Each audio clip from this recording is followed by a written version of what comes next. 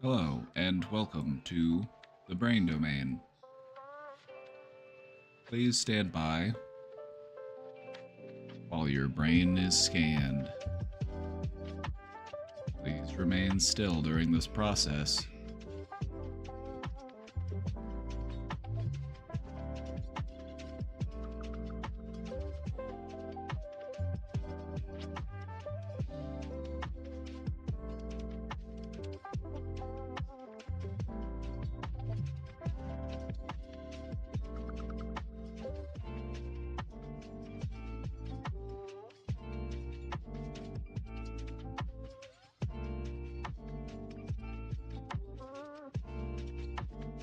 Brain scan at 50% completion. Please remain completely still to avoid brain scrambling.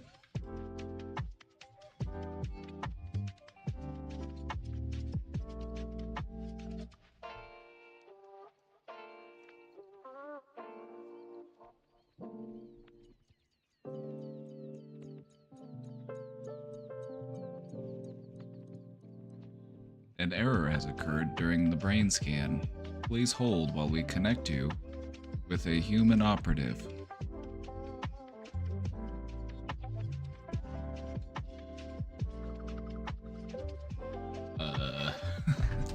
Oh, hello. Welcome back.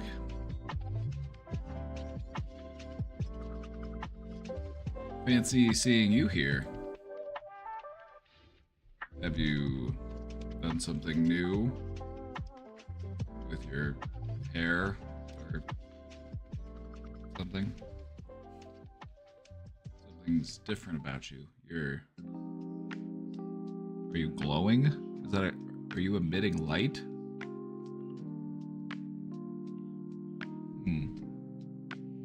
Interesting.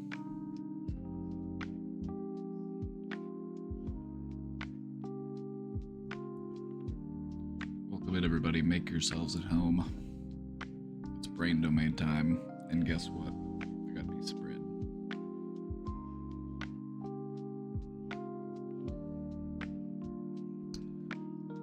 This is some bread that I baked. I just cut off a nice thin slice, a nice little snack. I've been making sourdough. Look at this. Looks like bread, doesn't it? Huh? Like bread, huh? I did it. I did that.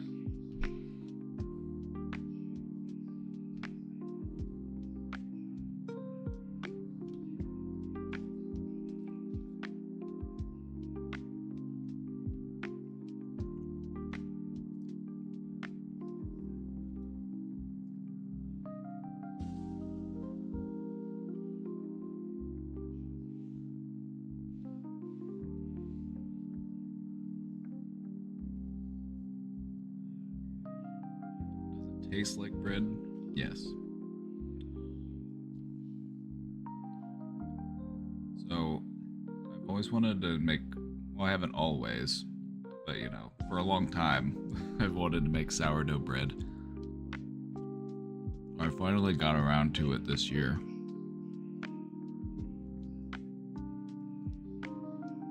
And it's an interesting process. Basically, you have to start your own yeast colony. You gotta keep it alive, you gotta feed it.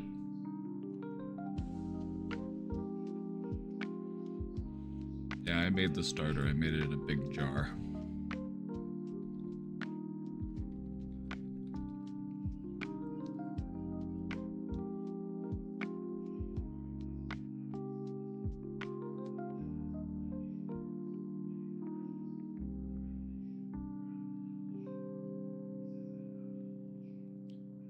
Looking at all these pictures of sourdough starters, though, and I think I need to add more flour to mine. I think mine's a bit wet compared to some of these pictures. So So yeah, basically you just get a big jar. This is kind of what my jar looks like. Except it's not nearly that full. Beaver? Come here. He's down here meowing at me. Hello? Beaver? Oh. Did you know? He loves sourdough bread.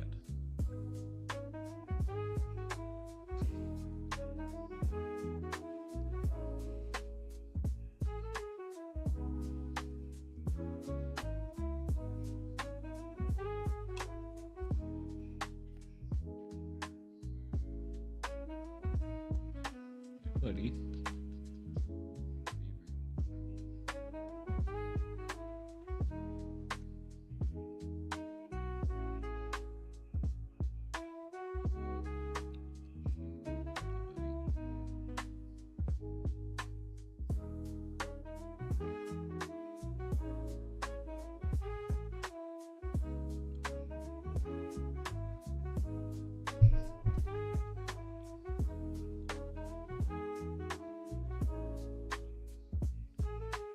Yeah, one of the things that you might not know, if you've never made bread before, we're going to talk about bread for a moment as we ease ourselves into talking about gambling addiction. Right, Beaver? We have a presentation today. We're going to talk about gambling addiction.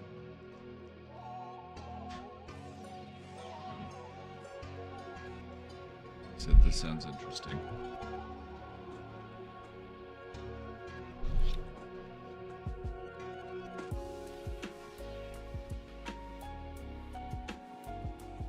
Last time I made bread, it was all doughy on the inside. You probably just didn't bake it long enough. If it was still doughy, because the thing about bread is, like, while you're cooking it, like, it'll kind of mix around a little bit. The addition of heat kind of gets things moving. Now, whenever I bake a loaf of bread, I have to bake it for about 45 minutes at around 400 degrees. It's a pretty long bake. But anyway, what I was saying before was there are some types of bread that you don't have to knead. There's this big association between making bread and, like, kneading dough. And I feel like that's part of the reason why more people don't try to make bread, is because they're like, well, I don't want to have to knead dough. Hi, Beaver. Or maybe my yeast was dead. Did it puff up at all? Did it grow at all? Or was it just very flat? If it didn't grow, then your yeast was probably dead.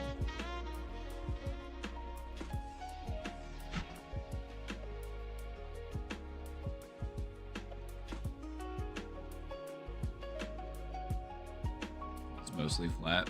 Yeah, that would probably happened. Yeast can live for quite a while when it's dried out, but it can't live forever when it's dried out. And I know, I've been there. You try to get away with using the packet of yeast that's been sitting in the back of your cabinet since 1997, and, you know, you just assume it's gonna be fine. Beaver. Oh. He's up here saying hello. He's up here giving me kisses today. Hi, Beaver. Doing, buddy? Are you gonna join us today for our gambling addiction presentation? Beaver, what are you doing? Switching my scenes. Beaver, this is just a black screen. What are you doing? People are gonna think there's something wrong with their computer.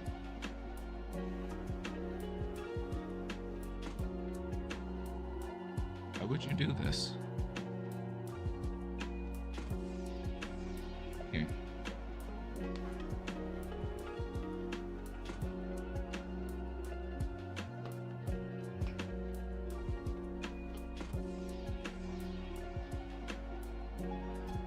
You ever do some cooking / baking streams? Your cooking in Casey's stream was always so nice, and you seem to be a good cook. I love to cook. I think I'm a good cook. I like the food that I make, and I always get good feedback on the food that I make. So I would say I know a thing or two.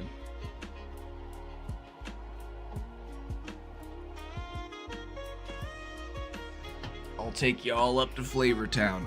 The way that I'm dressed today, I look like I'm about to take you on the party bus to Flavortown.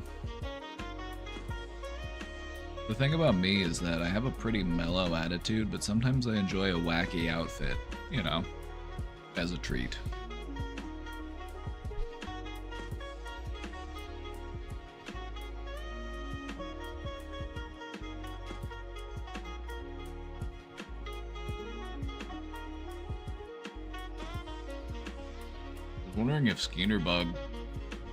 I was wondering if Skeenerbug made sourdough yet, because Skeenerbug started a sourdough starter as well. I've been keeping caught up on the Food Channel.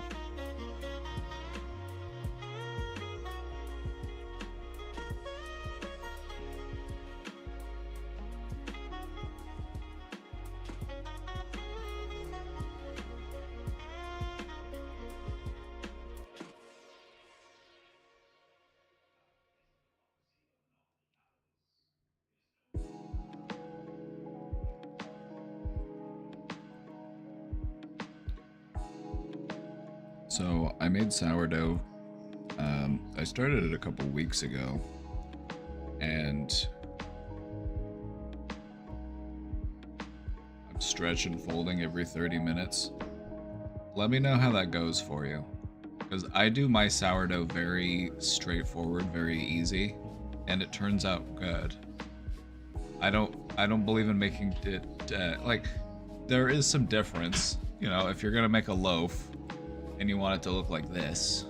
You know, you want a big fancy loaf and you want to impress people with a good artisanal loaf. Like, yeah, there are techniques. There are things you can do. I literally just mix up everything in a bowl. I don't even put it in the stand mixer. I just mix it up with a big wooden spoon until it's all incorporated, and then I let it rise overnight. I give it between 8 and 12 hours before I bake it. And then it goes. Super easy. What does stretching and folding do? It's to activate the glutens. The reason why you need bread is to activate the glutens, which is what gives the bread its stretchiness.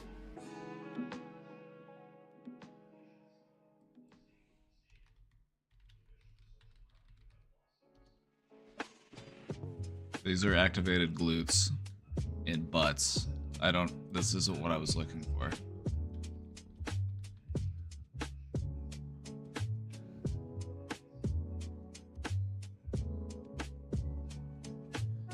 There's some types of bread that you want to need. And there's some types of bread that you don't need to need. I prefer the ones you don't have to need because it doesn't take as long. It's less work.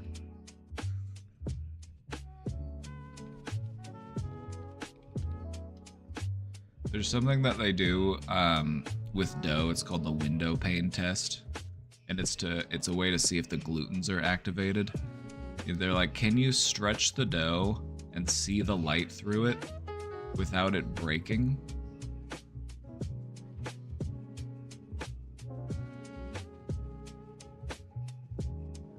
So this kind of stuff is like, it's really important for like pizza dough. You definitely want to knead your pizza dough. You want your pizza dough to be really activated.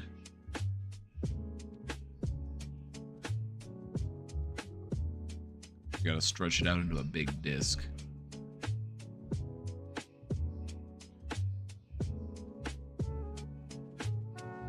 Anyway, the sourdough that I do, where I don't hardly, like, I just mix it until it's all incorporated, and that's it.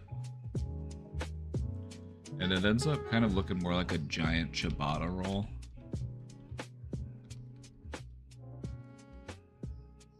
Whenever my bread comes out, it looks more like a ciabatta almost, except it's a sourdough, and the holes aren't as big.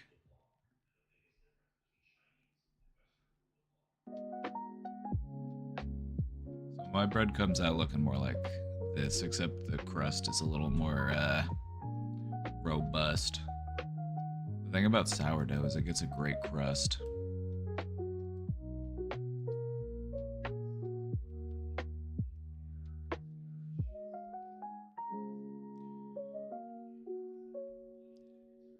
See, there are some things that I just don't even bother with making myself, because why? Pie crusts, puff pastry, biscuits. I'm fine with a canned biscuit, if I'm being honest.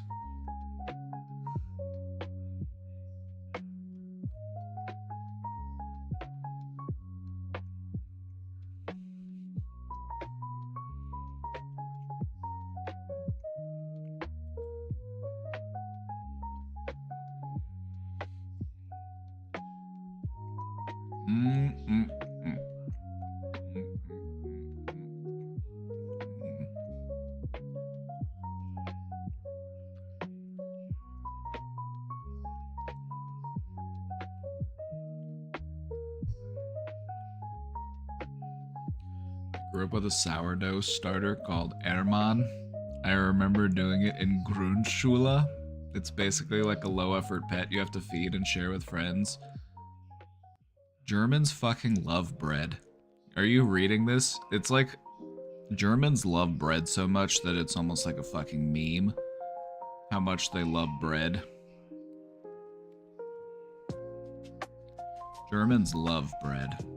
So much so that as a school time tradition, they will pass around a sourdough starter to each other.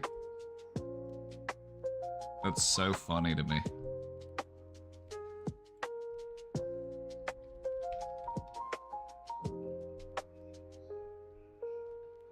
Germans love their bread. Also, their breads look like this.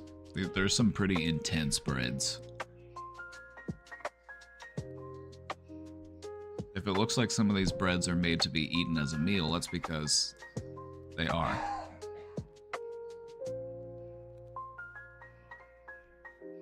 You go to a German's house for breakfast and they just hand you something like this. They're like, here you go. They're like, oh, alright. Pretzel for breakfast it is.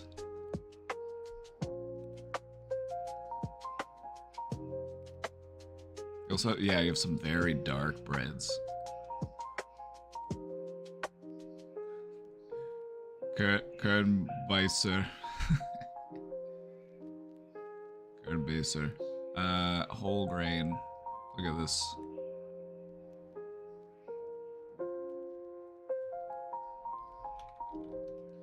Now, if you showed this to a German and called this bread, they would get offended. Because this isn't bread, this is toast.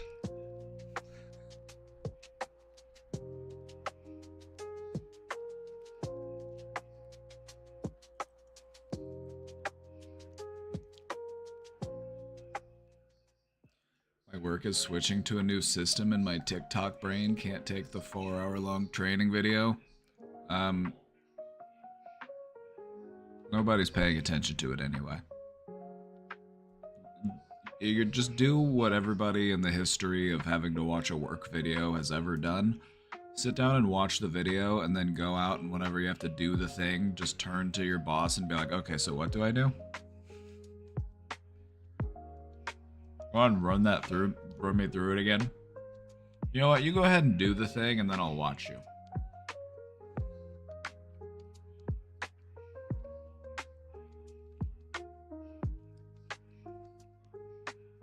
Tricking your boss into doing your work for you is actually kind of based.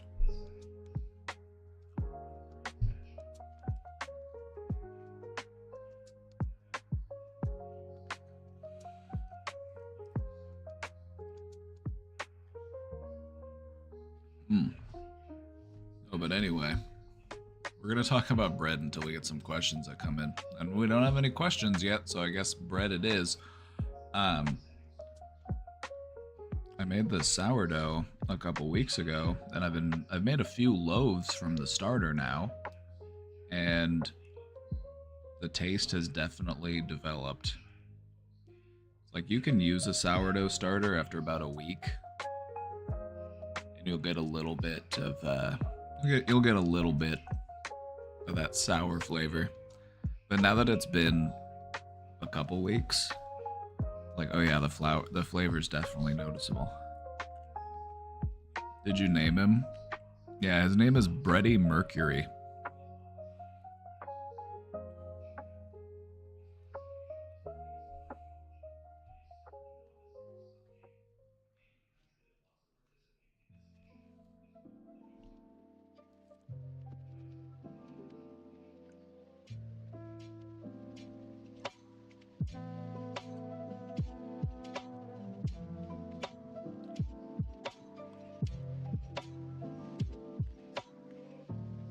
Is French toast bread?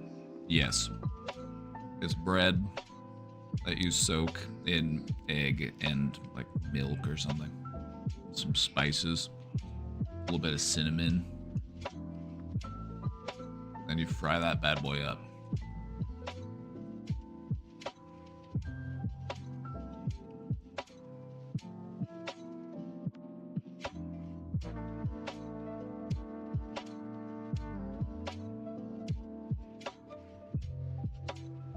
If you ever want to be really extra, make a loaf of banana bread and then make banana bread French toast.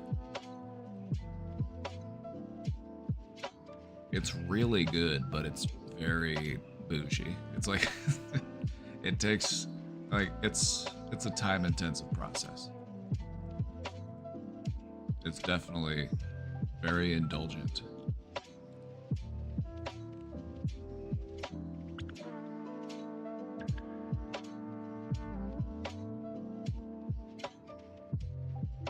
R.I.P. Gene Hackman, his wife, and his dog.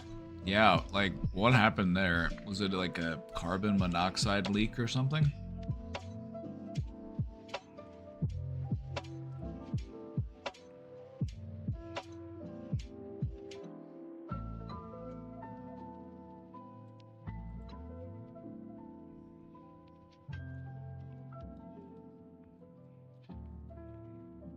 So, bread done. Yeah, I'm done talking about bread.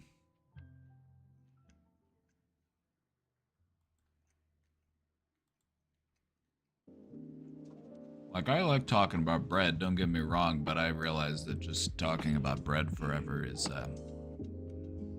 not the most engaging subject.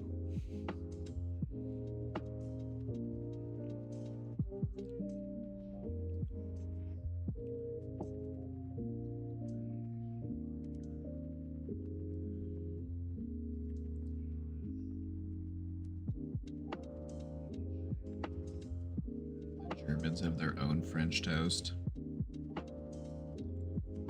Oh.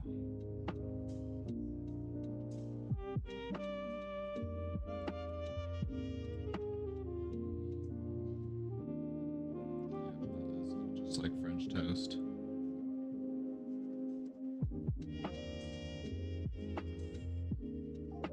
Like I looked it up, I'm like, yep. That's the same thing. I mean, it makes sense. The two countries are right next to each other.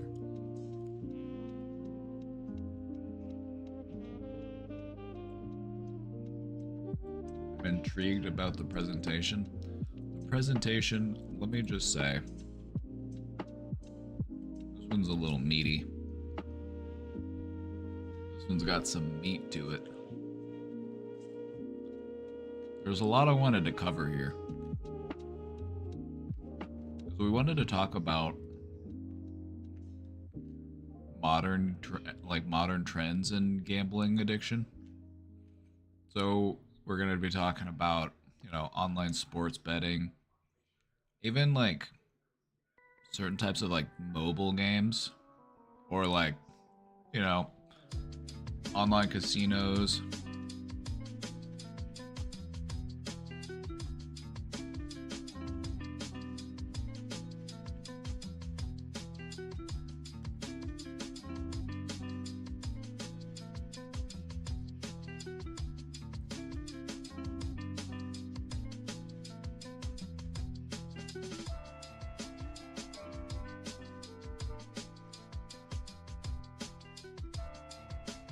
Yeah, we will talk about that, like the video game aspect as well. Like, not to spoil anything, but we do talk about how gambling is disguised in gaming these days.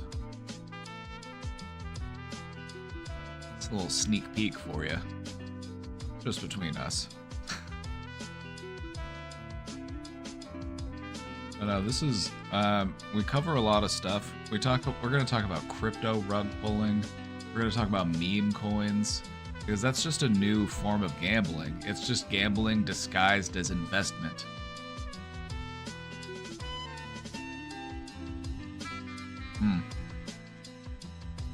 This is a good piece of bread. The thing about homemade bread is that it tastes unlike any bread that you've probably ever had because it's so fresh. You know, there's nothing in it but flour and water and some salt.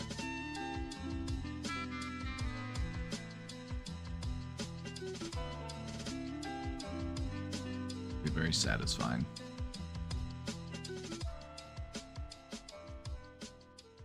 Can you air fry it? A loaf of bread? Probably do like a little bread ball. Might get a little crispy on the top, but I don't know, maybe flip it over halfway through.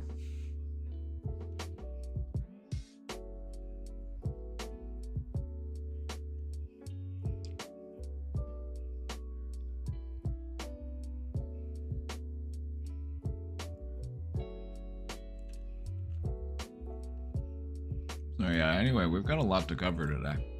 We're going to talk about the psychology behind it. We'll talk about some signs of gambling addiction. You know, maybe because gambling addiction is more common than you might know. Because it might be, as far as addictions go, it might be one of the addictions that could be a little bit easier to hide. You know, if you have like a drug addiction, it might be much more disruptive to like your physical appearance, your daily routine, your schedule, your ability to like follow through on stuff.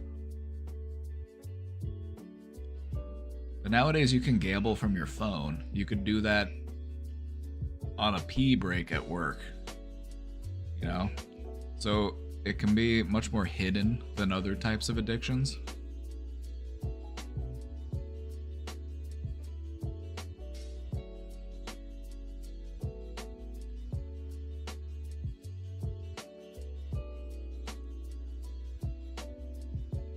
We'll talk about, why is it what it does, how it's evolving. We'll talk about why modern gambling is so addictive. And we'll give some recovery info. A big meaty presentation cooked up fresh for you.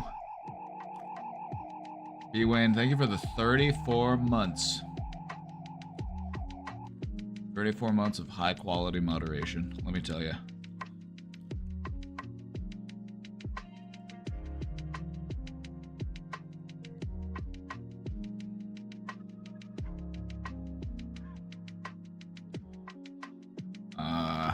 Oh yeah, 15 I had to put Max down the other day. Poor buddy. Poor buddy.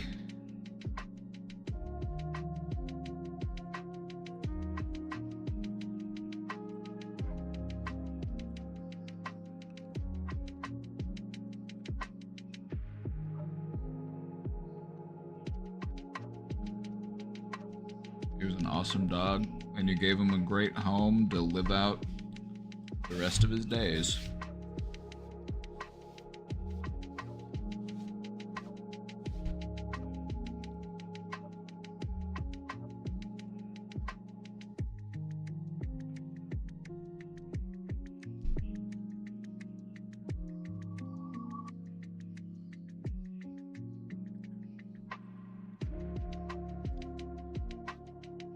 I like to think so. I know so. Don't know how I know. It's just one of the things that my bones know.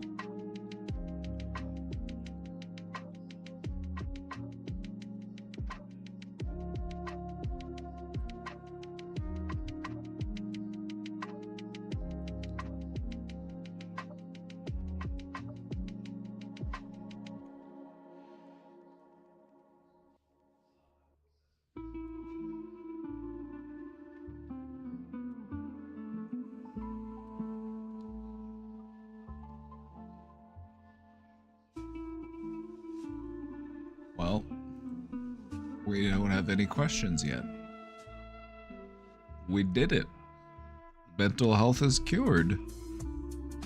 Finally. Whew. I was worried we were never going to get there. But we finally did it. It only took 4,873 questions. We finally did it.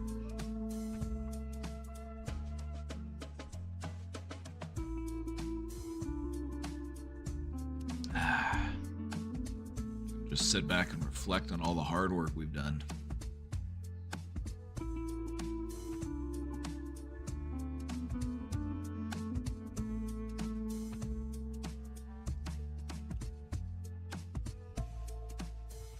I'm too depressed to ask. Well, just remember, if you really want to overcome depression, you have to take what it's doing and make it work for you instead of against you. So when depression tells you to do a thing, do the opposite of that thing. Take the opposite action.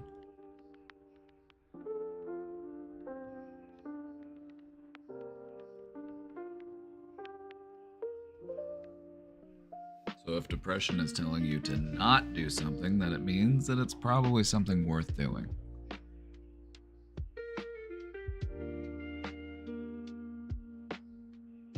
The key here is parsing out which voice is depression.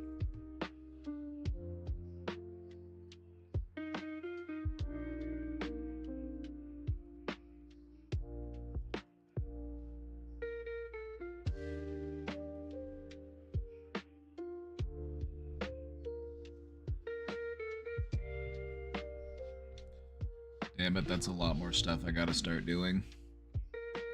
That's stuff you get to do. It's not stuff you gotta do, it's not stuff you have to do, it's stuff you get to do. Not everybody gets that opportunity for growth.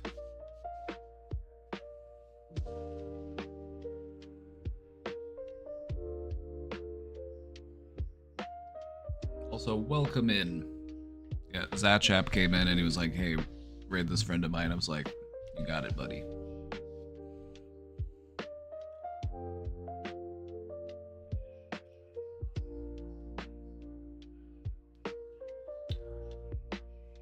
You know what's funny about this hoodie I've got is from the back, it looks like I'm a big dick. Because it's kind of got that fleshy hue. I look like a giant walking penis from behind. You could probably see based on the shape.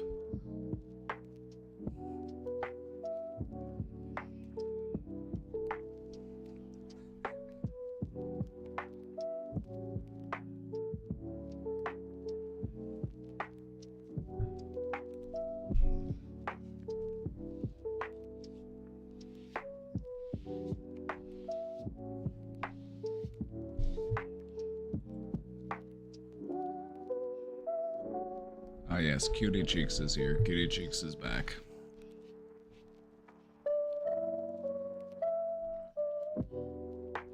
It'd take more than that to kill her.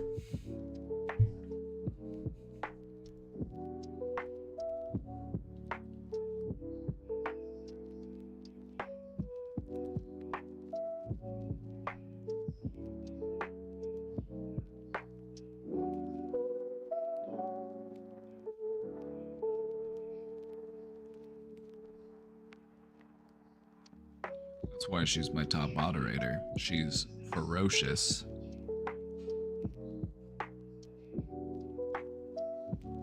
Some people are intimidated by a ferocious woman.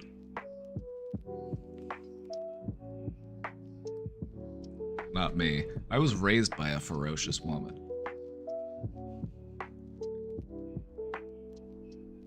I appreciate a ferocious woman.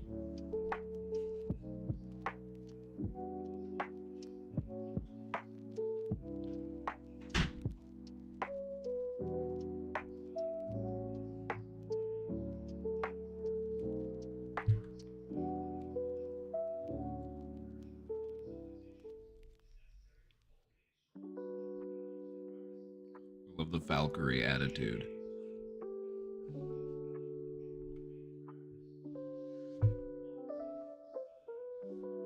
My woman boss made me feel so guilty, lol.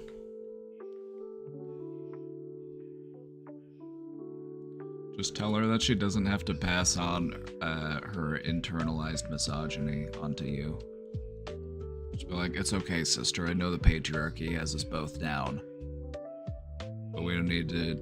We need to be supporting each other in this time.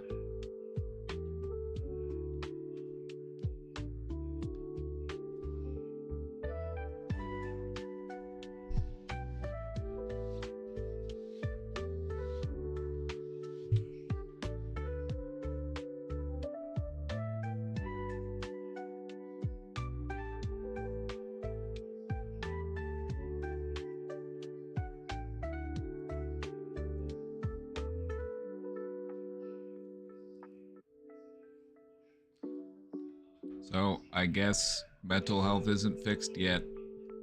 We've still got some work to do.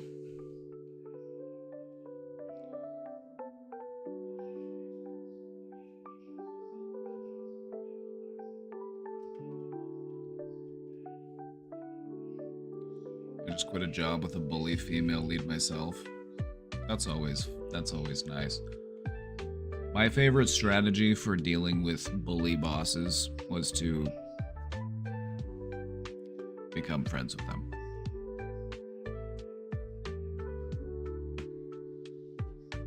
It's like everybody at the employment agency hated them. Like everybody who worked there hated them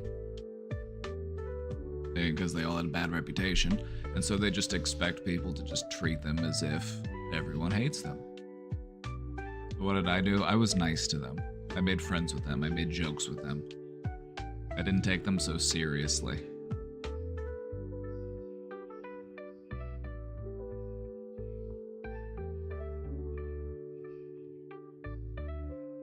Because I felt like what they really needed was a friend. It doesn't work all the time. Some people are just really sticks in the mud.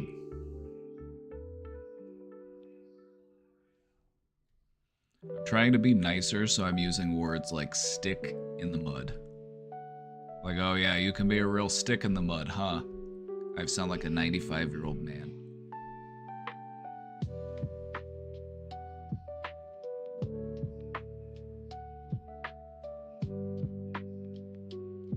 When I was student teaching, I would get so much shit for taking sick days. I wasn't getting paid, and the residency lasted an entire school year. I got reprimanded for taking my college spring break off student teaching when I had every right to. Welcome to the toxicity that exists within the educational system. They're underfunded, understaffed, and they have been getting worse year after year. And so you're dealing with people who are overworked, underpaid, doing as much as they can with less and less every year. And that frustration trickles downwards instead of, going in the direction that would actually matter. The people who enact those policies.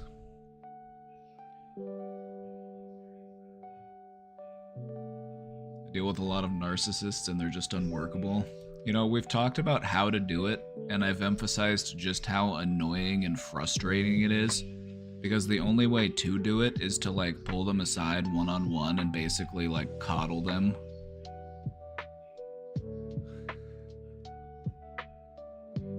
Should be like, I know, it is tough. We all get a little bit insecure sometimes. It's tough out there. We're all trying to feel like we gotta get ahead. We're all caught up in the rat race, It's exhausting. It can be done, but I understand why people wouldn't want to do it, because it fucking sucks.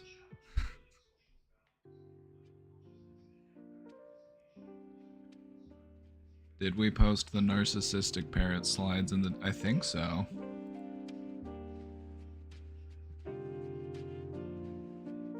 I keep giving you these slides away for free. I don't know if I posted that one. Do you want a copy?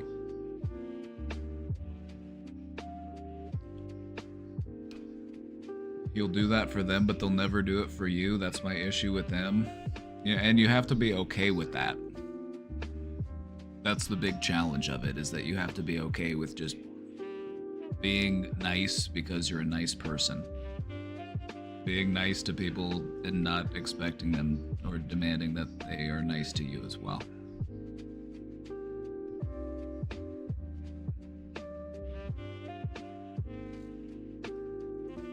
I just feel more and more people are slipping into these narcissistic traits, though. It's been really reinforced with the rise of social media. So it's like, somebody's got to help these people. Not all of them are full-blown narcissists. They just have narcissistic traits because they're very commonly used defense mechanisms. So somebody's got to do something. I guess it'll be me.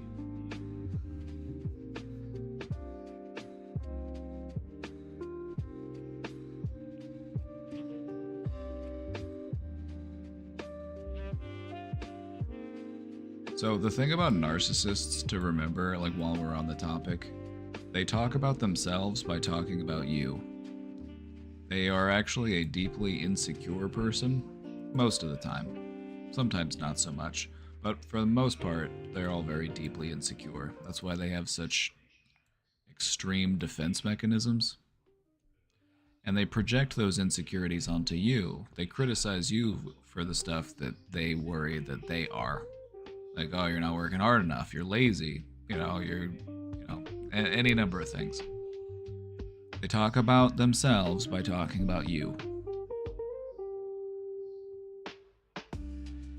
Now, if you want to talk to a narcissist about that, you have to talk about them by talking about us.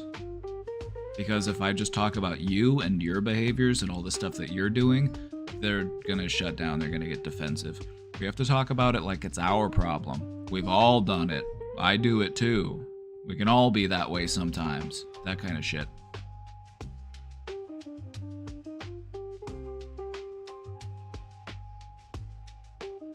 And what I've noticed, because I've had to do this sometimes, in working with people, sometimes you encounter some narcissistic traits as a means of protecting themselves. It can work. It helps. That way they don't feel so vulnerable and alone. They're like, okay, well, at least you understand how I feel.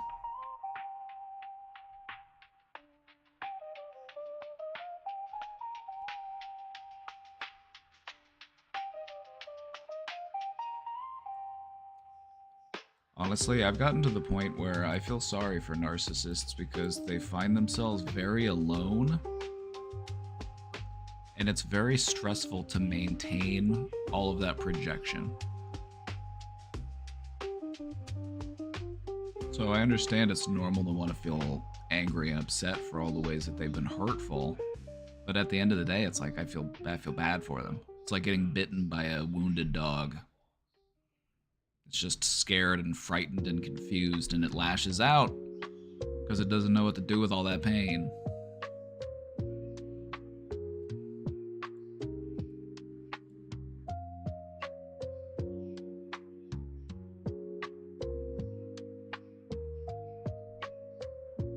Is that why my husband called me fat, but he wasn't fat? No, he did that because he was a sociopath.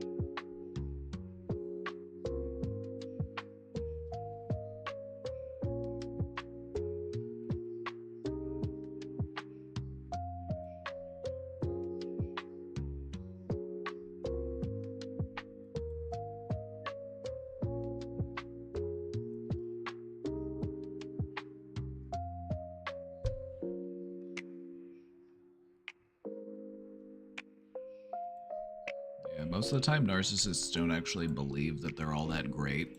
They're just afraid that other people are going to find out that they're not as great as they think they are.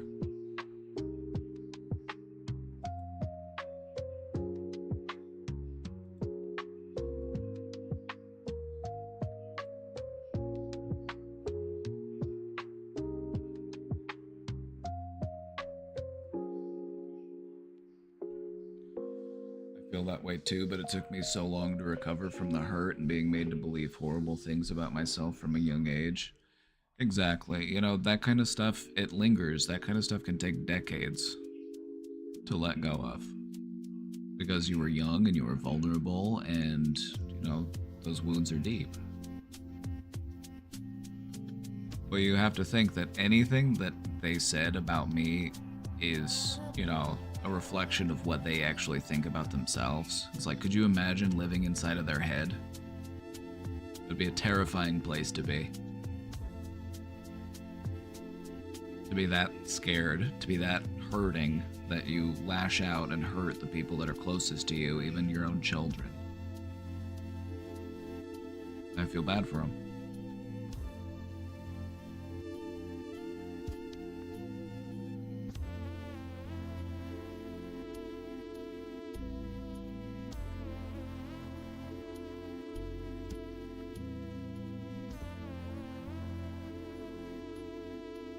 He was a good man.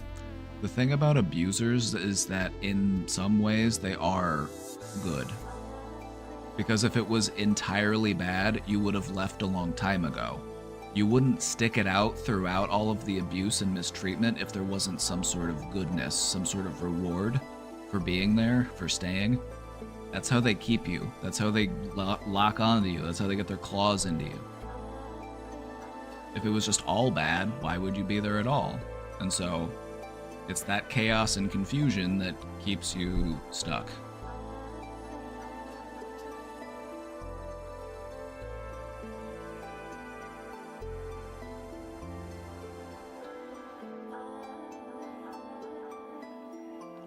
I don't think anybody's entirely good or entirely bad, you know? Some people get pretty fucking close. 99.99999.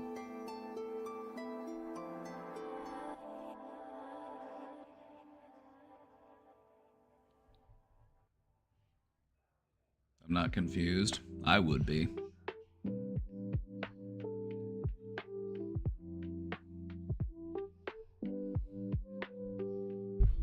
know, maybe you aren't, but I would be. If I went through everything you went through, if I dealt with all that, I would be, because that's a lot of shit to think about.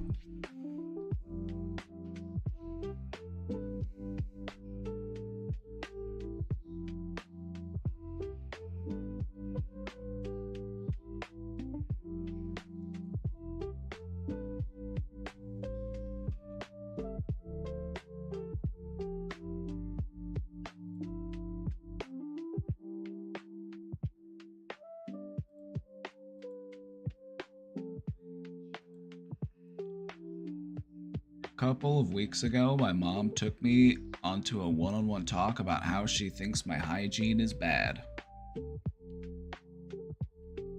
Let me just coming out and asking it, is it? Like, is she wrong? Or is she, you know, pointing out something that could be true, but she's just kind of going about it rather bluntly?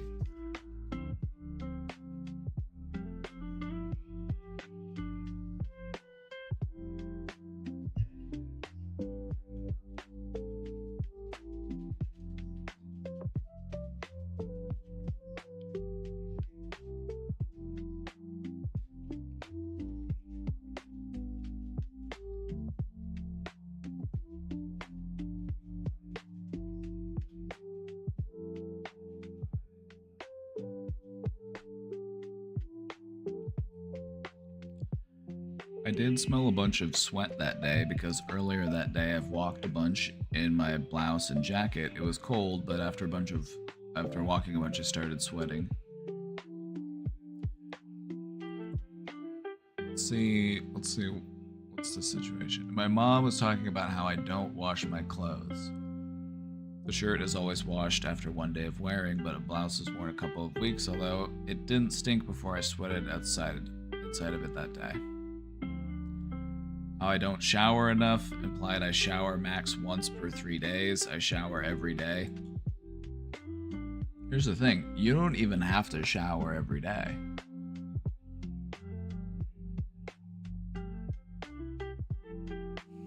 especially in the times when you might not be as active.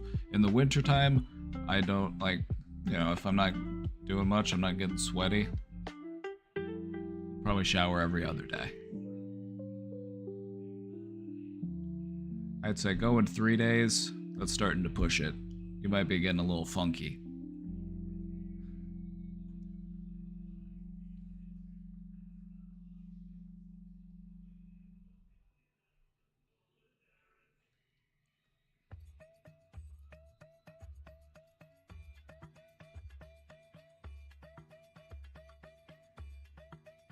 She also commented on how I don't use a deodorant. I used to not use them, but for more than a year, I've been using stick deodorants every morning.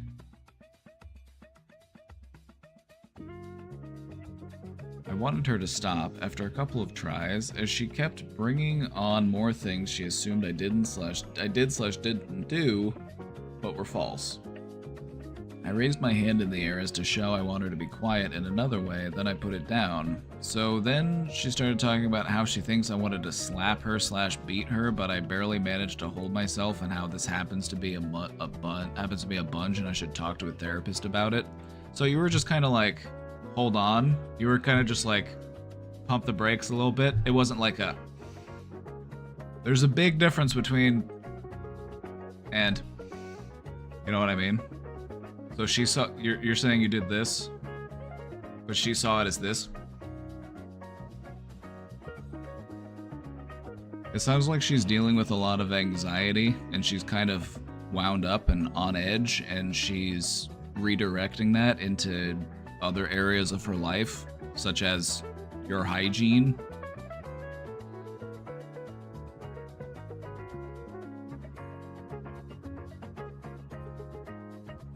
So she said, this happens a bunch, I should talk to a therapist about it.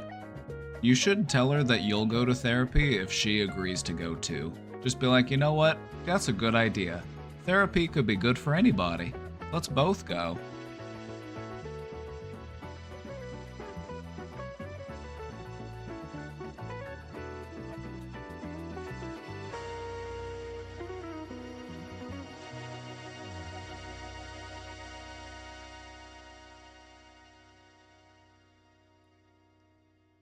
Whenever somebody tells you go to therapy, say, that's a good idea. You want to go too? Because we know that there's no stigma to going to therapy. There's nothing wrong with wanting to process some stuff, work on yourself a little bit, improve your quality of life.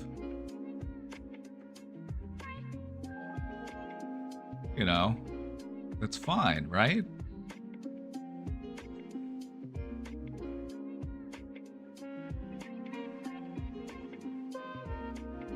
She also said how if one could kill by looking, she'd be dead by now. She sounds a little... She's got a little flair for the drama. Because after she said that, I got even more angry that she'd even suggest I wanted to slap her and say that these things happened to me. I've never ever attacked her or raised my hand at her. Right? It's like... And 2 days ago, my cousin has told me that she's told him that apparently I get random rage attacks sometimes. I don't know, it kind of sounds like she's going through something. It sounds like she's got a lot of stress in her life, and she's kind of just stirring stuff up and, picking at stuff. So, like, what's going on? Like, what's she going through? Like, where's this coming from? You know what I mean? Did she always do this kind of stuff? Or is this new?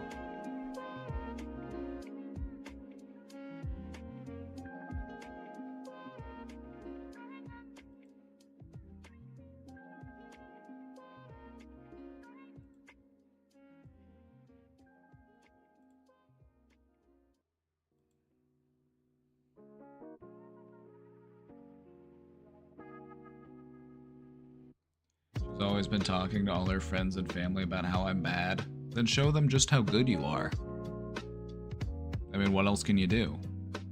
If you get angry and upset about it, and you know, start conflict because of it, and I'm not saying you would, I'm just saying if that's how you respond, then she's going to be able to go, see?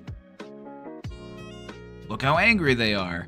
And it's like, yeah, I'm angry because you're lying about me to everybody. I'm not angry because I'm just this random rage monster that you're projecting me to be. I'm only angry because you're spreading all these lies and rumors about me. So I would instead say to, don't allow yourself to get angry. Just show them all how nice and pleasant and polite you can be, so that what she is saying has nothing to stand on. So that there's no way that she can go, see, look, he's this person. You know what I mean?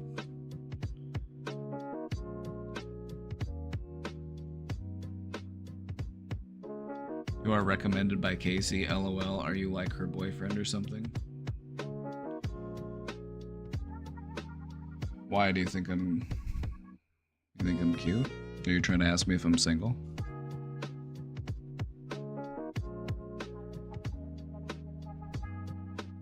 Fortunately, I'm taken. I'm flattered, though.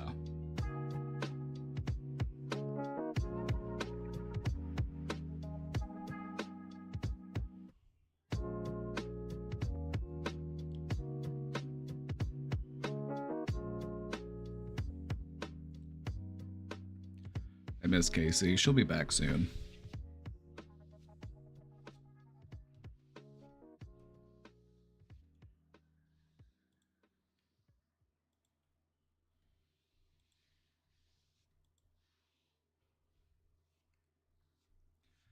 It was an Amaranth simp.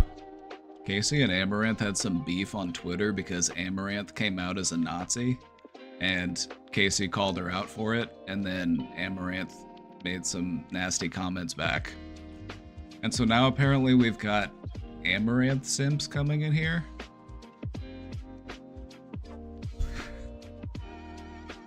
Like, don't you have, like, something more pathetic to do?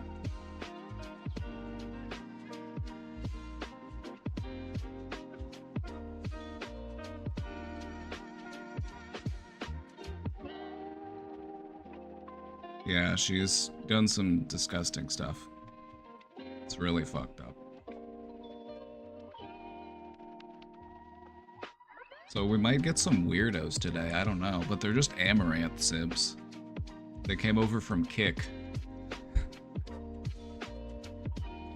They wanted to go, they saw that Casey was embattled in some online drama, and they wanted to go to her channel to troll her, but they saw that she wasn't live, and so they somehow stumbled in here. Like, get a hobby. The only hobby these people have is cranking their hog.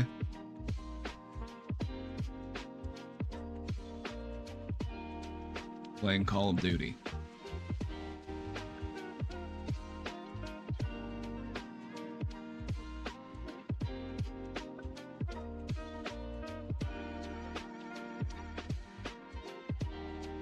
We had a Nazi in the Letterhacks YouTube stream last night. Yeah, the Nazis are coming out. They feel like it's safe to come out now.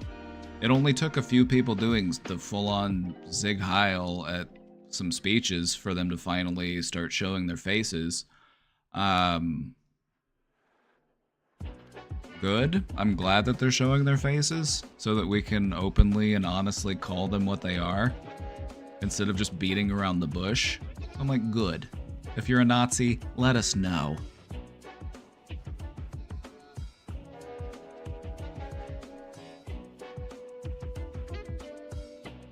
My god, Golden is here.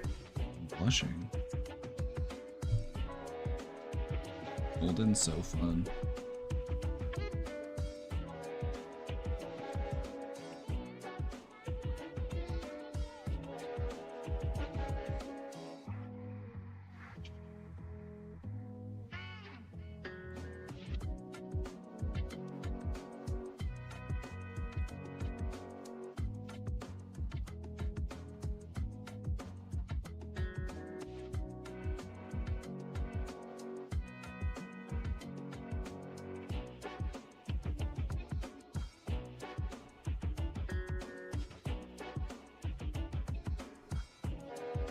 Ah, you like the okay. Alright. Yeah, finding out this stuff about Amaranth is kind of wild. You know, with some people it's not so surprising, but the thing about, you know, Nazis coming out and just saying it with their full chest is that there's going to be some people who might surprise you. Like, huh, didn't really see it from them. So with some people it makes more sense. You're like, yeah, I could see it. You know, with some of them it's more like, yeah, I could see that happening. But then with some people it's like, oh, you know, I guess I would have hoped better of them. You know, huh. Yeah, you would think that a sex worker would be left wing, but no. Interesting. I just, you know, just so you know, like the right does not look very fondly upon sex workers. Now, the right loves sex workers, don't get me wrong. They love giving them money and, you know, consuming the media that they produce and taking advantage of their services. But they don't want them to exist. They don't ever want people to talk about them or know about them. They just want to treat them like a commodity, like an object. You know, they just want to use and abuse the person and not treat them with dignity.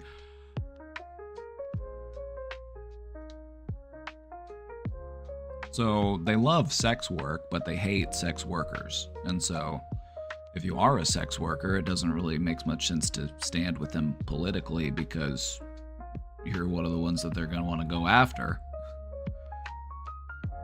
If a puritanical regime takes over, it's like that's not who you that's not what you want to be known for.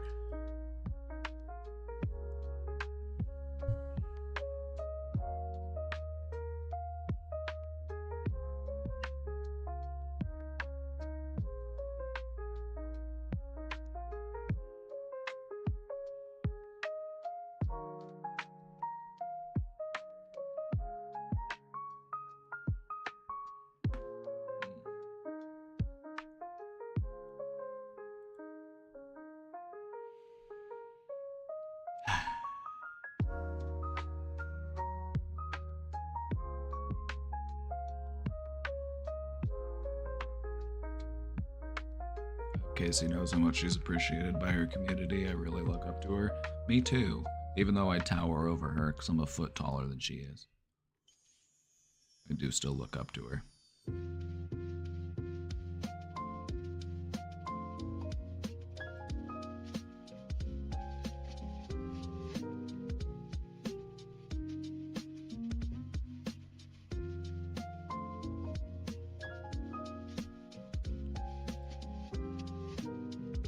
Right now she's working on a lot of like behind the scenes stuff, so she's getting ready to, you know, do like a relaunch.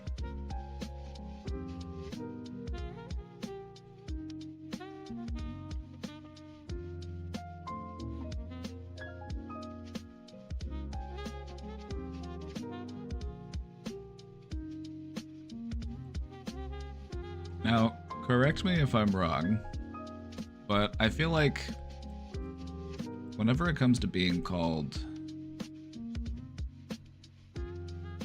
I don't know. Never mind. I don't even know where I was going with that one.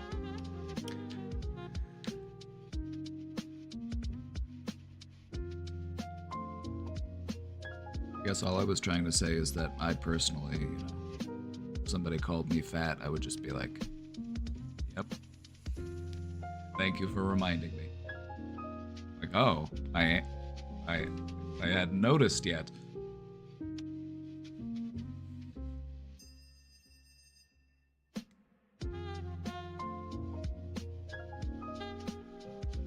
Yes, but you're not a woman in Hollywood. Well, a man can dream.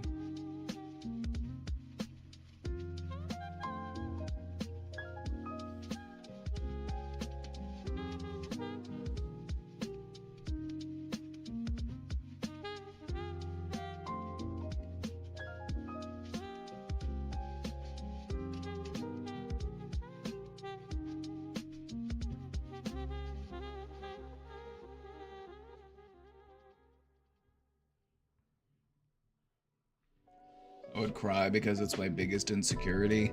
And I think that's giving other people too much power over you because of a 3-letter word. If you're gonna allow people to influence how you feel, demand more letters, more words.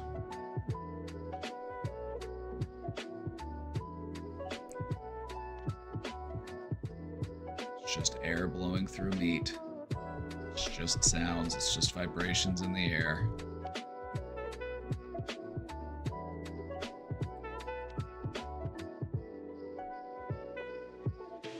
Are you single or album? Album.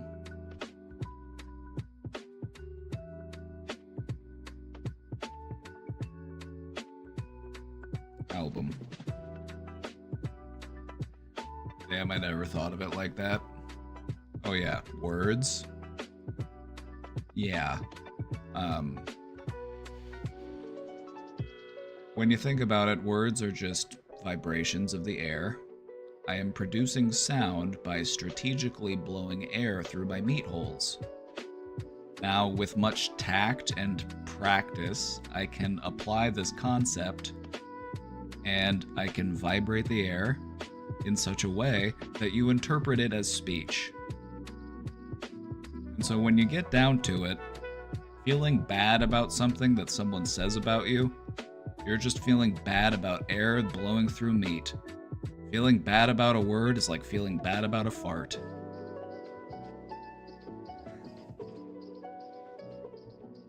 If somebody says something to me and it's intended to, make me feel bad about myself or, put me down in some way, well, fuck them. They don't know what they're talking about. They're an idiot, so why would I take them seriously?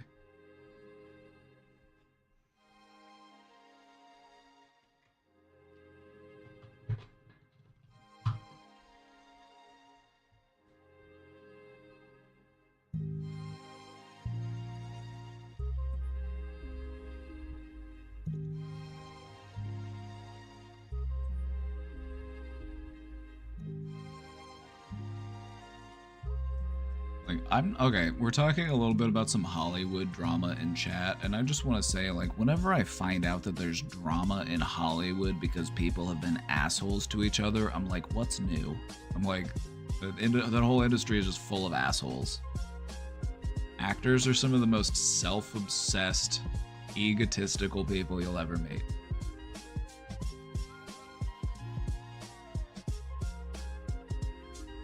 So whenever controversy comes out and you're like, oh, they were mean to each other, I'm like, kind of expected it to happen. The entertainment industry sucks. It sucks. Terrible. Penny? Maybe that cat will come back. Think that cat will come back? Maybe. Maybe I'll get lucky.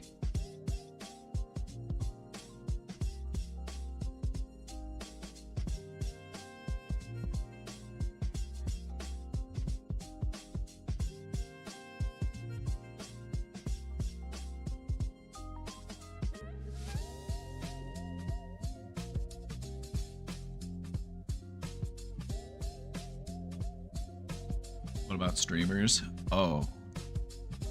Don't get me started on them. Don't get me started on them. I don't want to talk too much shit on my coworkers. I will say this. I've met some streamers who were very cool, very down to earth, very normal-ish. And then I've met some who couldn't even be bothered to look at you. They were just too caught up in their own shit. Like, here I am, a guest at your house, and I'm telling you that I think, oh, you have such a lovely home. Thank you for having, thank you for inviting us all here. Just doesn't even look at you. Just like, okay, we got a big shot over here.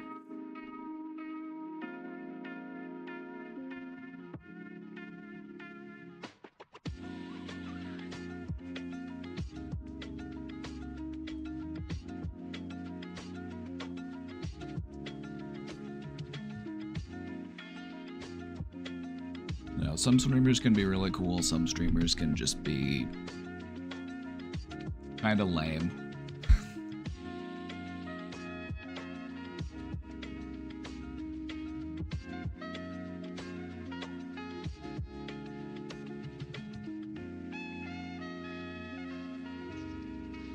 It was interesting hanging out with a bunch of streamers once. I was like, what do they do, when they're not streaming? They were all just sitting together on a big couch just watching TikTok compilations. Just like shorts. I'm just like, oh, okay. Anyway.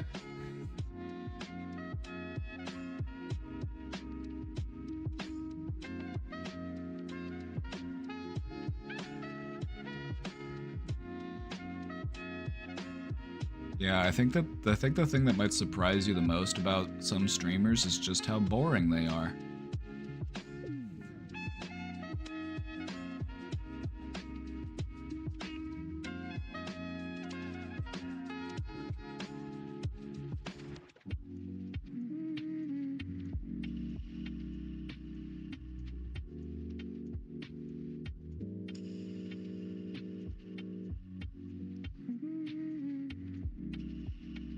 When I feel sad or depressed, it never really fits the situation I'm in. It's always old feelings coming up, like I'm suddenly back in old trauma instead of just reacting to what's happening now. How do I stop this cycle? It's so unbelievably overwhelming.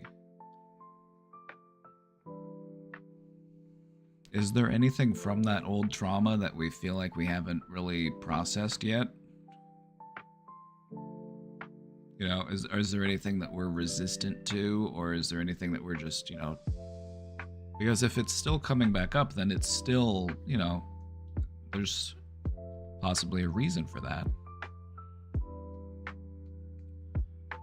Me personally, what I believe our mind is doing whenever it keeps bringing back these old traumas up, and it's basically just like tapping on your shoulders like, hey. And then finally you're like, what? It's like, what do I do with this? What do I do with these feelings? I still haven't figured them out yet.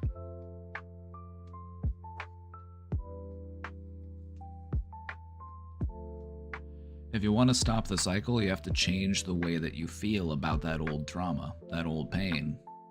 So what do we need to do to make that happen?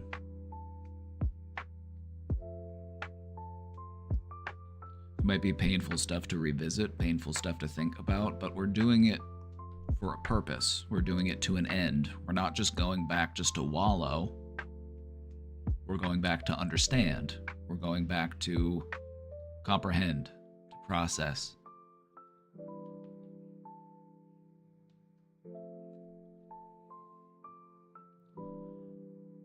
Oftentimes, one of the things that can stop a person from letting something go for a long time is this unsolved question: why did this have to happen to me?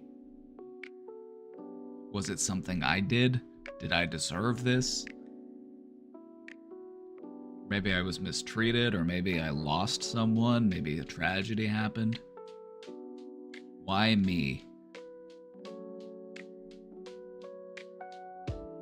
Sometimes that's the question that we have a hard time really answering, and that's why we might continuously look back to these old wounds, is because we're still trying to figure out, why did this happen? Why did this have to happen?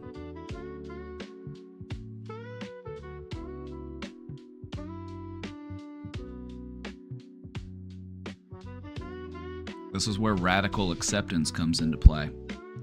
This is where it is what it is your way out of the situation.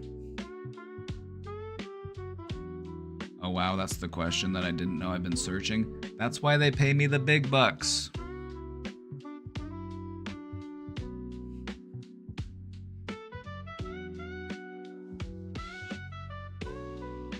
This came up for me in therapy yesterday. I had started concluding I'm unlikable before my therapist CBT'd me a bit. Oh yeah, we love a good reframing, don't we?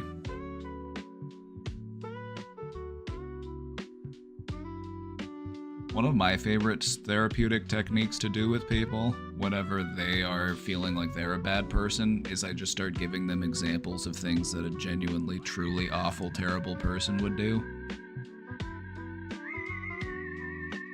I'm like, well, have you ever done this? Have you ever set anybody on fire? You ever killed anybody? You ever burned anybody's house down? It's just terrible stuff. And they're like, well, no.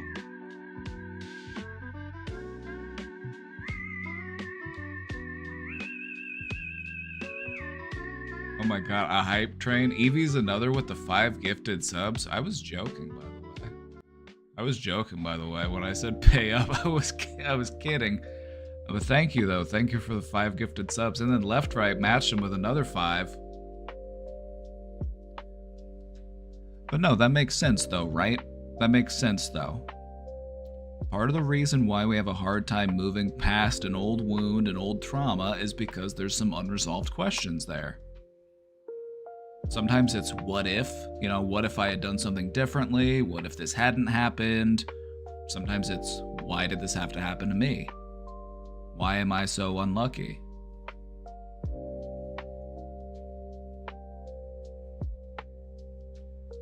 And sometimes you just gotta be like, it is what it is. You know, a very upsetting thing happened to me. It made me very sad. It upset me. It affected me in many ways, but I can't let it ruin my entire life. You know, I gotta keep living.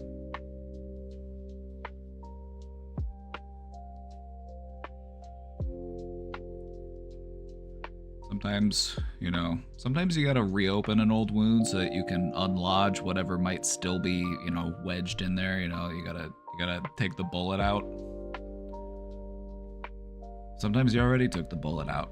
Sometimes you just need to stop picking at it so that it can heal over properly.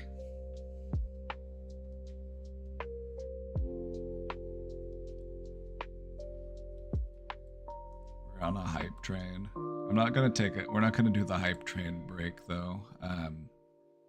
But we will have the hype train down here in the corner.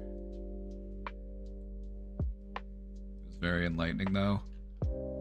You know, thank you for the support. I'm glad you enjoyed that one.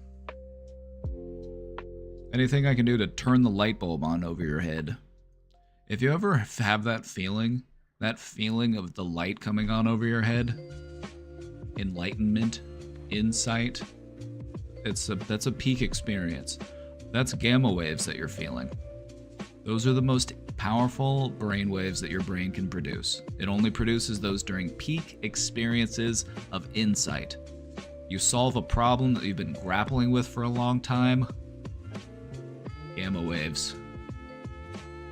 If you want to produce more gamma waves in your brain, focus on that feeling of breakthrough.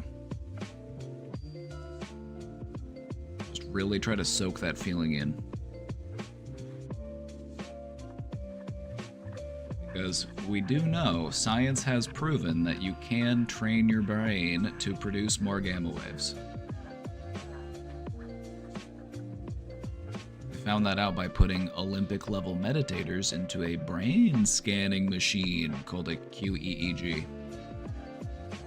A Queeg.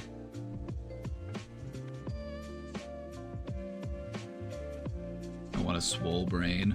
The interesting thing about brains is that it's not the size that counts. It's actually the number of connections that exist within the structure. Which is why that guy in France who was missing 90% of his brain was able to live a relatively normal life. He had a family, he had a job, missing 90% of his brain. But nobody knew. Nobody knew a thing until he had to get a head scan sometime.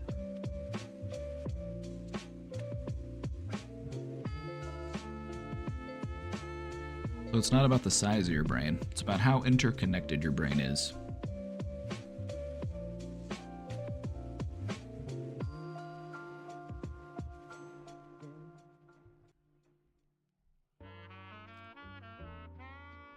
You want to get your brain running at peak efficiency.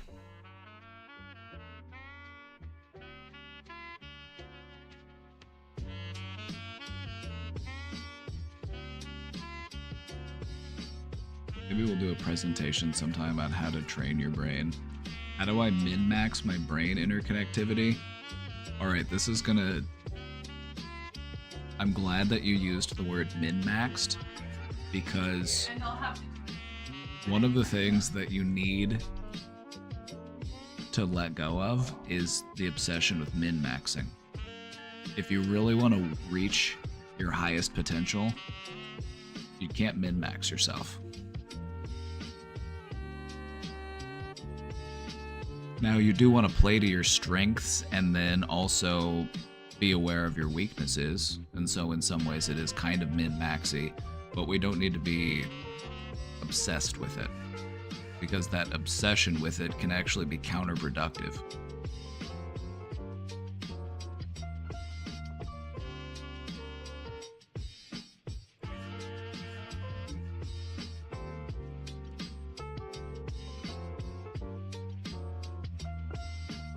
We hit the sub goal. Hey, let's go. We hit that sub goal. Hell yeah.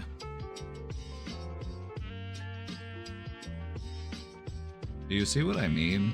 Like, I understand why min-maxing sounds like the optimum play, but not in real life. Like, doing it in Dungeons and Dragons, sure. You know, doing it in a video game, yeah, why not? But doing it in your real life, there are too many variables. You might be min-maxing the wrong things. You might be prioritizing the wrong things. You might actually be setting yourself up for failure. So the process has to be more organic and just focused on growth and potential. Rather than feeling like there's a right way and a wrong way, it's like, what way is best for me? Learning to play the drums improved my interconnectivity between the left and right hemispheres.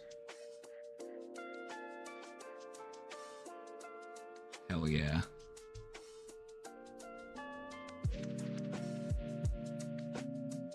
Shout out to the corpus callosum, the interconnective tissue that exists between your two hemispheres.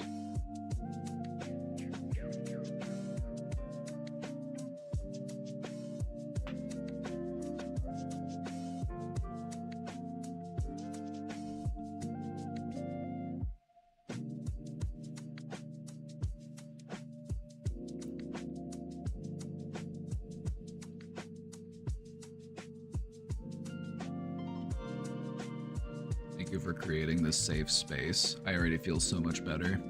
Your depression never stood a chance.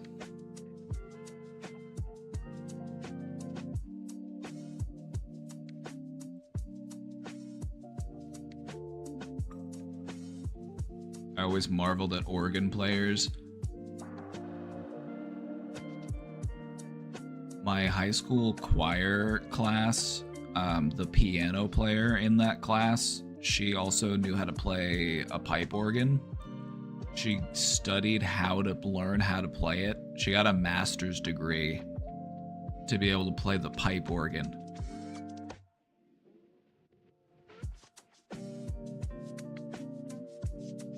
Learning any instrument is probably really great for your brain, especially as you get older. What it's really all about is just that creative expression.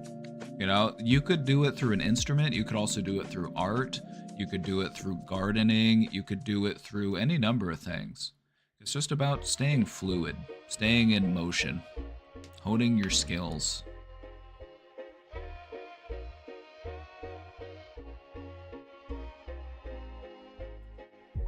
Before I watch this TikTok, do you agree with him? I don't, we'll see. Maybe. I don't know. I don't know what he says. I'll have to say.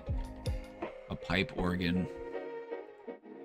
These things can be massive. Look at this one. This is the world's largest pipe organ. Look at how much is going on here.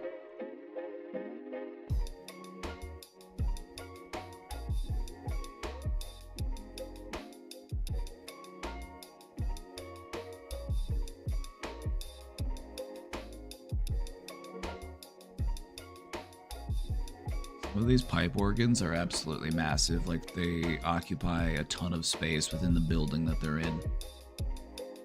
I think they're really cool.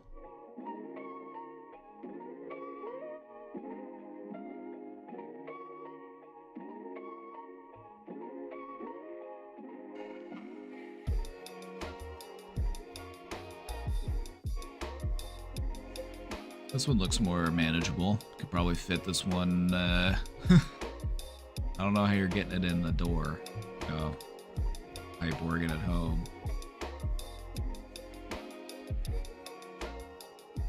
My great grandma had this like electric organ thing, and I used to play around on it as a kid.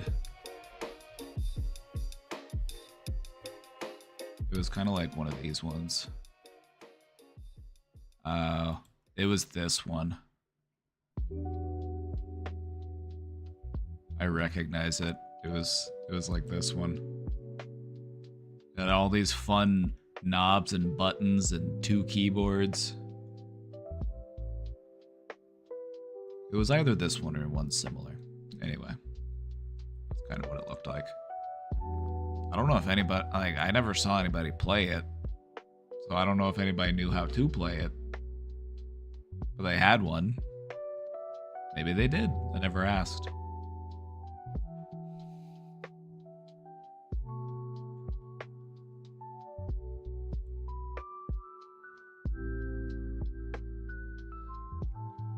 Pretty much the most impressive man-made instrument. I agree. The most frustrating man-made instrument would be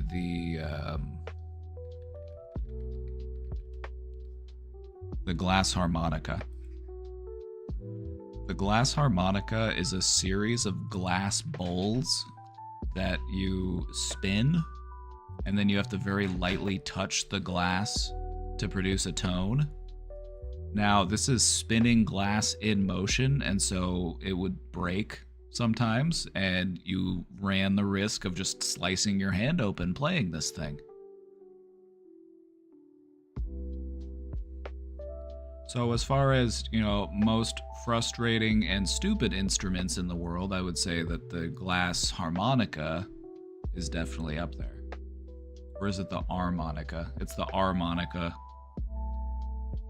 Some people say harmonica, but I think the old name was an armonica.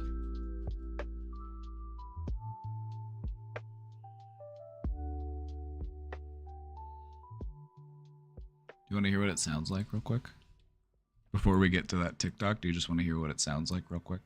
Let's let me pull it up for you real quick.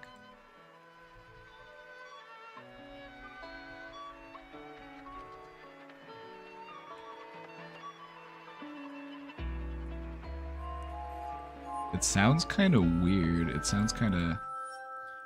Benjamin Franklin saw someone playing a water-tuned wine. So here's a little bit from... Oh yeah, you have to put water on it. You gotta lube it up. You gotta keep it wet. Oops, I didn't mean to go back.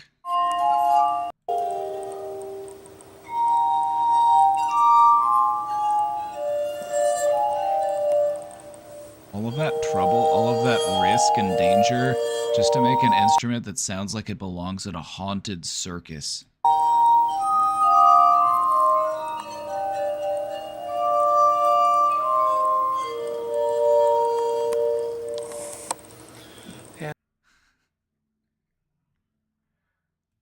Be careful with the glass harmonica.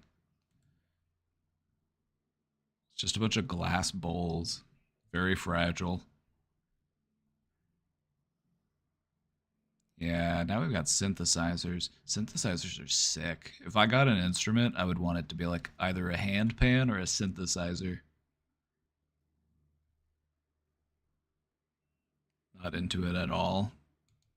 You know, and it's not your thing, and that's fine. It is kind of cursed. Personality. Oh, okay. All right, here we go. Do I agree with him? Started talking about personality. Oh, okay. And so she assigned us taking a personality quiz.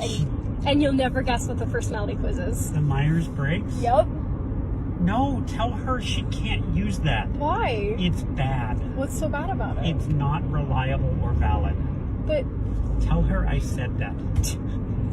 Tell her there are I can give her a dozen free ones that she could use that are much more highly validated. Oh my gosh.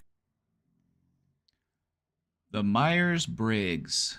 The Myers-Briggs, it's more of the one that's more like for fun. So, is it valid? Like, no, you're not going to use it clinically. You're not going to use it like in treating somebody or diagnosing somebody. Like, hey, let me get your Myers-Briggs. Like, no, it's almost more like a horoscope, except it's not completely useless because it asks you questions about your personality to kind of get an idea of what your personality is, but it's got the seriousness of like, you know, like, What's your star sign? And if there's anybody who's really into that and I just offended you by saying that, I'm sorry. There are much like there are short ones, there are long ones. One of the ones that they commonly use is called the MMPI. It's the Minnesota Multiphasic Personality Inventory. And this one's like 600 questions. It takes forever to take. 567 true or false questions. Takes about an hour to an hour and a half to finish.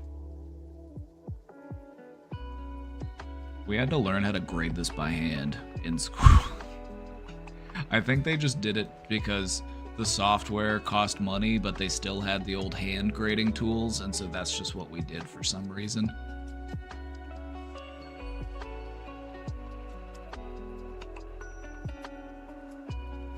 The thing about the Myers-Briggs is that it's a good way to have a jumping off point to talk to somebody about stuff like personality assessment and, psychology, because sometimes you don't want to just immediately jump in with like the heavy-handed, like psychoanalysis type stuff. Sometimes you want it to be a little bit more fun and surface level as a way to connect and engage with people who might not be very like psychologically minded, because this guy was like, he's a professor, so he knows the stuff. And so I think it's fine if you're dealing with people who are just getting into it. It's a good way to make people interested. It's a good way to excite people, because it's quick and it's simple and it's fun. And so I don't see the problem with it, because I recognize that that's what it does. I'm not treating this as this needs to be a statistically valid and tested, measure of assessment, because that's not what you're using it for.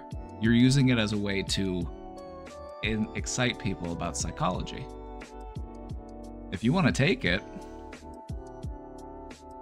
you can take it at a website called 16personalities.com.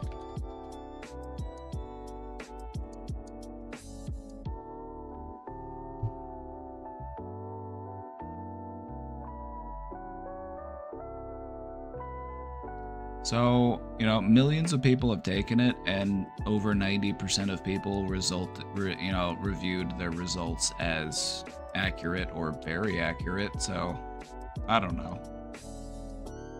Again, this isn't a clinical measurement. This isn't, something that you're going to use in treating or diagnosing someone. You do this to get people talking about psychology and about personality, and recognizing that there are different types of personalities and going over some general archetypes. It's a way to encourage people to learn more. So that's the purpose it serves. It's a great jumping off point. You want to guess my sign? Go ahead. Go for it.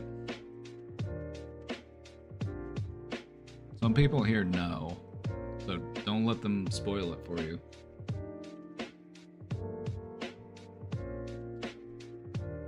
You see what I mean? That's like saying, why do training wheels exist? Just teach people how to ride a bike. You know what I mean? It's like, it's okay, it's fine, it's lighthearted, it's fun, and it gets people thinking about personality and psychology and personality types. So when you understand that that's what it does, that's what it's for, that's okay. Not every assessment measure has to be clinically tested. It's okay.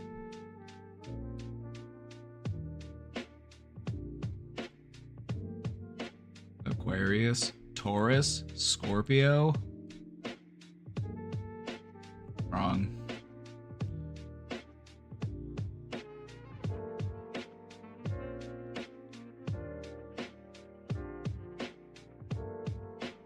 Gemini.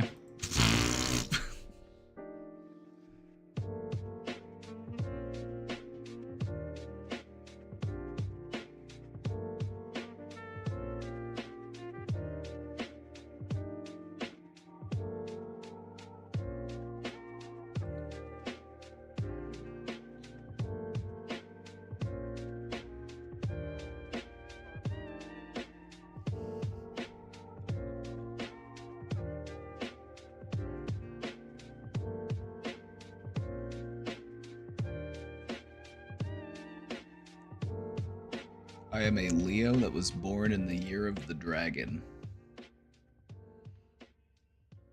I'm actually a double Leo. I have Leo sun and moon.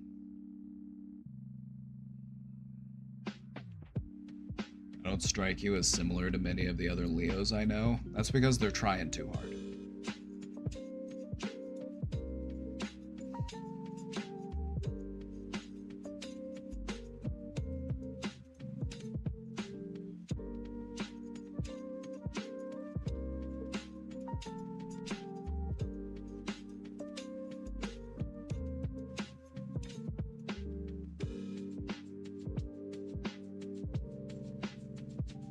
And coming out of a cult. Alright, can I just say something? Robin, can I just say something real quick? You got out of a cult, it's pretty fucking badass. I don't want to see you ever doubting yourself in here.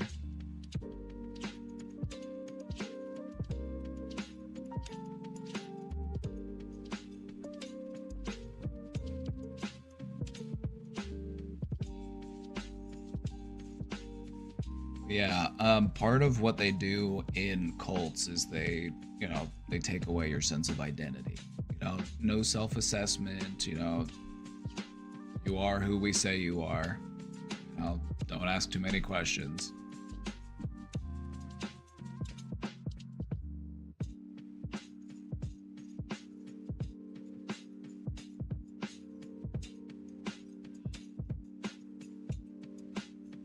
A Sagittarius. I get along very well with the Sagittari. The fiercest warriors in the cosmos. Sagittarius. Those are people you want to have on your side.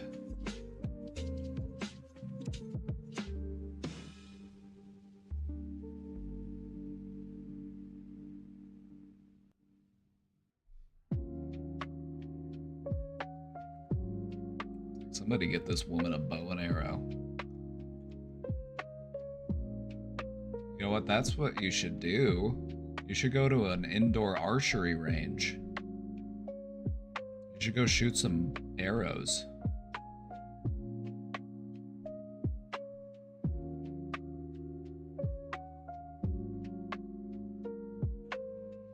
I would enjoy that. See, I knew it. I knew it.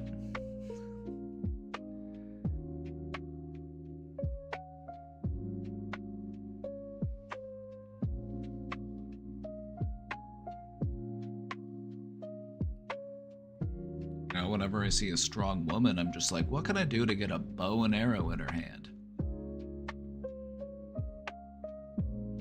What can I do to get you to work on your marksmanship?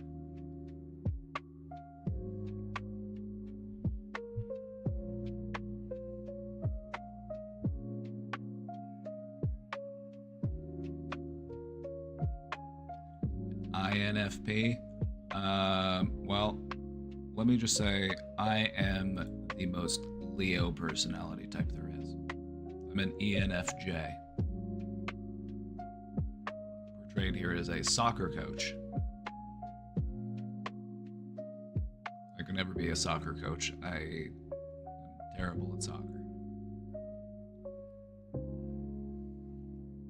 My parents tried to get me into soccer when I was young, but I was going through a growth spurt and I kept dislocating my knees. I kept hyperextending my knees whenever I would try to kick the ball. It sucked. I would also just get really frustrated because I had to spend half of the time trying to prevent my own teammates from kicking the ball into our goal. I was like, what are you doing? I'm like, I get that we're all 8, 9 years old, but why are you so stupid?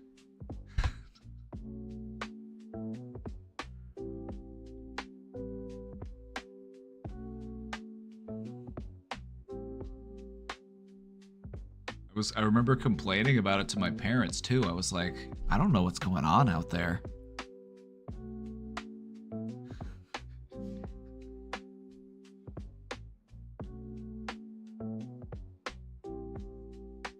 Can you imagine me as a child?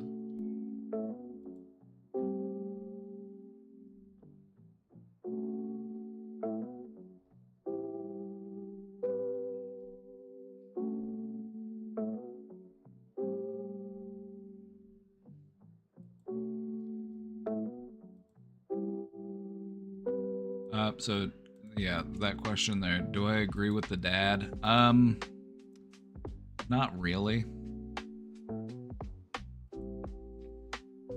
Not really. I feel like there's a point in doing those types of tests. It's a great way to like introduce somebody to psychological testing as well. Because it was, the dad and the daughter in the car and they're talking about, this psychological test. And it's like they're in a classroom and they're teaching them about psychological tests. That's a good one to start off with. It's commonly used. A lot of people know what it is. Is it the most accurate and reliable? No. Does it matter? No. I'm not going to use this information for anything. This information isn't going to go into your treatment plan. It's not going to be put on a diagnostic record or anything. It's just having fun. Like taking a BuzzFeed quiz. What type of cheese are you? Just for fun.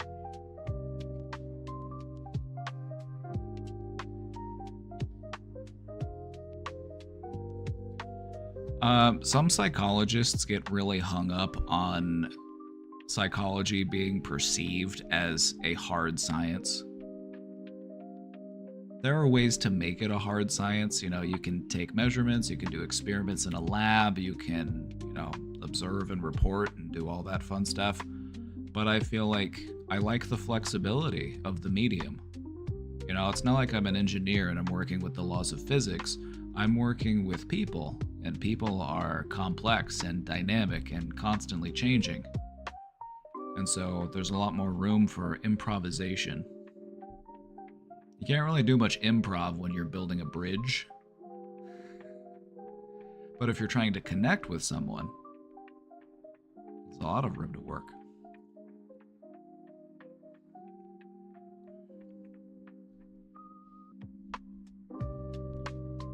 You were an INTJ. Or I believe that you would be an INTJ. We love the INTJs. Mad scientist.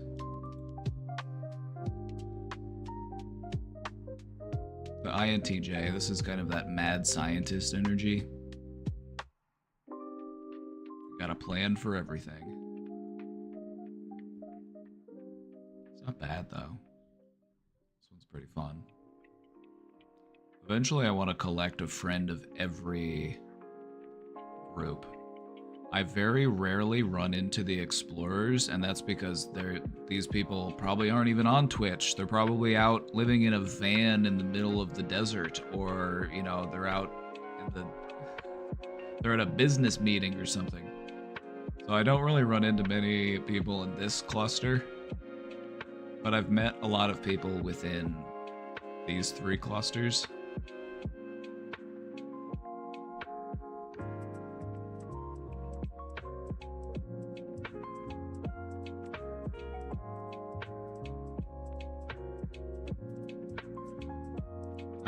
I've tested as an INTJ. It kind of just depends on how introverted I'm feeling.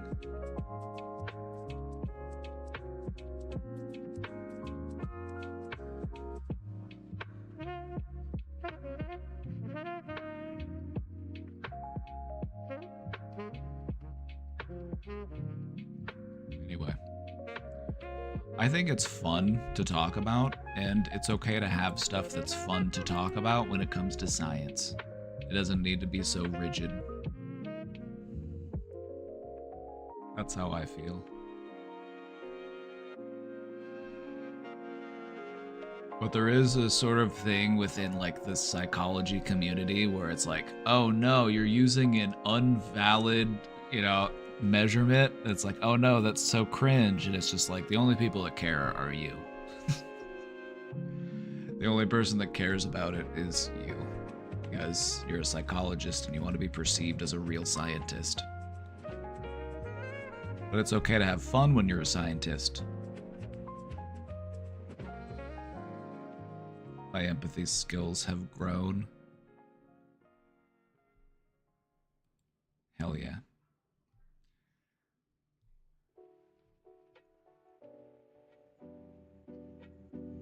I won't lie, I've struggled with the soft, hard science designation. I think it's mainly because my best friend in college began comparing our majors, and I felt hurt.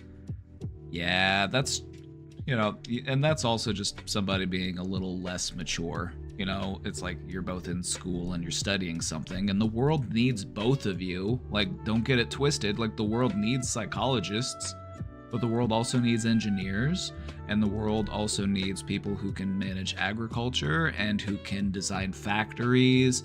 And the world needs a lot of different people who are intelligent in a lot of different areas. And so why shame people for picking the one that they want to pursue? That's just kind of immature.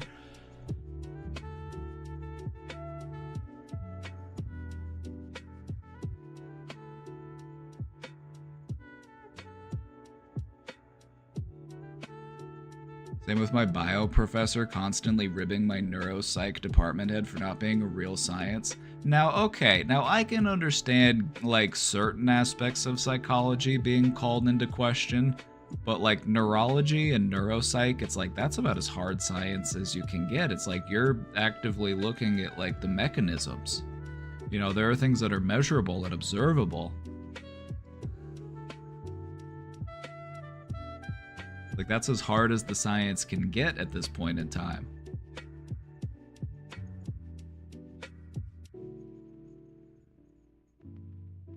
But at the end of the day, it's like you're learning this so that you can help people.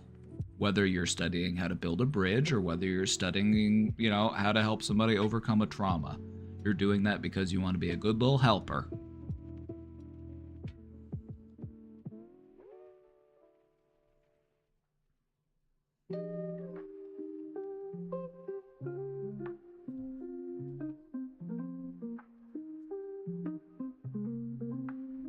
Like, I'm kind of over the, like, the judgment that can exist with, like, pursuing a career path, as if the world doesn't need all of those careers. Like, we can't all be doctors, we can't all be engineers, we can't all be architects or lawyers. It's like, somebody's got to grow the food, somebody's got to cook the food, somebody's got to deliver the food, somebody's got to make sure that the lights turn on, you know. Like, we need all sorts of people to fill all sorts of jobs. So making people feel bad for the job that they have or the education that they have is just a shitty thing to do. It's just a shitty behavior to do.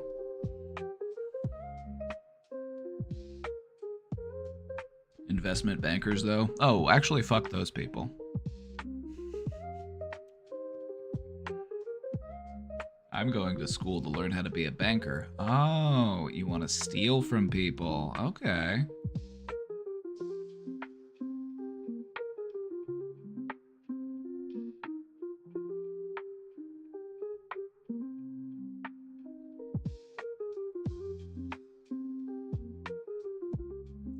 Pretty sure I'm just an INFP because of trauma and an abusive upbringing.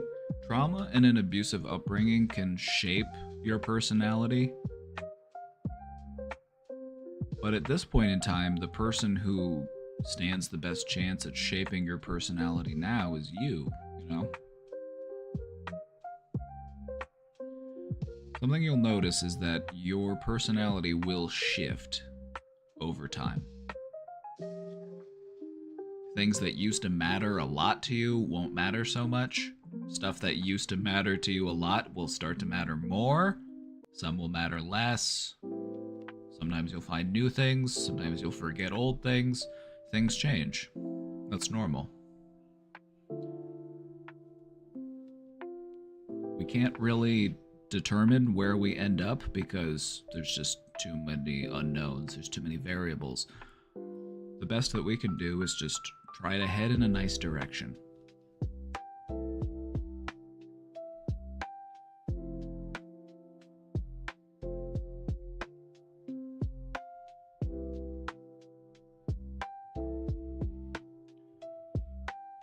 I used to be a massage therapist, but once I became a software engineer, everyone would be like, wow, you're so smart, right? It's like we put a lot onto a person based on the job that they have, But sometimes people can have some really fancy jobs but be completely stupid. Like, there are brain surgeons who don't know how to cook an omelet, right?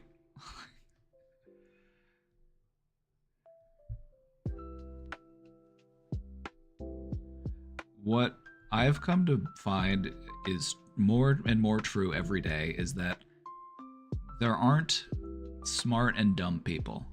The question is, how willing are you to learn?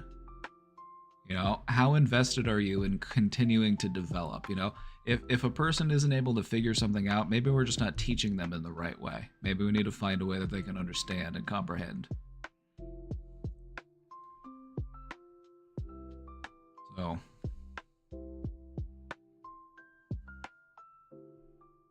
stay learning.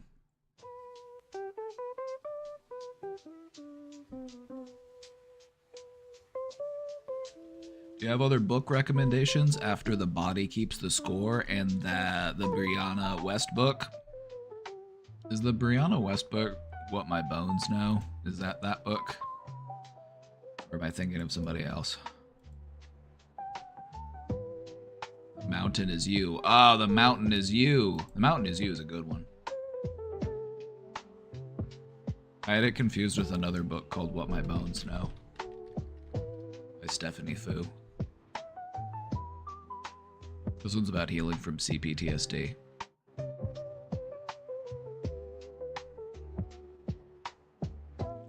So if you liked those other two, you'll probably like this one. This one's called What My Bones Know. A memoir of healing from complex trauma by Stephanie Fu.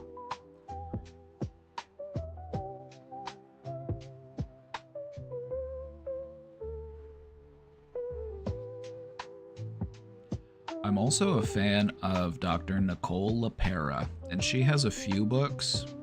So let me give some context as far as why I'm making the recommendations that I'm going to make. The books that you were reading, you know, The Body Keeps the Score is a very famous book. It's written by Bessel van der Kolk, and it kind of helped people to change their perspective on what trauma is. You know, trauma isn't just something that lives in your mind, it's actually something that lives in your body as well. And so by understanding the different ways that trauma can affect us, we are more equipped to handle it. So this is a good jumping off point for understanding trauma. Now, let's say that you read this book and you understand your trauma a little bit better, and now you're feeling like, okay, maybe I'm ready to take a crack at mine. Maybe I'm ready to do the work. Well, then I would recommend a book to you called How to Do the Work.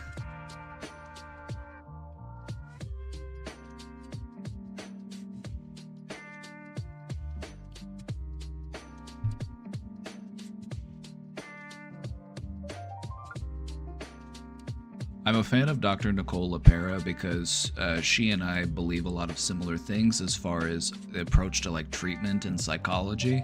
You know, viewing it as a problem of your whole self.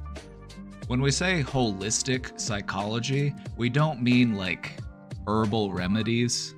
Or like, you think of like holistic medicine and you think like, oh yeah, chew on some ginger, you know? Like put onions in your socks. It's like, no. Holistic in this sense refers to not just your brain, not just your mind, your whole self. You know, the stuff that you're dealing with mentally is stuff that exists within your entire body. So we're considering all of these things. We're considering, you know, is my nervous system regulated? You know, am I getting enough diet and exercise? Just looking at the bigger picture. Yes, we are looking at the Gestalt.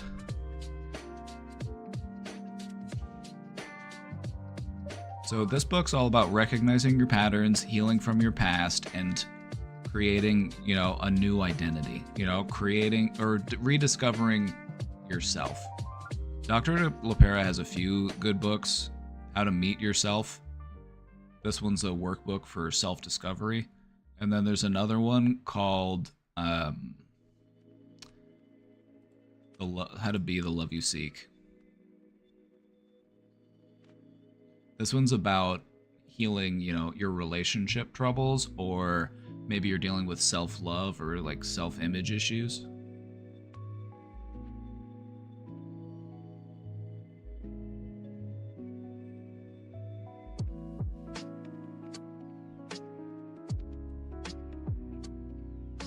So if you want to check out some books, those are some good ones to check out. The ones that you read were good though. The Mountain Is You, that's a good one. The Body Keeps the Score, that's a classic.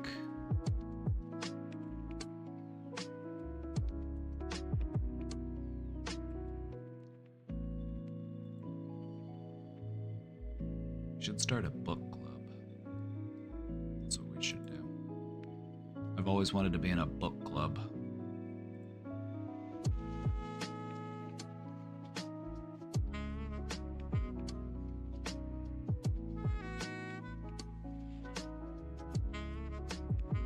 My therapist said I would be a good therapist. I've told people this before in working with them in a mental health capacity. Because one of the things that really prepares you to be more empathetic and understanding and compassionate in working with people who are dealing with mental stress is that if you have lived experience, it can really serve as a strength in being able to connect with people and being able to help people.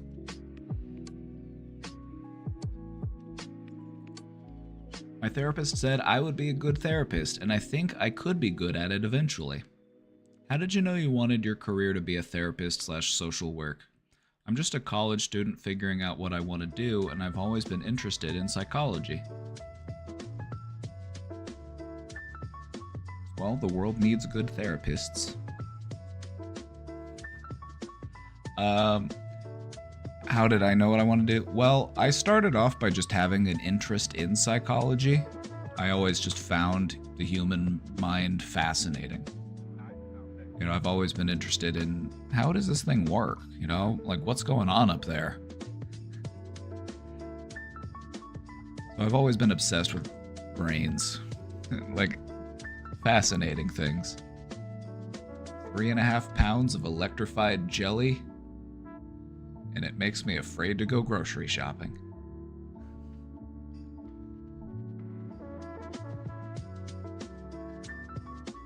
The more I studied psychology, the more I, became aware of how many people out in the world were struggling mentally. You just start to see stuff in a different way. You start to realize how people are affected by trauma and hardship and societal pressures and career expectations. And, I just wanted to do something about it. I wanted to help people.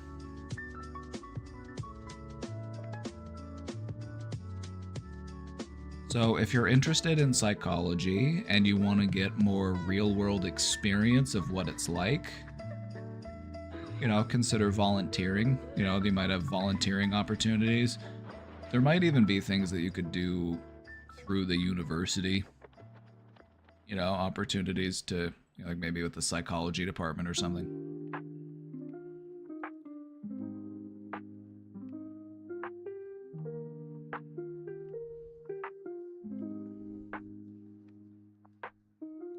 The thing about psychology is that it's a broad field as far as like who you work with and what their needs are and like the level of intensity there.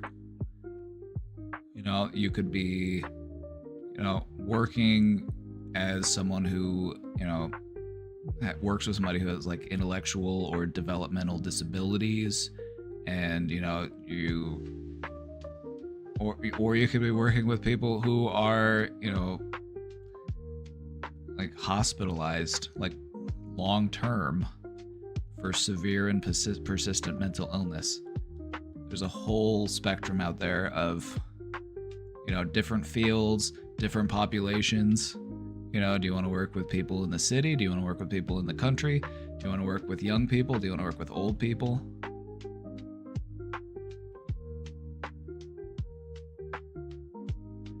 Were you a socialist before you became a therapist?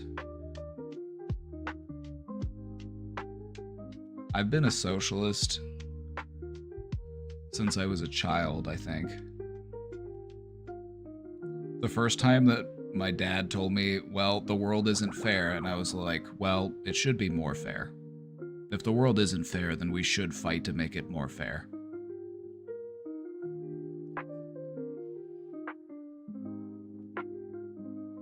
All people should be treated equally. I was radicalized at a young age. I had a great uncle who was a socialist. I had another uncle who was in a punk band.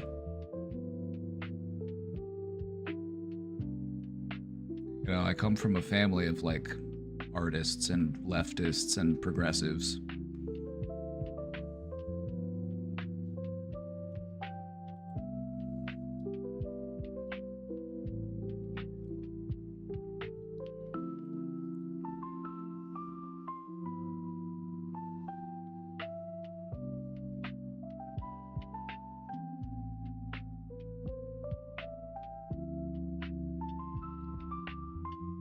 My fam is all the opposite, but hey, I'm the first one. That's still cool.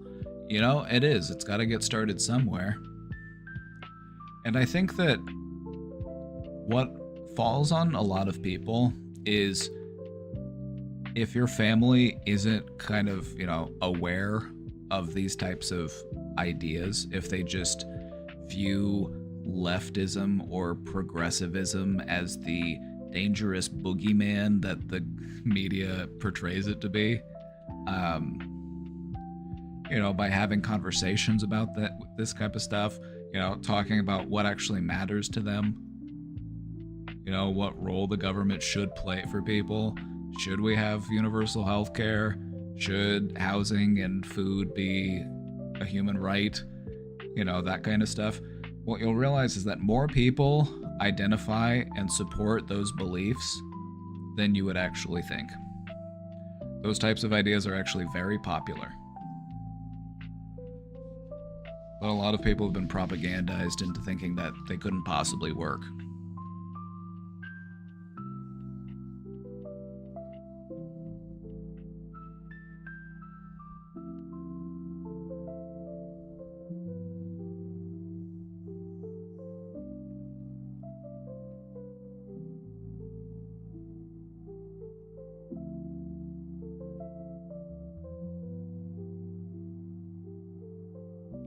Being the kid of Russian immigrants took me a long time to get to socialism, right? It's like one of the things that people will do when they try to, you know, make socialism look bad, you know, is they'll point to examples from history where it didn't really work, and they'll say, see, look how bad it was.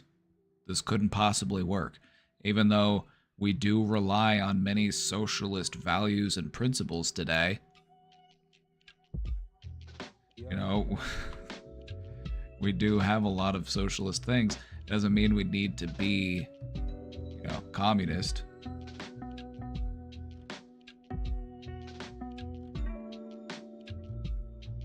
My parents never brought up politics and they believe in meritocracy. Oh, I feel bad for them. Meritocracy is a myth.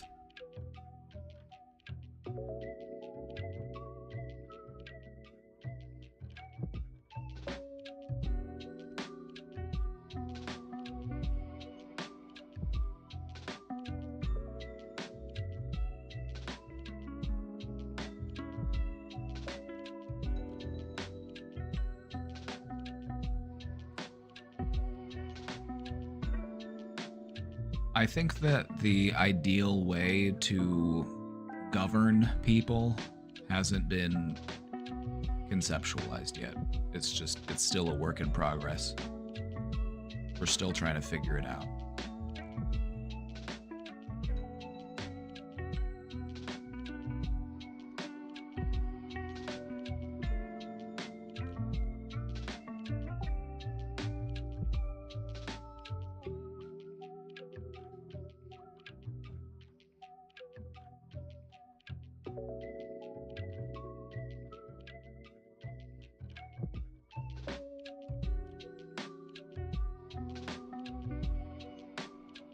We do know that. That's what's being done right now, ain't it? Oh yeah, absolutely. This ain't working. This ain't working. I don't think anybody has the perfect solution right now. I don't know if there will ever be a perfect solution because there's just so many people. When you have 8 billion people, and you think about having one system of government that should apply to all those people, like, I don't know, brother. It's a tall order.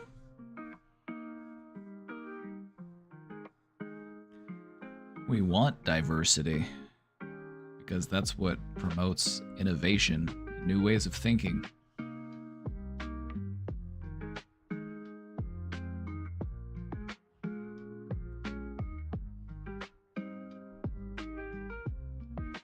The only problem is that people are stupid. That's why democracy doesn't work.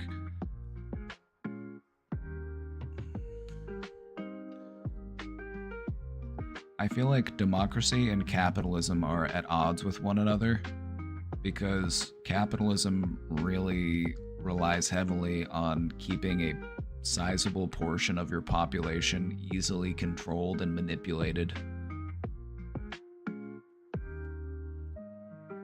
so that you can continue to exploit them, you know?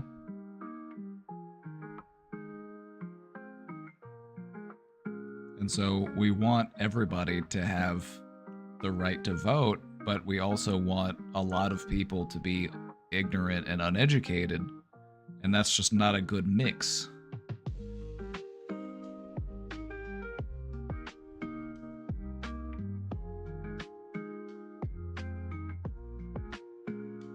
Can I say a little story about what happened to me today and something I think I just realized about me?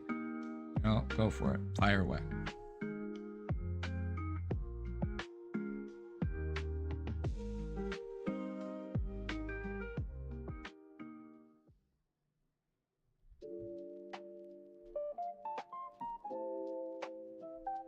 Man, my martial arts instructor is absolutely insane.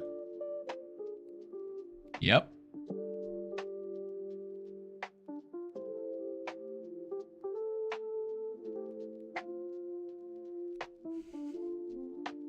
Some of them can be. Some of them can be. My martial arts instructor is absolutely insane. Martial arts is a very disciplined practice.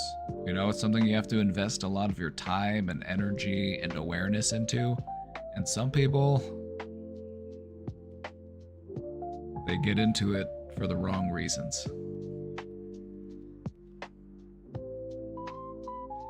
Some martial arts instructors will be the most chill, down-to-earth, relatable, you know, just great people.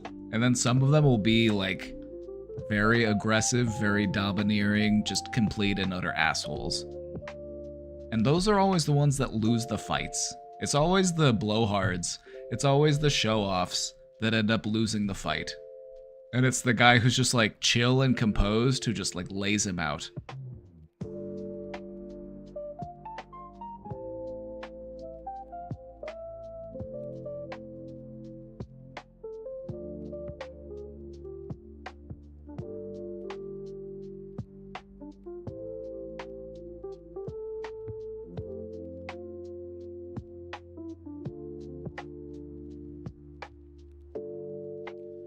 I signed up to learn self-defense, not to be mentally conditioned for war.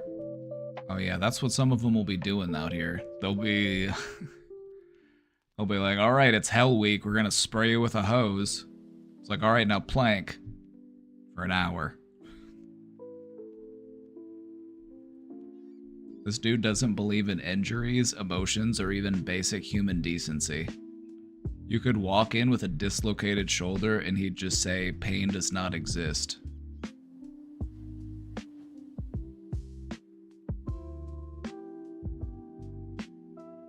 Cringe. Pain is just weakness leaving the body.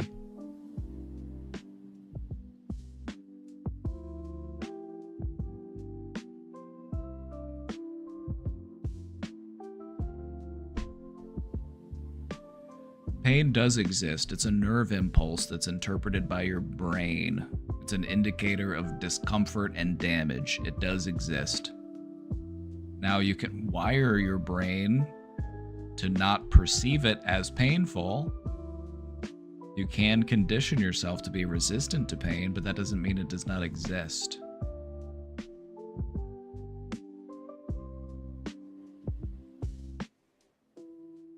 People who say pain does not exist, they're just saying, I'm really good at ignoring my pain. Or that's also just them saying, I don't take other people's pain seriously. Either way, it's a big red flag. Losing a match, not an option. You don't just take the L and move on. Instead, you get a whole lecture about how weakness is a disease and how showing restraint is the fastest way to become a failure in life.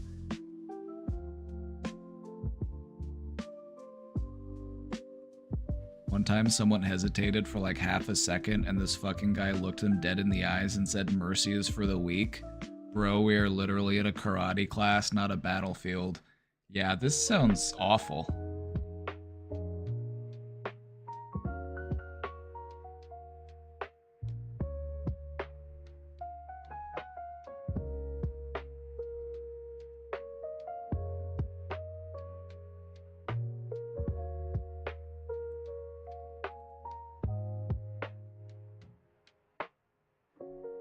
This is how people who are like physically abusive talk to people.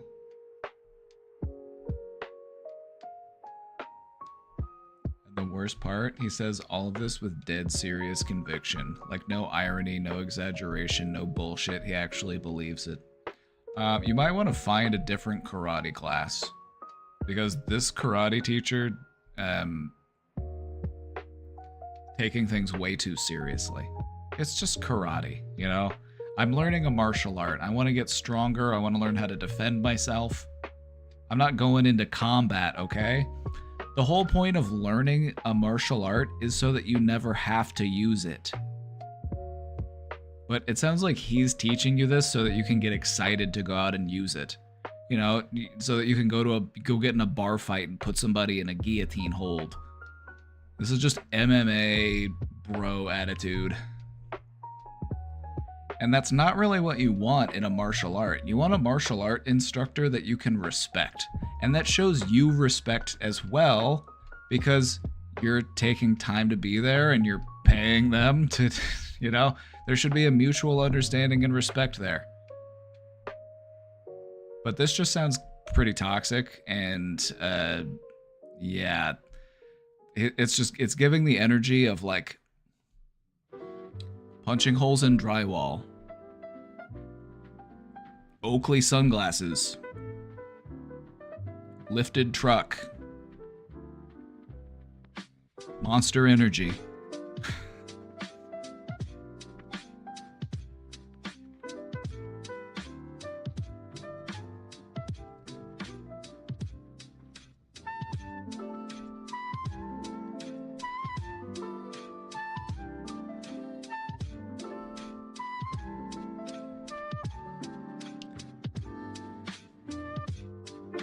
Yeah,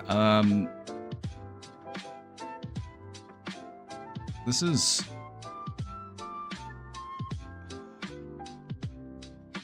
What's a polite way of saying micro penis energy? What's a good way to... Is there a politically correct way to...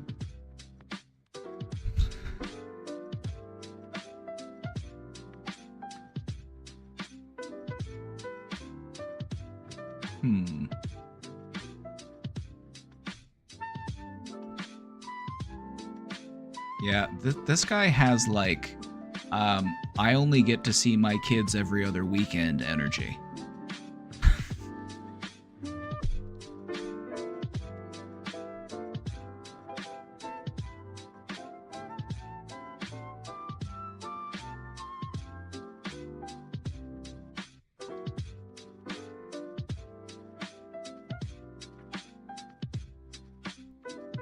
You know, any martial art that you take the time to learn is worth learning. Even, you know, you could do Tai Chi. Tai Chi is just staying in motion, staying fluid.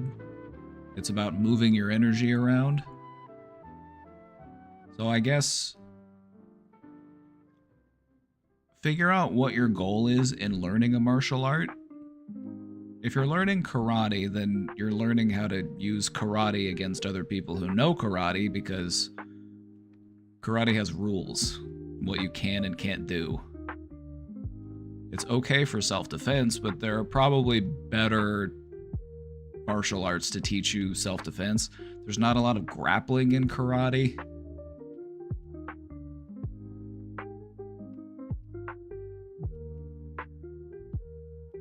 If you really want to learn self-defense, you'd probably be better off learning something like Brazilian Jiu-Jitsu or Krav Maga.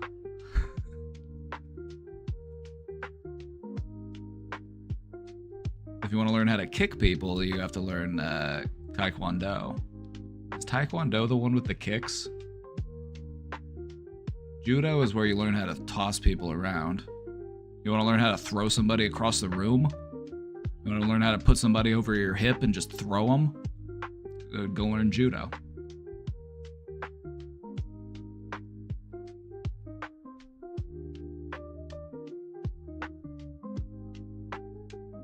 We do all this in karate too, by the way.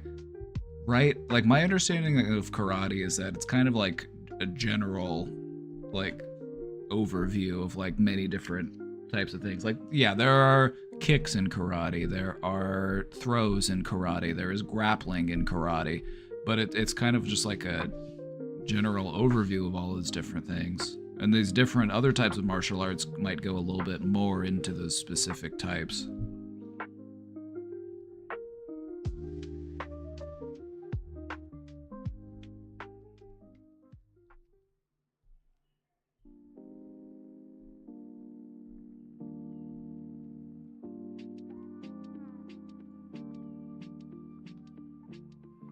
Honestly, if you really want to learn self-defense, run. Learn how to run fast. That's your best self-defense. Somebody comes up to you with a knife, what do? You hightail it.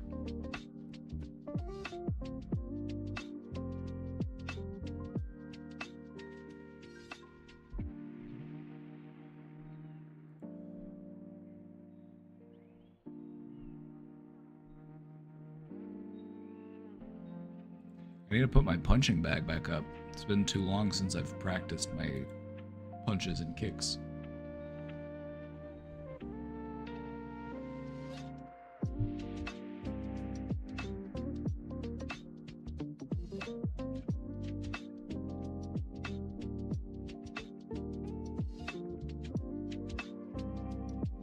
Yeah, if somebody points a gun at you, you're probably better off just, you know, not risking your life over whatever's in your wallet.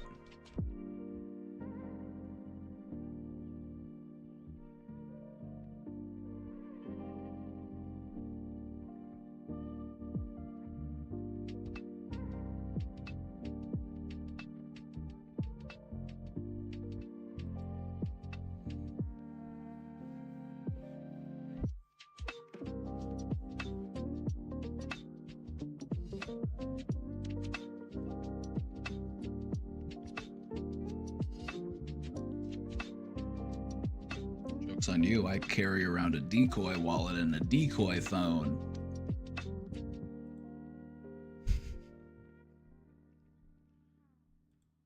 It's not full of money, it's actually just full of glitter.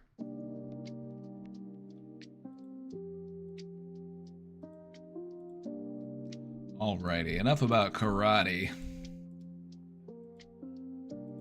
I took a little bit of karate. I made it all. I did it as a kid, and then I had to quit because my parents got divorced. But I did make it up to yellow belt, and I was studying for my orange belt whenever my parents decided that they wanted to live in separate houses, and that was just gonna make going to karate too complicated.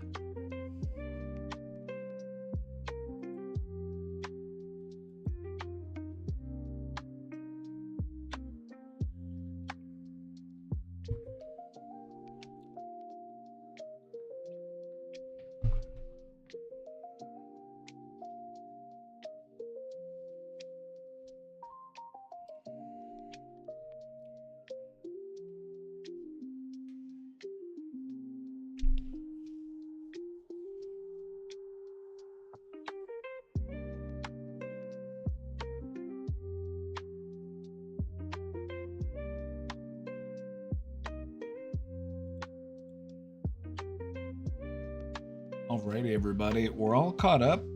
We're all caught up with our questions in the question box. So let's go ahead and take a look at this big, meaty presentation.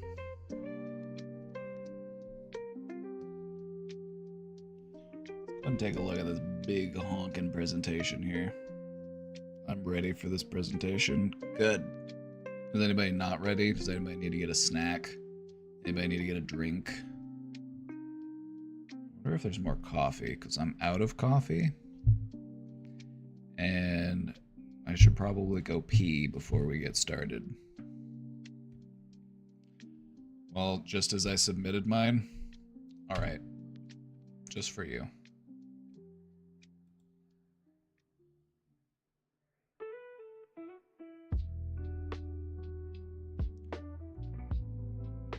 Just for you.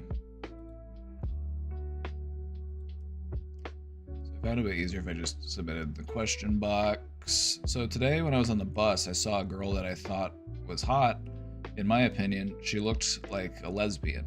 Not trying to insult anybody, but I'm describing it the best way I can.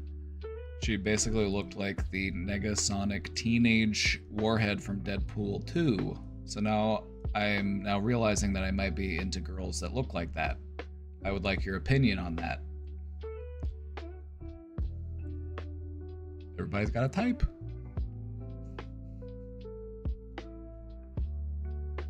Some of us are into it when a girl wears flannel.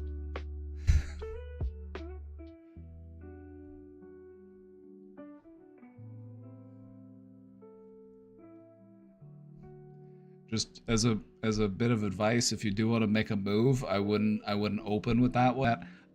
What I would say is something more along the lines like, "Hey, I like your look."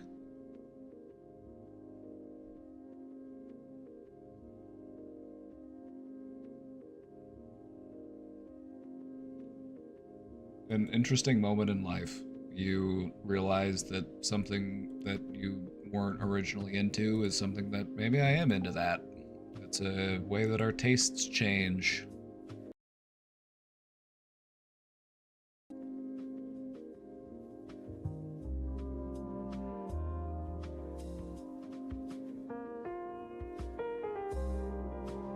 Also, we don't need to go around generalizing the lesbians. Lesbians come in all shapes and sizes.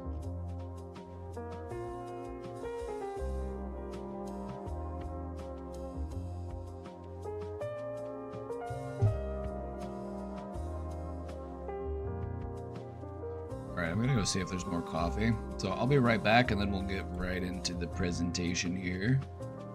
We're gonna be talking about gambling addiction today.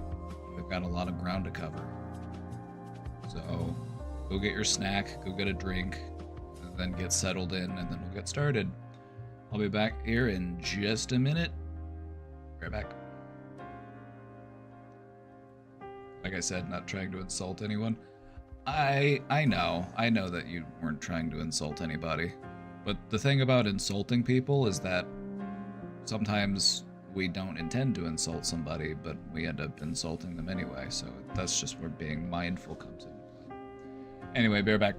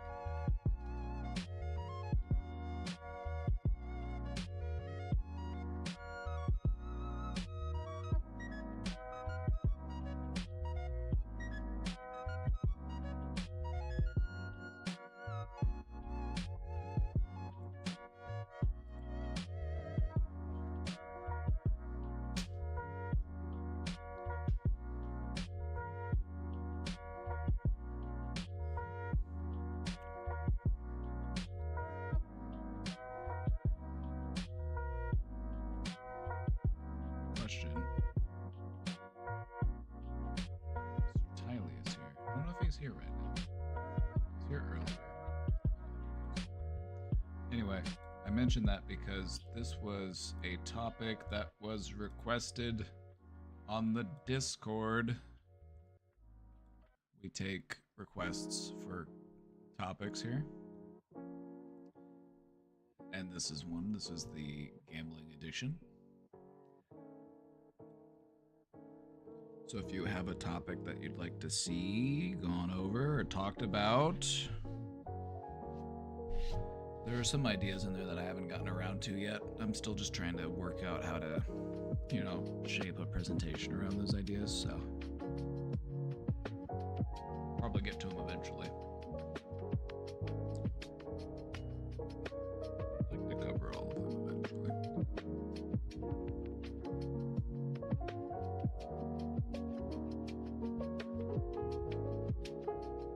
I want to do a quick poll real quick because I just want to see something.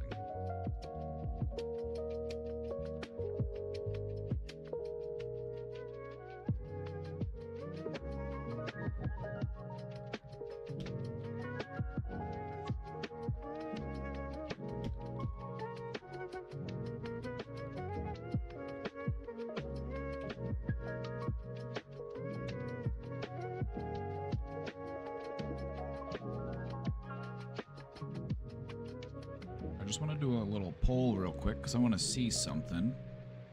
I just want to see something, okay? So if you don't mind helping me out and checking that poll, I just want to know, are you or someone you know affected by gambling addiction? I just want to see... I just want to get an idea, you know? Now, the thing to remember is gambling addiction can be pretty well hidden. As far as addictions go, like if you have an addiction to an opiate, you know, if you're addicted to heroin, if you're addicted to fentanyl, you're addicted to methamphetamine perhaps, these addictions are going to be much more prevalent in your life, your day-to-day. Much more people are going to be aware. But the thing about gambling addiction is that it can be kind of hidden. People can, you know, they can present as like they're doing well financially, they've got their life together, they've got the house, the car, the family, the job, all of that, but you never know. They might be losing thousands of dollars doing sports bets in the bathroom. And I feel like for a lot of people who find out that somebody that they knew had a gambling problem, it might come as a big surprise to them. Now, other people, it can be much more apparent. The gambling addiction can be much more present. This type of person, they might make a bet with you over anything. You know, they're always looking for an opportunity to make a bet.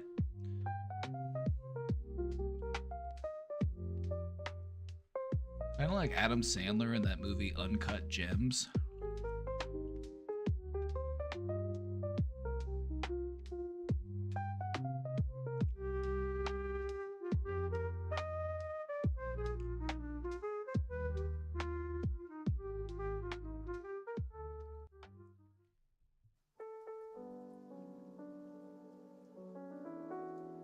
So I'm just curious, I just want to see.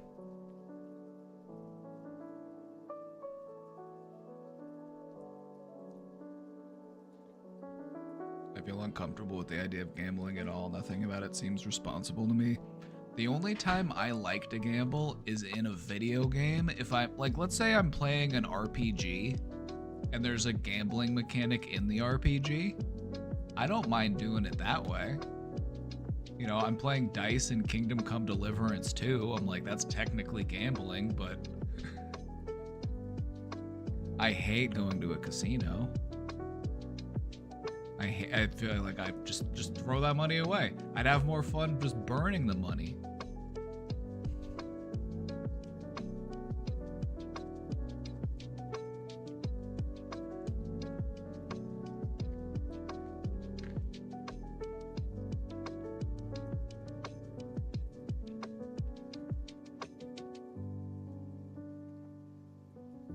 if you're responsible with the amount of gambling that you do and you don't try to chase your losses, like sure, you can minimize and sometimes you might even come out ahead and sometimes you'll just basically break even.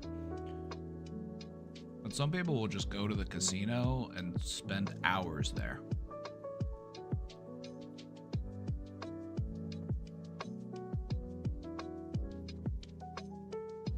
Being at a casino and going and walking around the slot machines can be depressing. Have you ever done it? Have you ever, oh, that's why my mic was so quiet. Oh my god, Beaver adjusted my microphone volume somehow? Or maybe I did and didn't notice, but that's why I'm like, why am I so quiet? My microphone got turned down.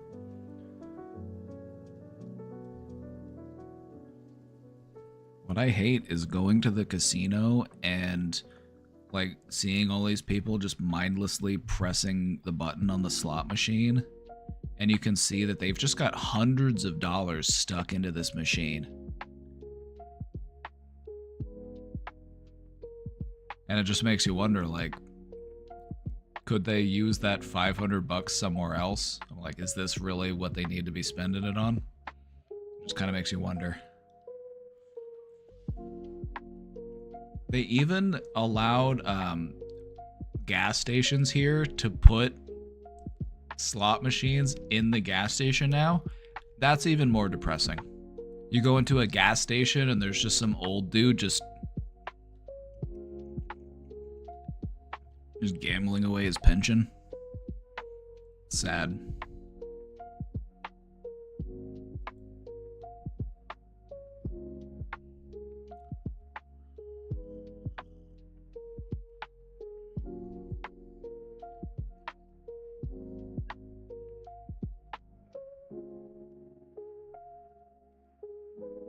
Anyway, let's just take a minute for that poll to go through.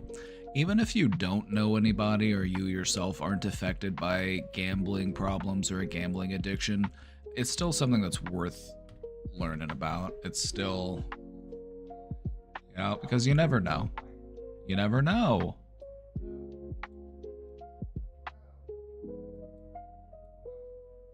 You never know. This knowledge might come in handy. Also, yeah, you might not know. You might think that, like, sometimes it'll surprise you.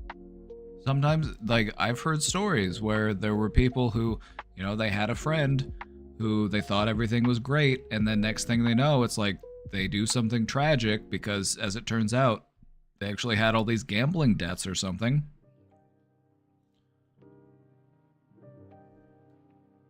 Or maybe we need to think of gambling a little bit differently.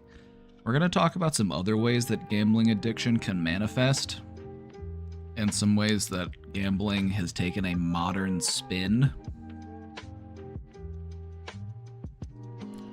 Because there are things that are really popular right now that you might not originally look at as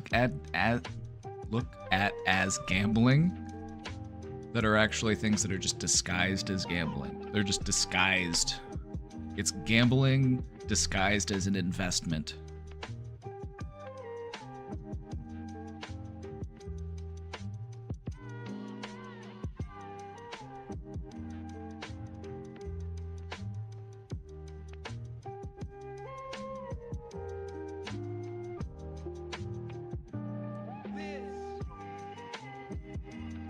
Is a 401k gambling? It's not supposed to be, unless you put your investment into like a high risk fund or something. That is a little bit more of a gamble. But there are like options where it's like the growth is going to be pretty consistent. It's just like staple goods and stuff.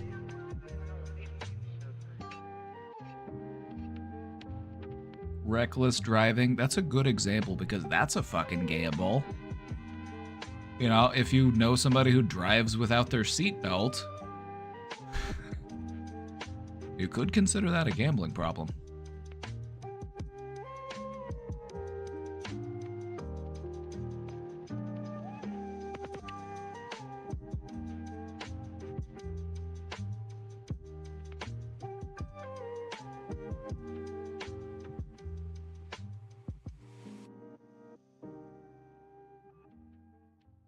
A Are we ready to party?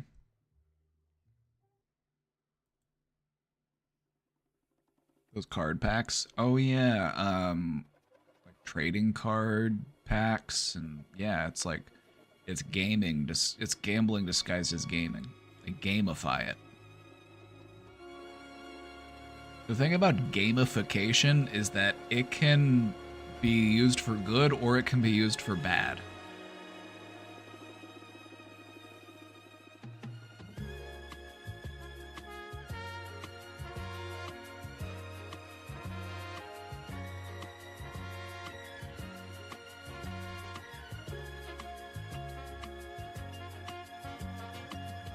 Gamification can be great in learning a new habit, or picking up a new hobby, or changing your perspective on stuff like chores and maintenance.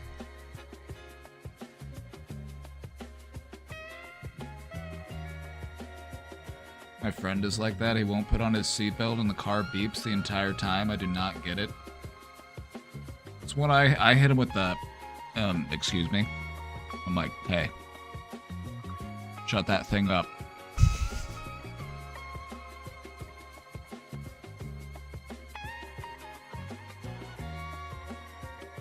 You can voluntarily self-exclude from all casinos in Germany. Nice. That's actually one of the things we're going to talk about as far as a way to deal with a gambling problem is self-exclusion. You can say, ban me from the premises. Don't let me in.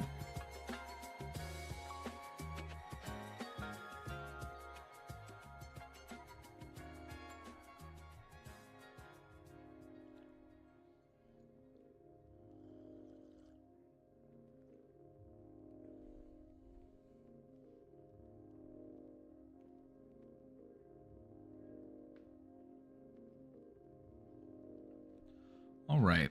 So it looks like we've got quite a few responses for people who say yes or they're not sure. So we might or might not know. Which just goes to show, I think, people who know people who are dealing with gambling addictions, maybe it's slot machines, maybe it's sports betting, maybe it's cryptocurrency, maybe it's loot crates.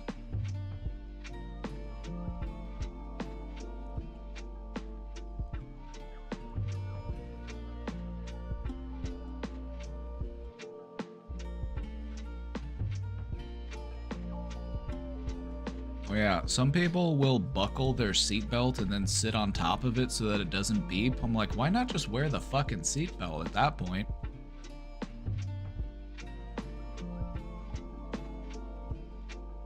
Or they buy one of those things that you can just stick into it so that it thinks there's a seatbelt in it. I'm like, God, how stupid can people be?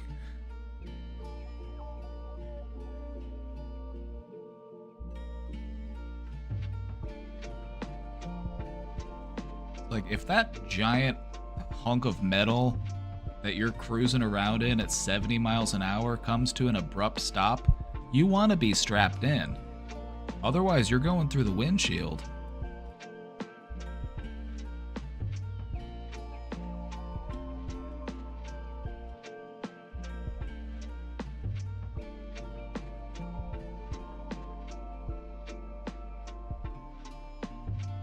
I had to get another slice of the sourdough bread I made. This was a good batch. I didn't just use flour, water, and salt on this one. I put a little bit of sugar into it. Just a little bit, like less than a tablespoon. I just wanted to see, and it kind of gave it a little more of like a, I don't know.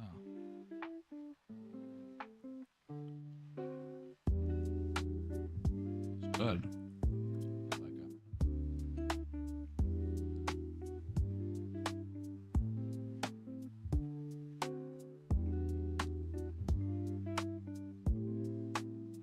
All right, everybody, let's get into gambling addiction. Enough waiting. We're ready.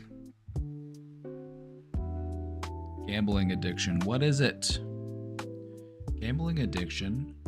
You might be wondering, how can you get addicted to gambling? Gambling is a behavior. When you think of addictions, it's easy to think of addictions as far as a substance goes. It's something chemical going on. There's something biological happening. A behavior is still a chemical reaction in your brain. You know, there's still a transfer of chemicals happening here, and that's why it can be addictive. It alters your brain chemistry.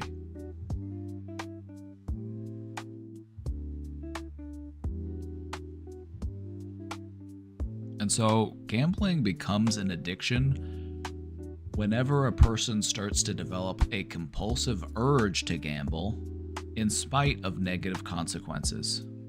You know, if I do gamble this and I lose it, like I don't have money for the week, I'm going to have to figure something out as far as how do I get food, how do I pay my bills, how do I keep the lights on? You know, because the urge to gamble is so strong that you might be willing to take some very risky behaviors. So, gambling has existed for thousands of years. It's an ancient practice. But nowadays, in the modern era, we do it a little bit differently. We've streamlined the process, and we've also found all sorts of ways to hide it in plain sight. So nowadays, what we're dealing with is the rise of online betting. We're also dealing with cryptocurrency, which might not initially sound like a gamble, but in many ways it really is.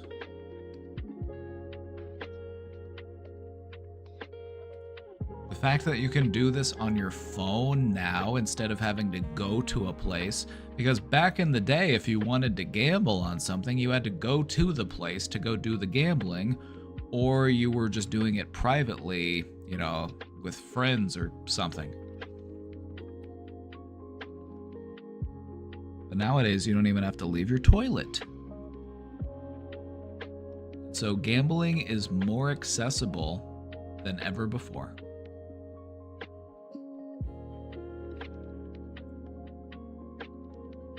It's also advertised on TV more than I can ever remember it being advertised. Like, we see a lot of ads nowadays for sports betting. Have you noticed? At least in the United States. We get a lot of ads for, like, sports betting platforms. And it's weird, because I don't think that, like this is pretty new. But they're doing it at the Super Bowl, you know? They're doing it during the sports games, you know? So they know the audience they're trying to tap into.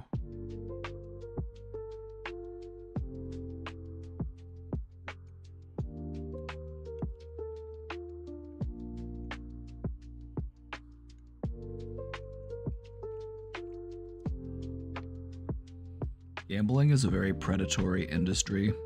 It's not designed to lose, they are designed to win. It takes advantage of human psychology to get you hooked on it and to make you spend more than you otherwise would. And it's fucked up how normalized it can be.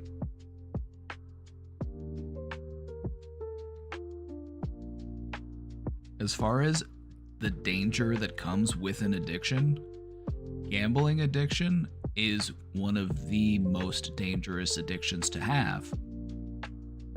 You know, if you're just addicted to a drug, the only person that you're really putting into harm's length is you, for the most part. It's like you're putting yourself at risk. You're putting yourself at danger. But when you're addicted to gambling, it affects your whole family. You know, it affects your relationships. It affects everybody's chances of surviving. Anybody who depends on you.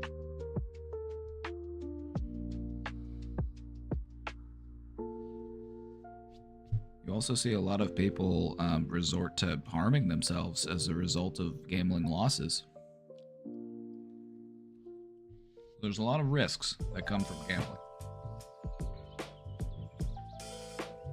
Saw a steak ad on a tennis match in Poland. It's not legal to use steak in Poland. Wow. They really just don't give a fuck anymore, do they? You see that shit all over Twitter, too. Like, there'll just be a steak logo, like, slapped on top of something. Just advertising gambling.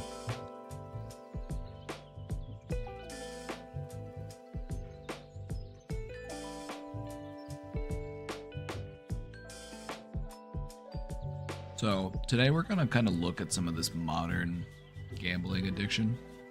Like, how is this affecting people? We want to be able to recognize it and address those risks. So today, what we're going to go over is we're going to talk about the psychology behind gambling addiction. We're going to talk about the modern evolution. We're going to talk about some warning signs that a person might be addicted to gambling. Talk about how it impacts a person.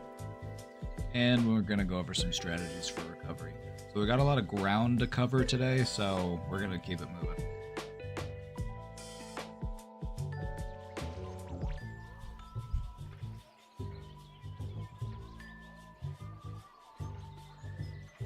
Right, let's get into it with the psychology. Why is gambling addictive? It has to do a lot with one thing: dopamine. Dopamine is a chemical that is made in your brain, and it is the reward chemical. It reinforces behaviors.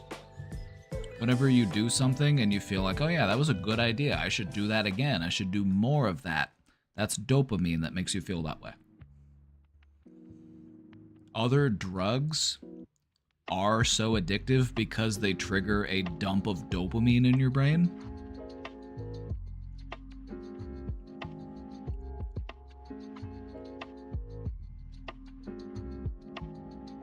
And so it ends up reinforcing the behavior.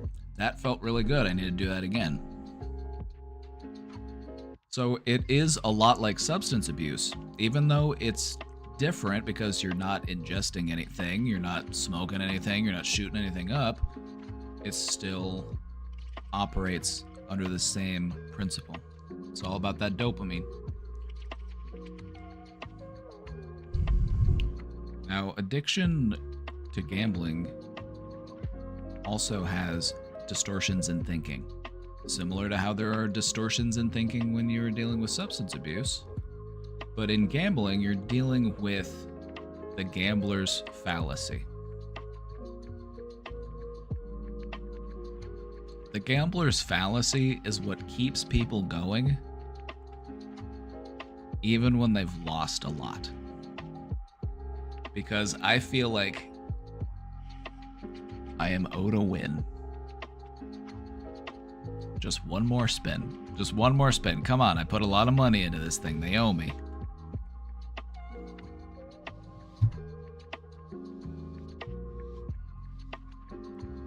FanDuel gives so many rewards they don't want you to ever stop.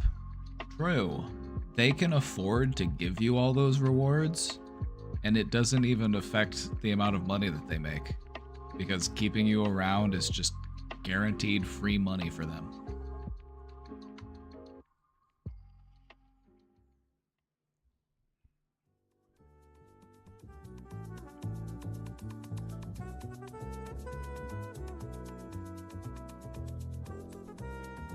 This is why I keep buying scratch-off cards. I must be due a win at this point. If you're gonna buy scratch-off cards, just buy them on your birthday, and then buy an amount equal to the number of years old you are.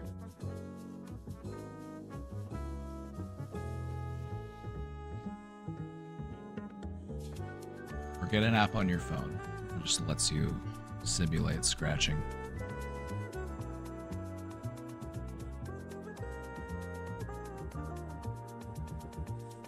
Gambler's fallacy explains why the Democrats won't effectively fight against fascism. Part of it, at least the part, of actually, people who don't secretly enjoy the fascism, because I think that's also part of it. I think part of them aren't so keen on fighting it because they actually kind of like it.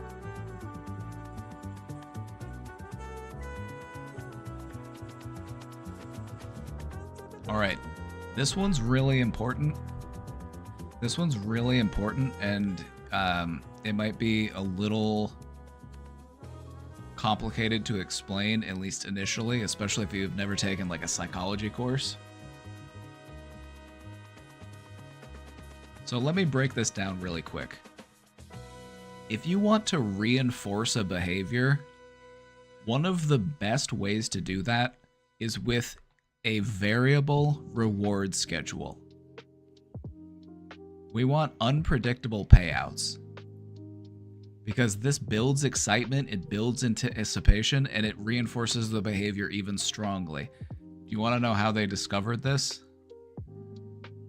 It involved pigeons.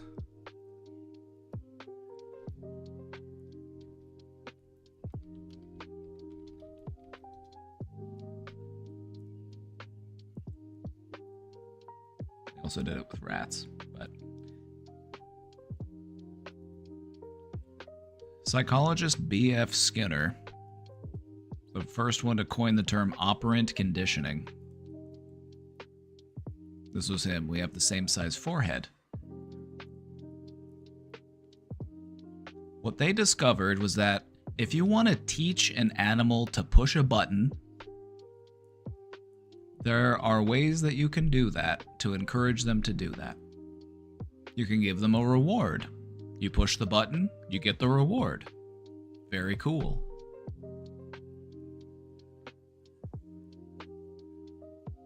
One thing that they found out, though, was that if you really want to get them excited to push the button, don't reward them every time they push the button.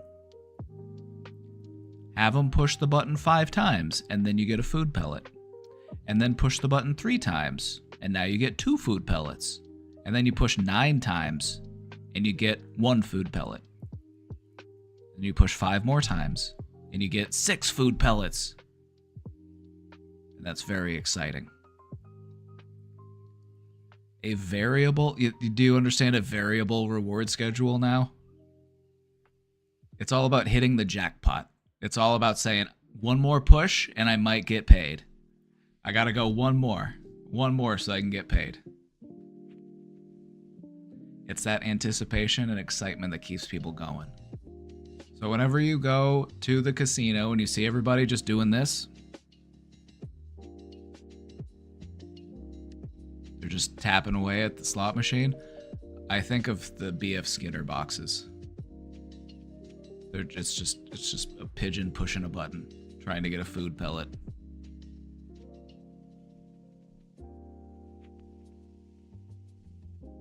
This keeps people in abusive relationships. A keen observation.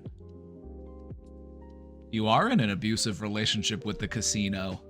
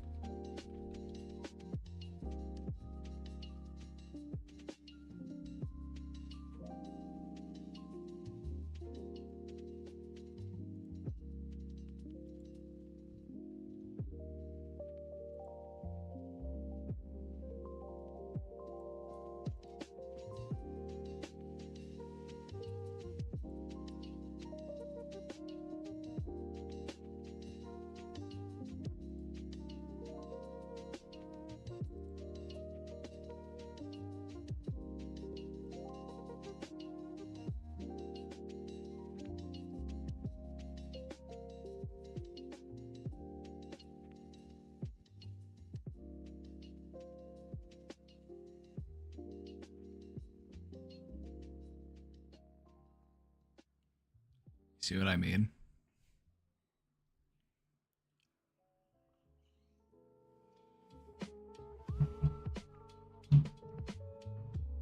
If you really want to get into it, we can go even deeper with like how casinos reinforce this behavior. What happens whenever somebody wins? What happens whenever somebody wins? Oh, there's lights and sirens and bells ringing. It's very loud and very obvious. You know, oh my God, somebody just won. I could be next.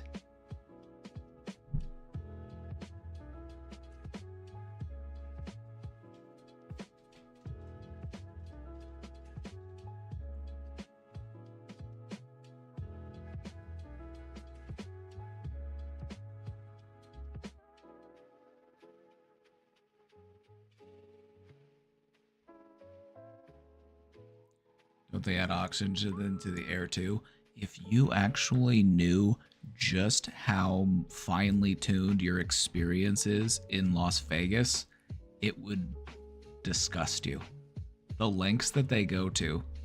You know, they play music that is within a certain range or frequency. We want things that entice people. We want things that make people stay up later, go longer. They've taken it all into consideration.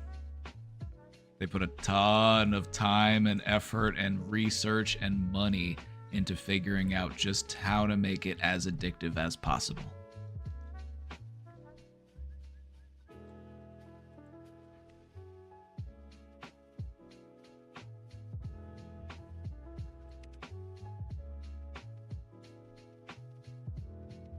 Makes me anxious, so I leave immediately. Too many stimuli.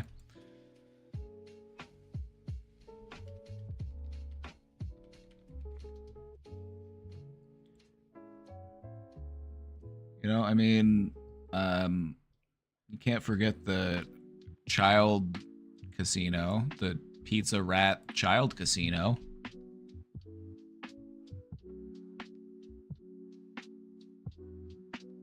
You're allowed to gamble as a child if it's not for money.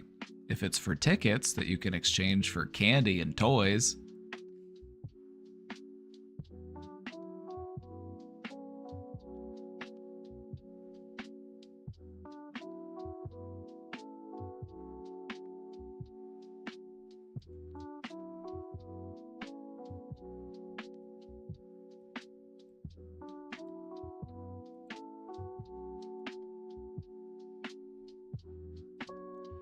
Yeah, that's why they invented online gambling, so that if you're an introvert or you're easily stimulated, you don't have to leave your bathroom.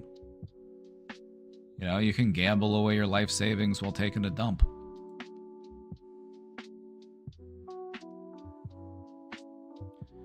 Another thing to take into consideration, and if you don't really understand what it is I'm trying to talk about here, that's okay. This isn't that big of a point. We're just talking more about rewards and how they are enforcing to people. Random rewards can create this illusion of control, making players believe that they can actually predict or influence the outcomes. You know, and that ties into that gambler's fallacy. Like, just a few more, and I'm gonna win. I feel really good about the next one. Let's go one more time. All right, come on, we're gonna make it this time. All right, I lost 4 in a row. I can't lose 5 in a row. Let's go.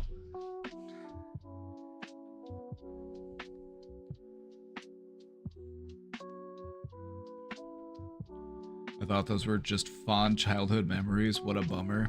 You know, they still can be. You know, we can make a distinction there. We can understand that the idea behind an arcade for children is, for many, a way to introduce them to gambling at a young age. But that doesn't mean that you didn't have fun doing it. You know, they can both be true.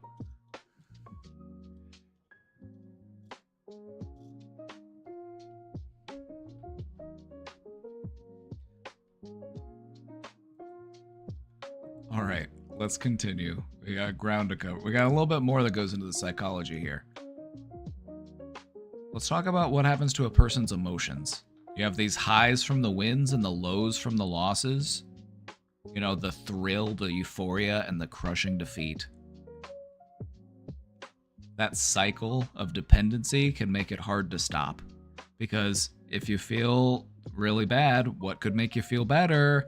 A big win at the casino. We got a big win at the casino. We got to celebrate. Let's gamble some more, actually. And then the cycle continues. It really is like being in an abusive relationship.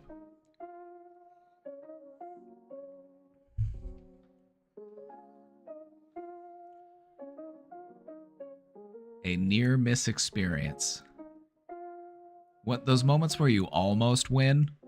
You need 5 in a row and you only got 4 in a row? Like, ooh. These trick your brain into thinking that a win is imminent. It encourages you to keep going, keep playing. You got 4 in a row. Come on, you're gonna get it. You're gonna get it any day now. Just keep going. Just another spin. Come on, you're gonna get 5 in a row. Keep going.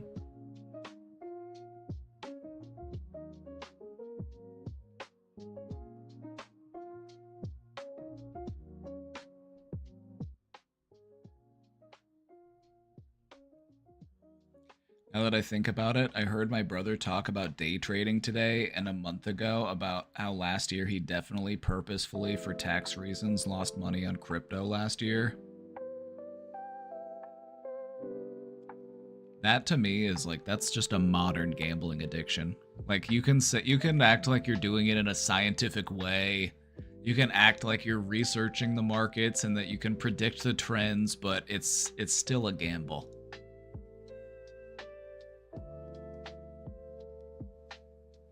You know, if you're a day trader, that's basically just being a professional gambler. You're just making the best educated guesses you can. You're still running the risk of losing it all. Like, who knows? Maybe you invested a bunch of money in this startup company and they had a great product and everything was looking really good, and then it comes out that the CEO was actually a piece of shit. So then the stock tanks for reasons completely outside of your control.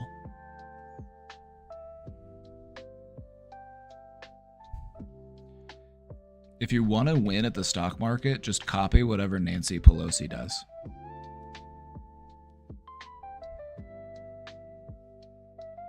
Just copy whatever she does, if you can afford it. You probably can't. I can't.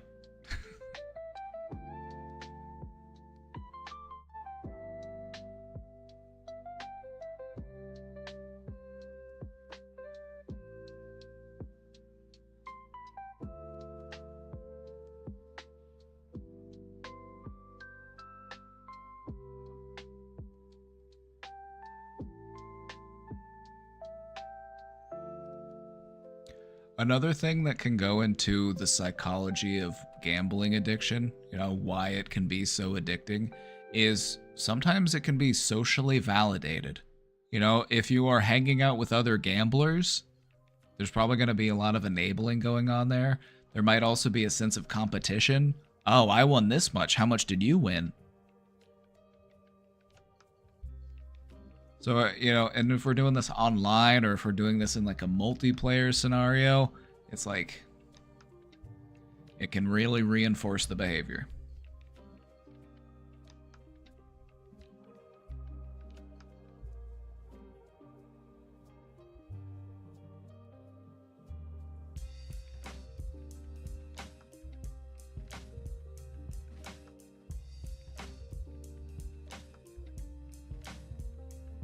Here are the signs of a gambling addiction.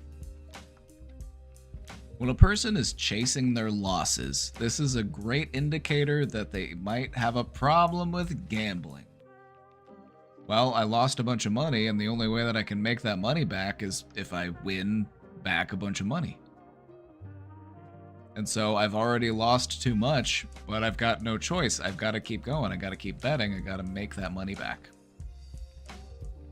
This is a really scary place to be.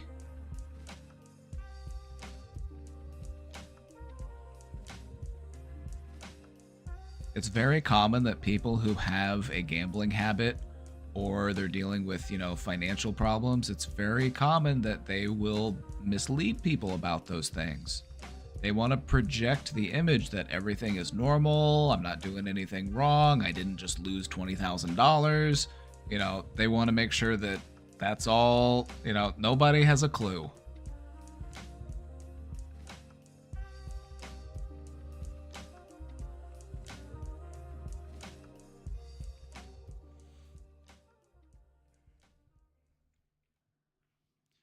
If a person is constantly thinking about gambling, or if they're starting to feel restless when they're not gambling, they're not playing, this is something, like, you'll notice that these are the signs of gambling addiction. You can apply these to many other addictions too. You know, constantly thinking about the thing, lying about the thing, you know.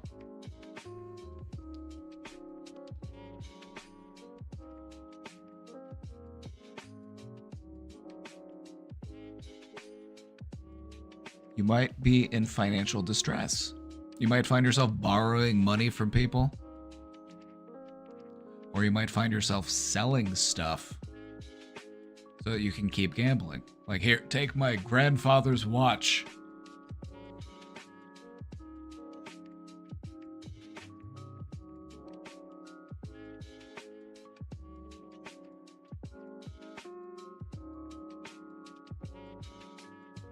time my dad bet me $400 to wake my mom up, and joke was on him. It was Saturday night. I woke her up and handed the phone to her.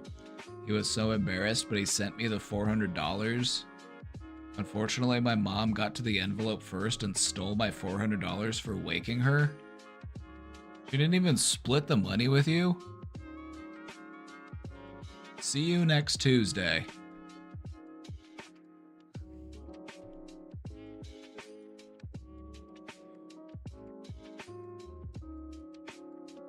Alright, lastly, you might find a person neglecting their responsibilities due to a preoccupation with gambling. You know, they might be missing work, they might be missing social events, they might not be spending much time at home or with the family.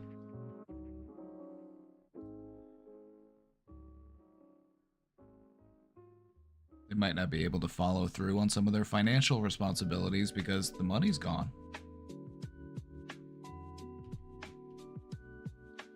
How does gambling addiction impact a person?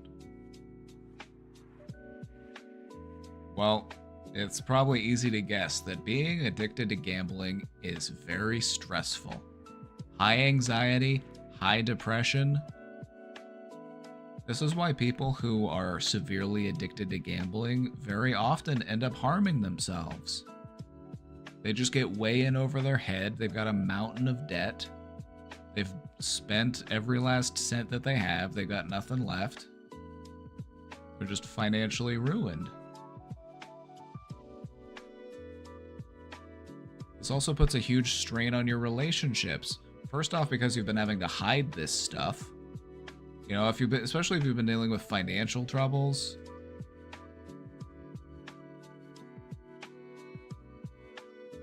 Like, imagine your partner, you know, maybe you're married and you find out, oh yeah, by the way, that $20,000 you thought we had stashed away in savings, it's gone. The child's college fund, it's gone. I gave it to the casino.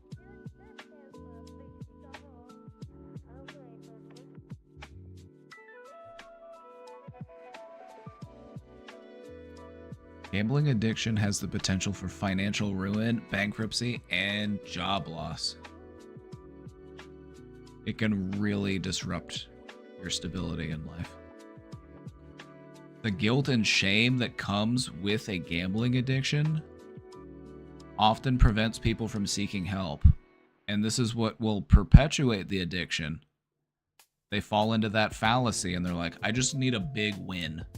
If I just get that big win that I'm owed, everything will be okay. I'll be able to make everything right.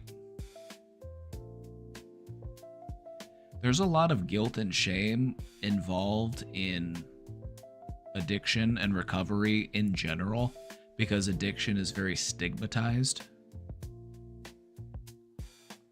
But I feel like with gambling addiction, it's a little bit different because when you're addicted to a substance, you can, in some ways, blame it on the substance.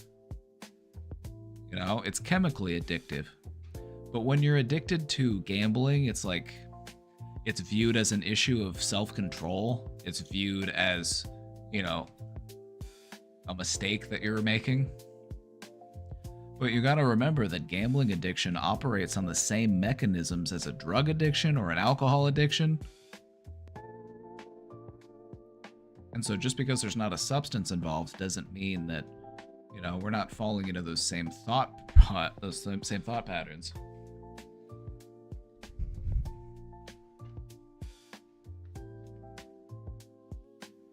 Also, a lot of people who have a gambling addiction will go on to develop a substance addiction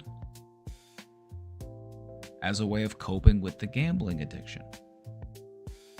One of the things that you will see in addiction in general is that if you get addicted to one thing, you have a pretty high chance of getting addicted to something else.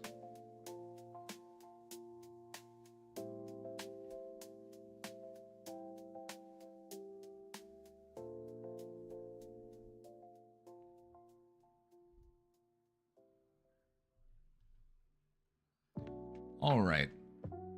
Let's talk about how gambling has changed. Let's talk about the modern era of gambling. When you think traditional gambling, you think dice, you think chips, you think cards. You know, you're thinking casinos and poker and roulette tables and slot machines and horse racing and the lottery. That's traditional gambling. But if you think about the evolution of gambling, even stuff like scratch-off tickets are still relatively modern compared to dice games, card games, betting on, horses, that kind of stuff we've been doing for hundreds and hundreds of years.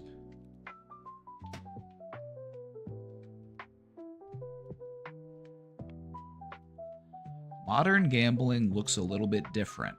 All of those other things still exist, but now in the modern era, you're seeing apps that are centered around sports betting. And there's more than one. There's a few. You can bet on the outcome of a game. You can bet on, all sorts of different bets you can make. You can bet on how well certain players will do. You can bet on certain score thresholds. There's all sorts of different avenues to, tweak the bets that you make.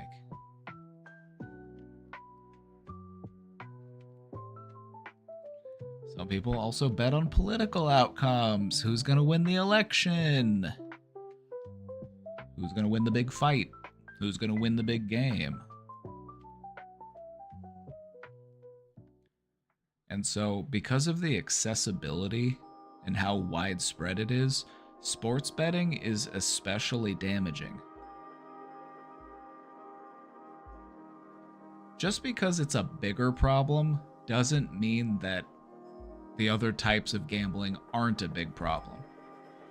I've just seen some people use that argument as a way of defending online gambling, defending the use of online slot machines. I've heard people use that defense where they'll say, well, sports betting is the real problem. What I'm doing, streaming myself gambling on slot machines to hundreds of or thousands of people, if they're going to gamble, that's their choice.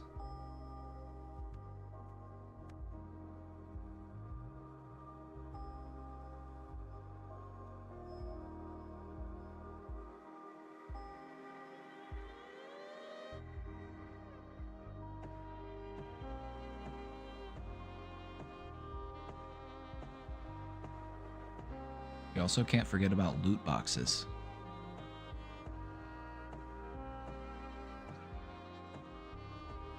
One of the big things in modern trends is online video game items coming in crates or boxes, and then you have to pay money to open those boxes. And so you're gambling on whether or not you'll get a digital item.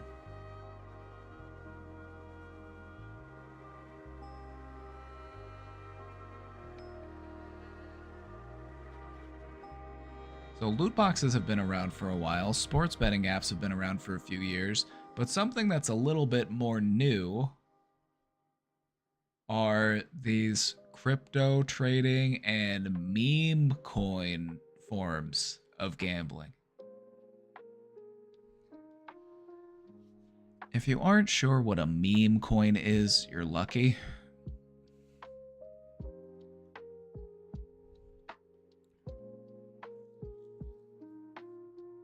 The thing about cryptocurrency is that any random idiot can make a cryptocurrency. You can name it whatever you want. It can be whatever you want.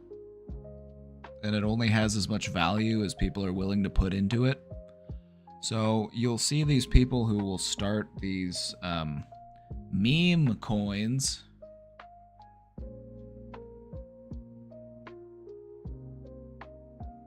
One of the more recent ones is the President of the United States did a meme coin crypto rug pull. If you don't know what any of those words mean, don't worry, I'll break it down. When you start a new cryptocurrency, when you make a new coin, people will be really excited about it. They might be willing to put money into it. But the whole point of it is you don't sell it. You hold on to that coin so that it can build value as more people start buying it. But the problem is that the people who start the coin end up owning most of the coin, and they paid next to, like, they didn't pay anything for it, and then they just sell all of the coin off, and so the value of it tanks. And this is something that has happened time and time again. This is happening right now. There are people right now getting crypto rug pulled because it's so common.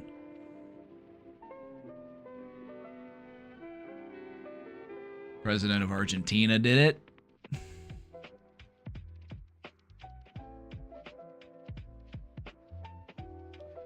The Hawk Tua girl did it. So the whole point is just to steal people's money and then leave them holding on to something that is inherently useless. Kind of like those, oh my god. Do you remember those NFTs? People don't really talk about NFTs anymore, thank God. But that was another stupid thing that people were basically gambling on. Is they were paying thousands and thousands of dollars for just like pictures. And they're like, oh, but you own the picture. You actually own the picture, even though people can download the picture and they can, you know, send the picture to anybody they want to. You are the one who actually owns it. It's the dumbest thing. And we don't really talk about it much anymore because it was just that stupid.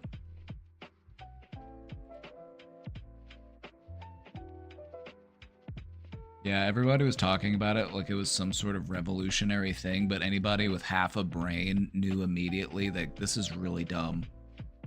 Why am I paying thousands of dollars to own a digital picture of a monkey?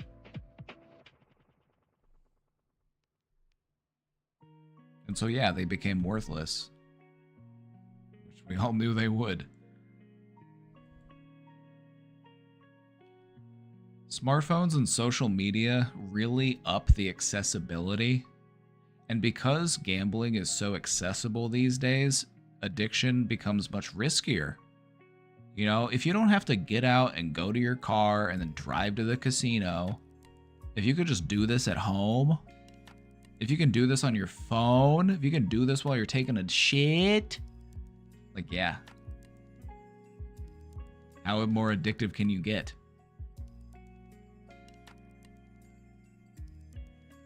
I have a theory that if it's something that you can do while you're shitting, it runs the risk of being very addictive. This includes doom scrolling, by the way.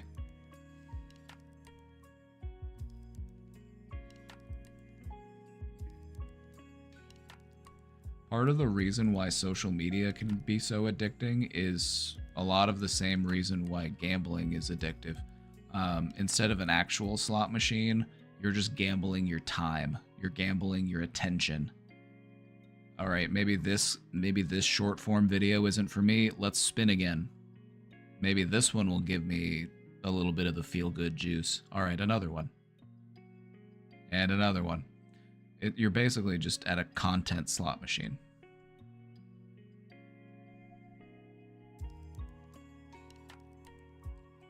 So nowadays, what is happening is the line between investing and gambling has blurred. You know, the gamification of like stock trading and investment it's basically just gambling now.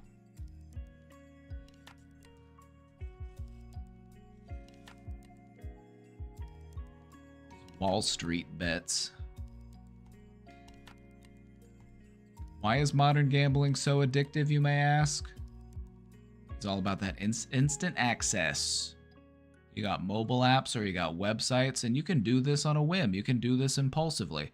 Like, yeah, I got 20 minutes before I gotta go do that thing. Might as well do a few spins.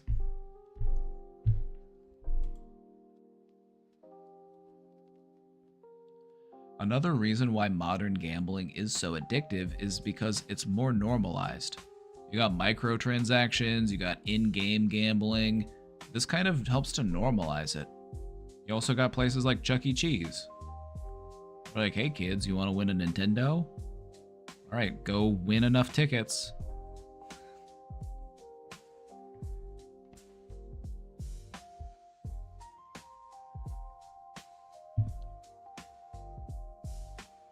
Stuff like crypto and stock speculations gamify financial risks. If you go on Reddit, there's a popular subreddit, it's called Wall Street Bets, and every once in a while on there you'll see somebody post something and they're like, well, I lost it all. They lost like 5K, 10K, 50K. But it's just like a meme to them. It's just a fucking game. Yeah, the subreddit is a shithole. But it's basically just encouraging people to take bets on stock speculation.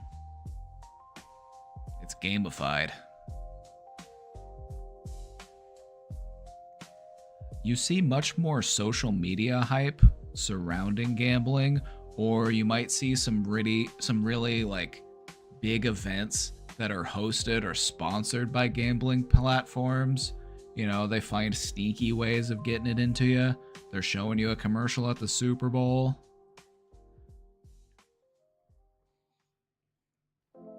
Also, there's a FOMO aspect to it. Like, well, if I don't, you know, I could miss out on potentially winning a bunch of money.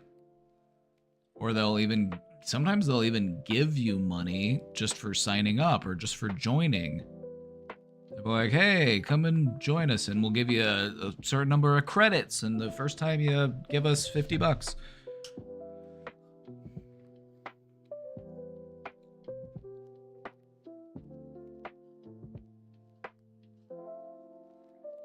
An interesting thing that's happening is online casinos operate with loot boxes to enable minors to gamble with real money. Yep. If you can buy loot boxes with money, like that's just gambling. Another thing that I'd like to mention, we're going over a lot today, so if you have any questions about anything, please stop me.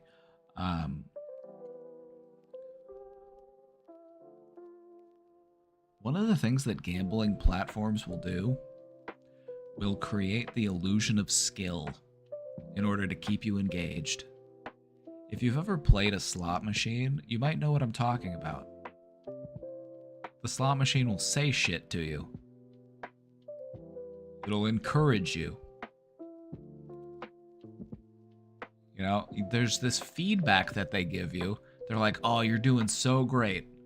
You know, they entice you and they keep you going. Or you get this impression where it's like, I can outsmart them. I know the bets to make. You know what I mean?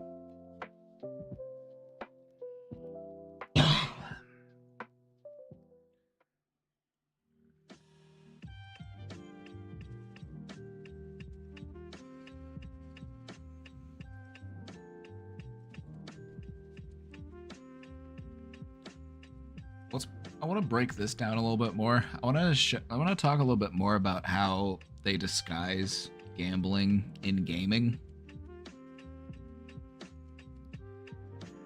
So let's get to it. I get real frustrated. All right, here we go. There are lots of games nowadays that will incorporate gambling mechanics, and guess what? They target young people. Get them hooked early, as they say. Same goes for the tobacco industry. Same goes for the alcohol industry. You know, make it appealing to the young people. We want them to be a consumer for life.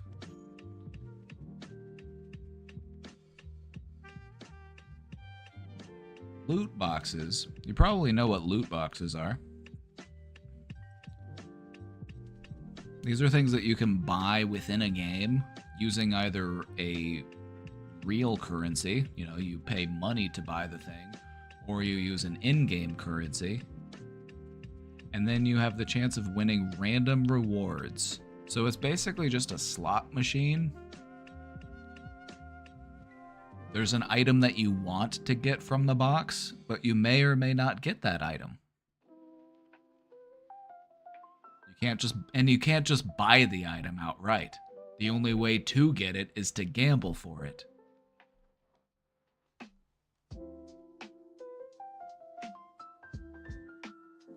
Now, when you use the term loot box, that sounds like harmless fun. Like loot box, it sounds fun. It sounds inviting. It sounds like a good time. But when you realize how insidious it kind of is, you know, and some places have actually outlawed this. They've actually made it illegal to do this in games in some parts of the world. We gotta talk about the gacha games. You see this a lot in mobile gaming especially, but you'll see it in other types of games like PC games. These are those games that involve spending currency to unlock characters or items within the game. Like, you have a character and you have the 4-star version of that character. Well, if you want to unlock the 5-star version of that character, you have to get 3 of the 4-star version of that character. And you'll get that whenever you buy the box.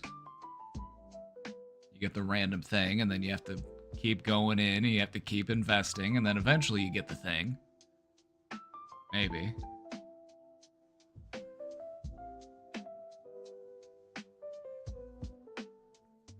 So these are quite popular nowadays, and it's just another way to disguise gambling within gaming.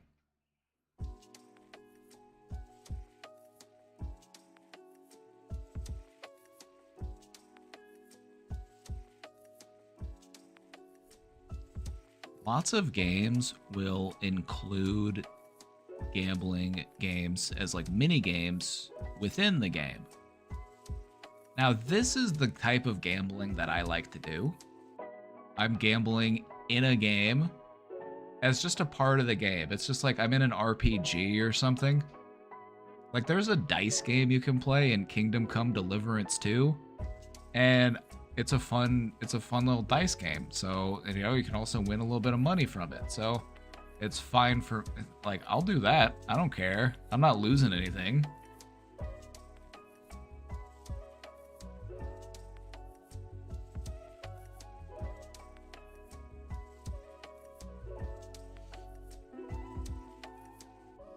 And so, whether or not you like it, it still is a part of the game, and it still is a way to, like, introduce a person to gambling.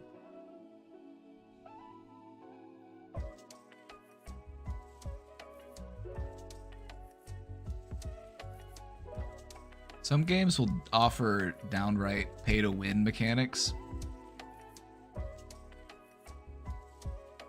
Pay now to buy the boost. Pay now to buy the boost. You're going to get this thing, and you're going to get it in 24 hours from now. But if you want, you can give me some gems. Give me some gems, and we'll skip the timer. How about that? Pay to win, baby. It's about reinforcing that compulsive spending. This one isn't so much gambling. It could be. There could be some randomization involved here. And so it's not directly gambling per se in like a classic sense, but it still is a part of harnessing your impulsivity and your willingness to spend. It's all about taking money out of your wallet. And so the things are related.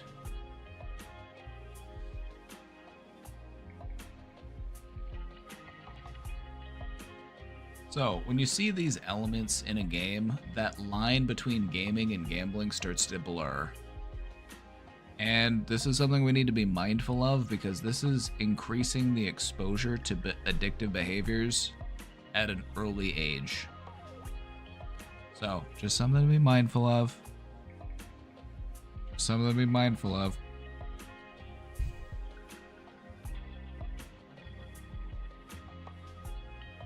I do love that dice game, though. I also loved Gwent in The Witcher 3. Loved Gwent.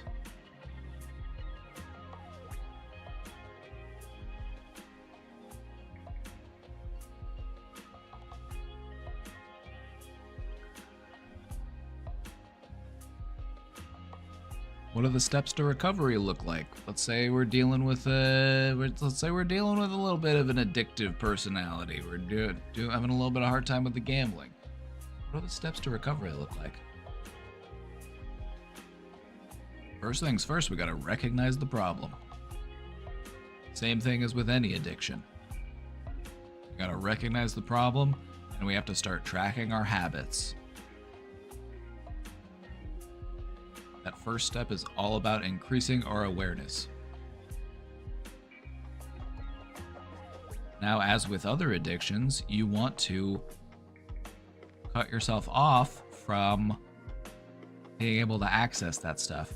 Now, gambling might be harder to cut yourself off from because in many places it's accessible and it's legal, so we might have to utilize other tools as a way to do that.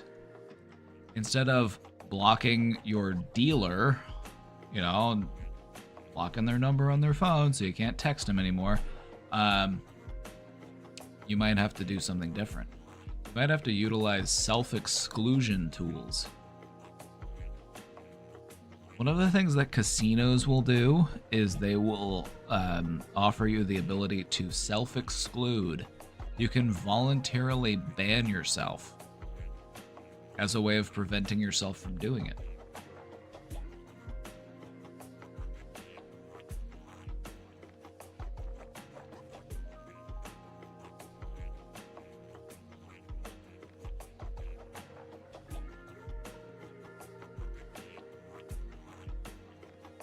Therapy and support groups are also going to be really important because the stigma and the guilt and the shame that surrounds an addiction can be really painful to deal with if you feel like you're all alone with it. So finding people to talk to and get that support can really make the difference in your recovery. Doing CBT, doing a little bit of the old cognitive behavioral therapy, restructuring our thought patterns. We've been conditioned to be addicted to gambling, so we're gonna rewire ourselves. We're gonna change the way that we think. What we want to learn how to do is replace gambling with healthier dopamine releasing activities. And this goes for any addiction, really. You want to find other stuff that can still give you that feeling of satisfaction, but isn't harmful to you.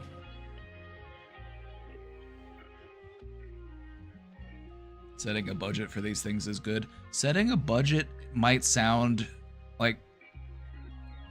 Thank you for reminding me of that, because I kind of skipped over it. You might be wondering, if you have an addiction to gambling, why set a budget? Why even do that? Why not just not gamble? Why not, Well, because it's not that easy. It's not that easy. This is a method of harm reduction. Sometimes in working with an addiction, it's not about just going cold turkey. Sometimes you have to take measures to reduce the risk of harm. So if you limit yourself to only spending a certain amount, that can be a way to reduce the amount of harm that is being done to you.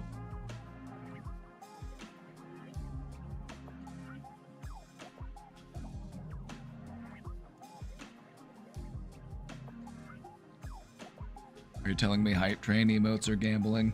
Oh, it's all gambling when you get down to it. Every fart is a gamble. It could be a poop.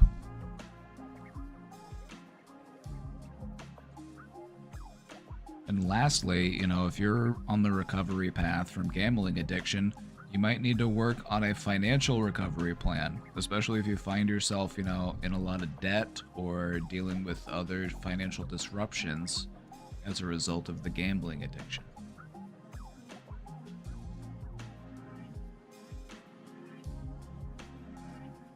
Here are some resources and support, just in case. You know, if you or someone you know has an issue with gambling, here you go. We got the National Problem Gambling Helpline. There's also Gamblers Anonymous. They have meetings all over the place. Structured recovery support. Consider taking advantage of self-exclusion programs. So prevent yourself from having access. If you can't trust yourself with access, take away your privilege, take away the access.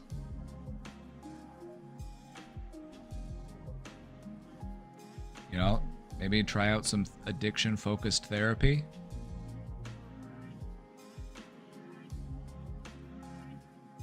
Or seek out some financial counseling or some online support groups. This is me this is my due diligence here. Like, if you are a loved one, this feels responsible of me to add. Here you go.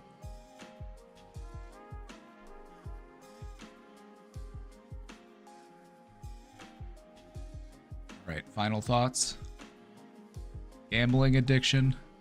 It's more accessible and more insidious than ever.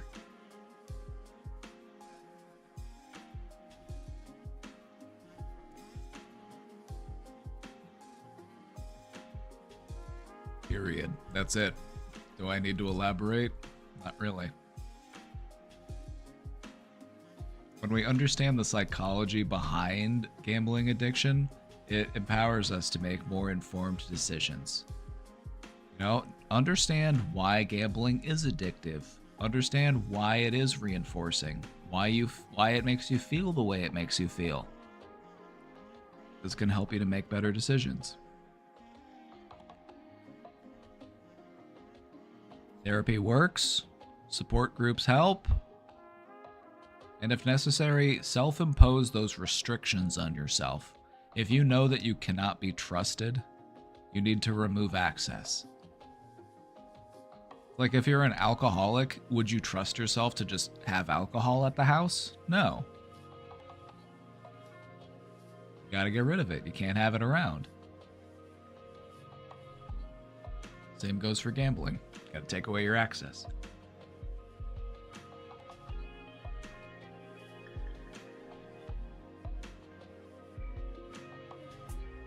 I'm a chocoholic. I'm addicted to chocohol.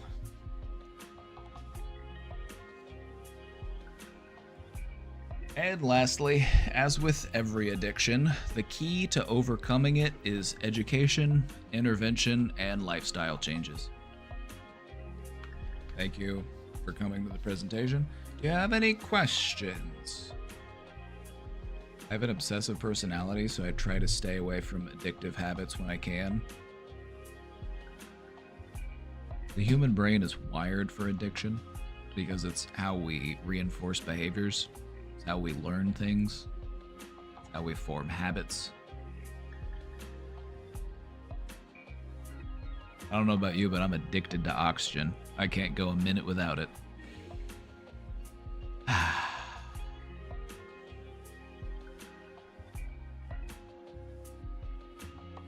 What I would say is try to get addicted to something good. Get addicted to kindness. Get addicted to self-improvement. Get addicted to growth.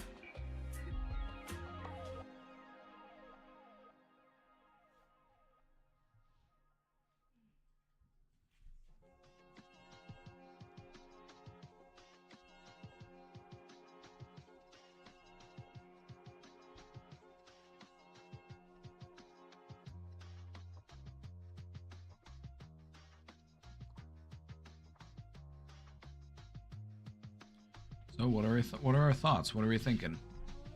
What out of that was anything that you saw here today surprising? Was there anything that you heard and were like, oh yeah, that makes sense? Or I've never thought of it that way before? What are some things that resonated with you? I'm here for feedback.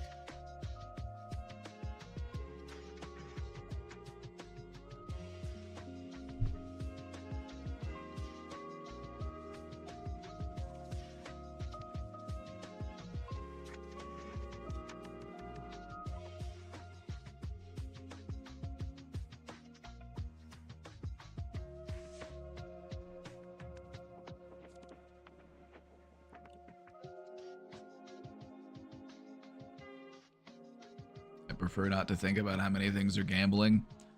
Getting out of bed's a gamble. Every time I step into the shower, that's a gamble. Just going outside is a gamble. I could get hit by a meteorite. I could get struck by lightning out there, brother.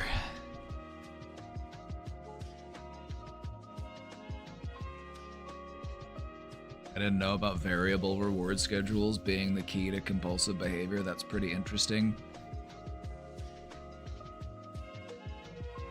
It is pretty interesting, isn't it?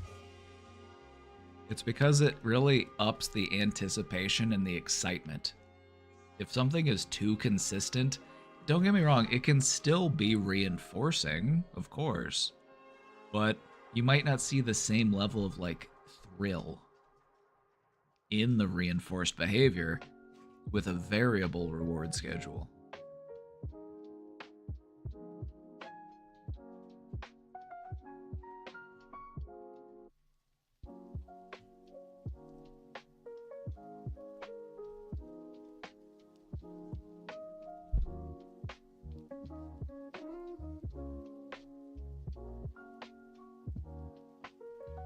I'm a recovering alcoholic. Pretty much all of this sounded identical to substance addiction.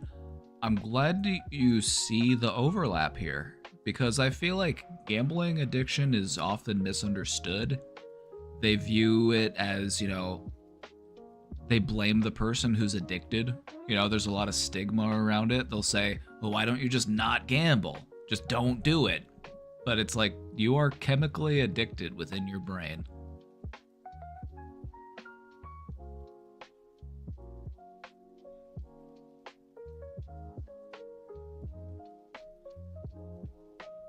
You're on that dopamine.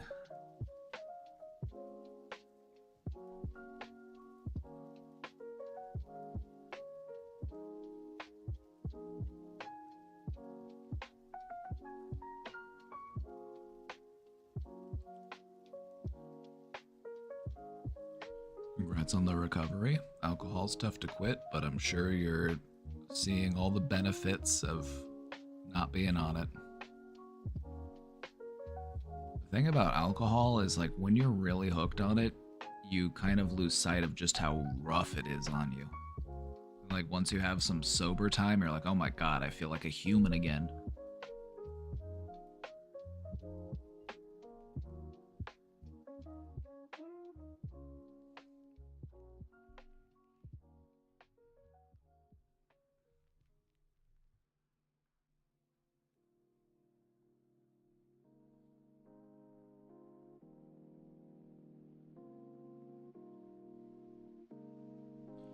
So anyway, do you want to talk about how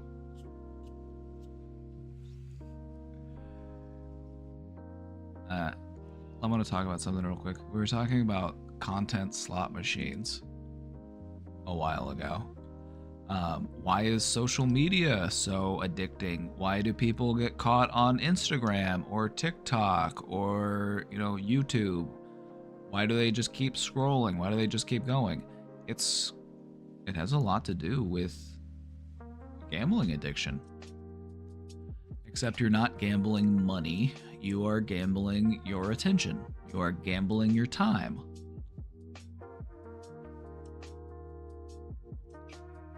And so you keep scrolling until you find a win. You keep scrolling until you see a video that makes you go, it makes you blow air out of your nose.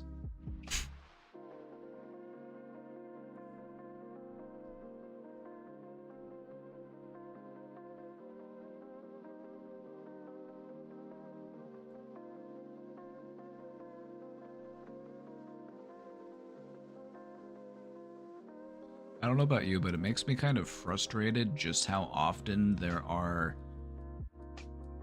intentional designs within, like social media, for example, or other aspects of life that take advantage of human psychology in order to extract more money from you.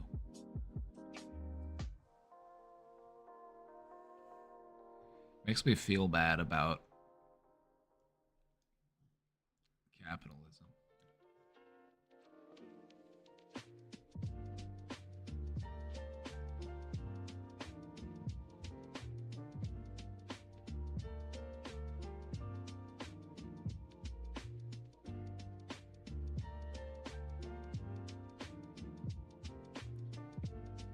Oh yeah, the thing about gacha games is they actually have real life gacha games too.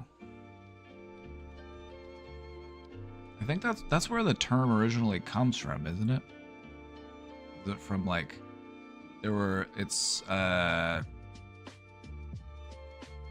a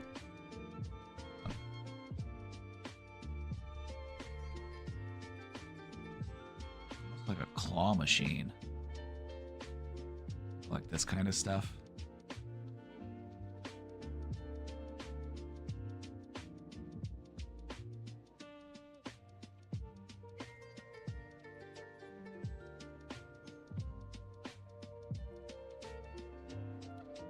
And it makes me feel bad about how I'm spending my time. Doom scrolling isn't relaxing. Yeah, we call it doom scrolling for a reason.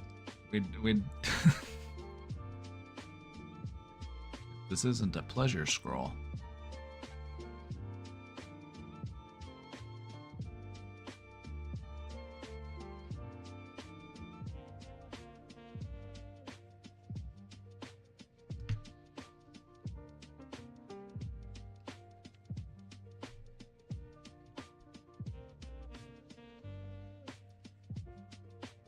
These are really big, especially in some countries.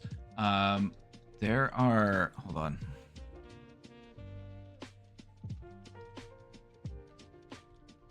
I went to a place in Las Vegas that had an arcade that had a bunch of these Japanese claw machines.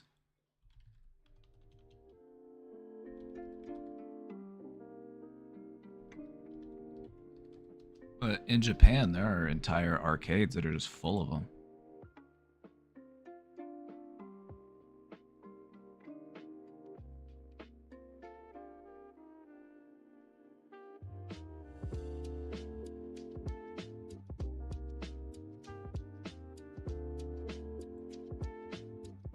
This is the cuter, more fun side of gambling.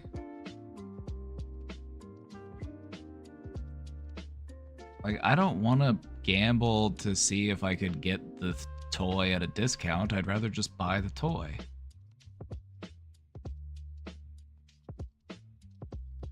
The worst part about all this is that you buy the toy and the toy cost you $5 because you had to pay $5 to play the game. And you got lucky and you won on your first time and you won the prize, but the toy itself is only worth like $2 worth of plastic. Like, they're getting their money from you one way or the other.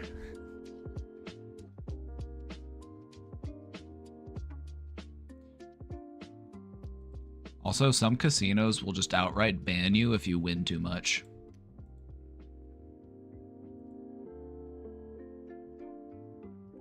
We didn't even mention that.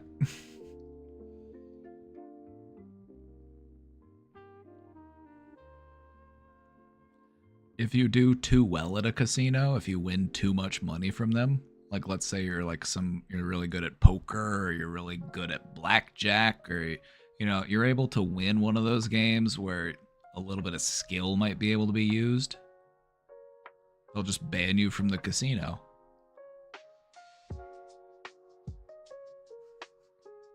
Like, they're not gonna lose money. Casinos exist to make money. A lot of money. Which makes it even more interesting that Donald Trump somehow bankrupted a casino.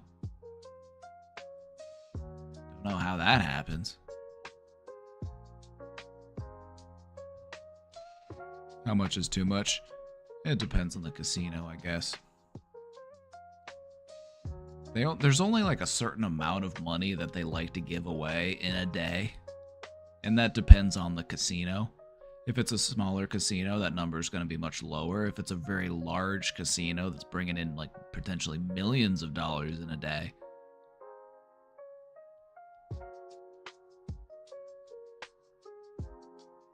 Atlantic City just doesn't attract the crowds it once did.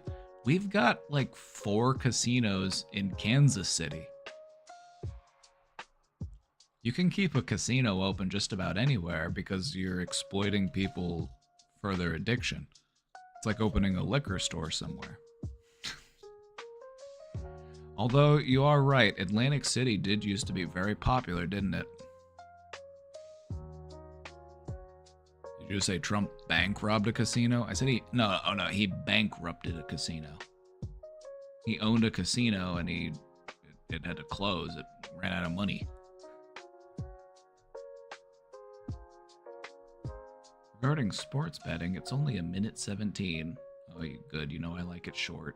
Back in 2018, sports gambling was lobbied and legalized. I get this guy on my feed too. He's like a modern day.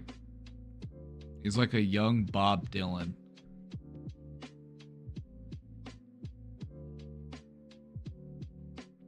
Now I stream to YouTube as well, which is part of the reason why I don't like to watch YouTube videos, because sometimes when I watch a YouTube video, I get the DMCA strike. That's why I ended up getting banned from YouTube for a week. I've never been banned from anything in my whole life. Actually, I did get banned from World of Warcraft for like a week because I called someone an asshole. But to be fair, they were being an asshole.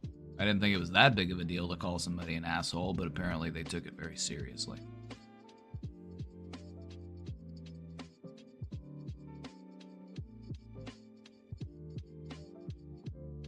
The housing crash, folks were low on cash, and what economy don't love a vice? Now New Jersey spearheaded the movement, and 7 years to the day. You got 40 states, give or take, where you can line up the stakes and win the lotto on a big parlay. Now I'm a DraftKings and prize picking, FanDuel and MGM betting, Caesar son of a gun. Need to subscribe. There we go. This guy's popping. It was popping up on my feed. Got hit him with the subscribe. This guy has a lot of these types of videos, and he's always spilling. This guy's always spilling. He's got a whole bunch of them. This one's about sports betting.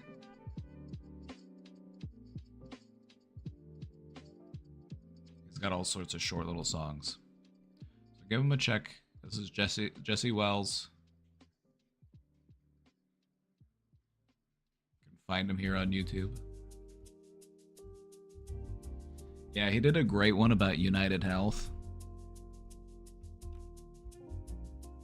There is no you in United Health. There is no me in democracy. I don't remember the words, but I remember the video.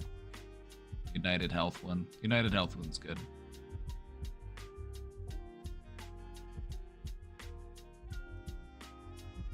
What I love most is knowing what I'm doing ain't hurting no one. I don't DM the players, harass and give an order saying slam dunk a touchdown, give me a rebound. I need me a home run back in the fourth quarter. They got my location, my card and my data. It's easier than going all the way to Nevada. Got 'em. Exactly. See, he's touching on all the points. I can do this from home.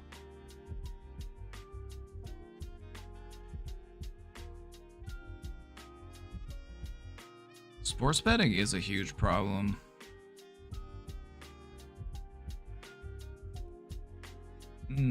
How much money? Hold on.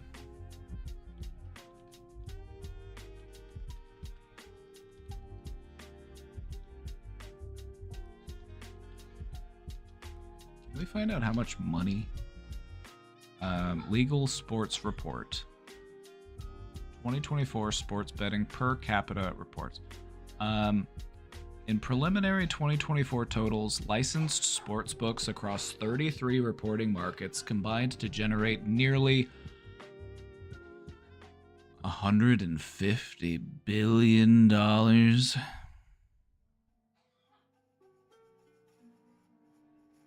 More than 95% of all legal online sports booking was done online.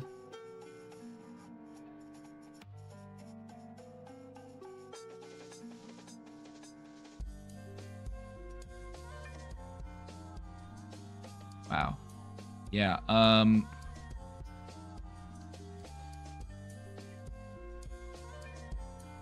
the rise. Look at that. Total revenue, $16 billion.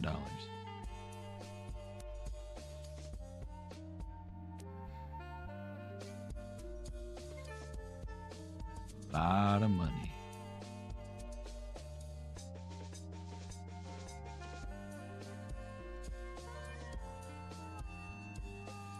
Over the course of the year, FanDuel generated around $6 billion.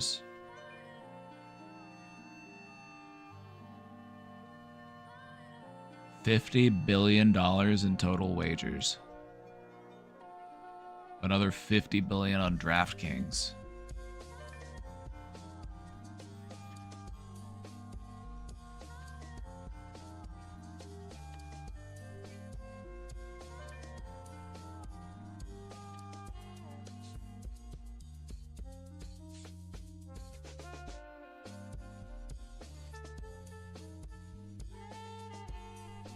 You can do it through ESPN now. ESPN has their own betting platform. Jesus Christ.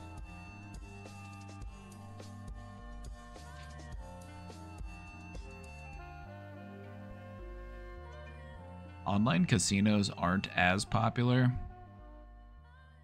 Sports betting is a majority, it's a big bulk of online betting. But actually, it kind of depends on where you are. Hold on. Online casino. Wait.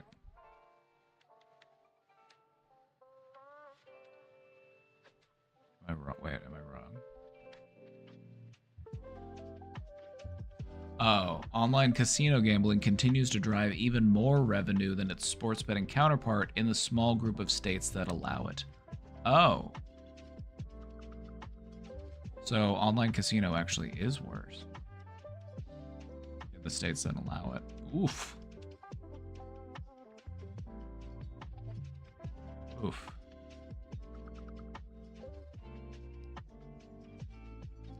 Michigan and West Virginia both rely on casino games to generate well over 80% of their total online gambling revenue.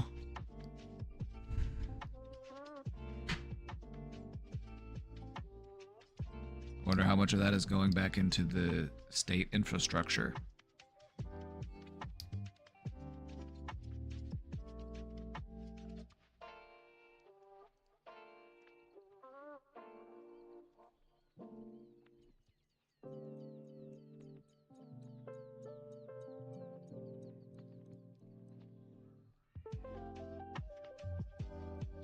If there's anything I would like you to take away from this, it's that you don't need that gacha game to get that dopamine.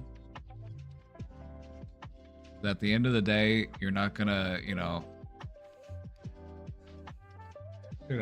down the line, you're not gonna be like, damn, I really wish I had just gotten that 5-star character in that game.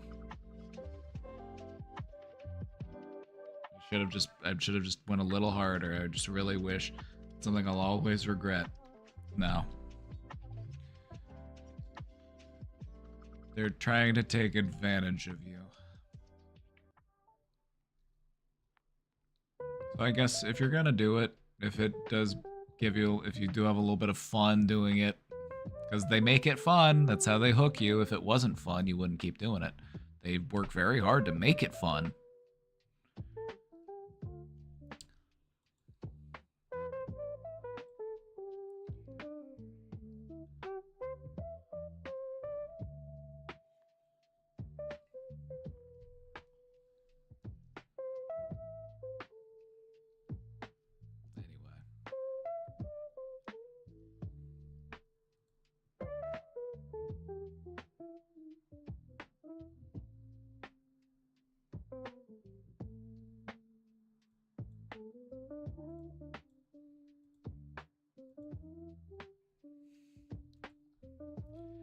Anywho.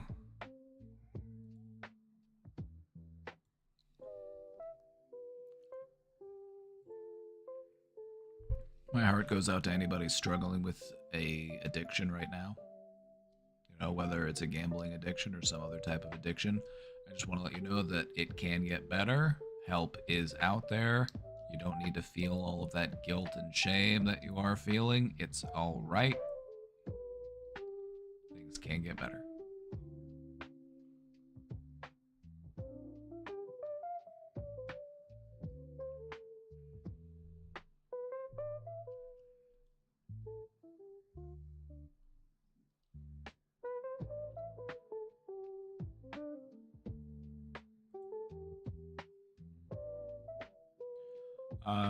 We'll make the next presentation a little bit more upbeat. Now, anytime I have to talk about an addiction, anytime I have to talk about, you know, something really heavy, it can always feel like a little bit of a downer. So the next presentation will be something a little bit more upbeat, a little bit more empowering. Like, this stuff is important to talk about. I know it's important stuff, but it can also be a little bit glum.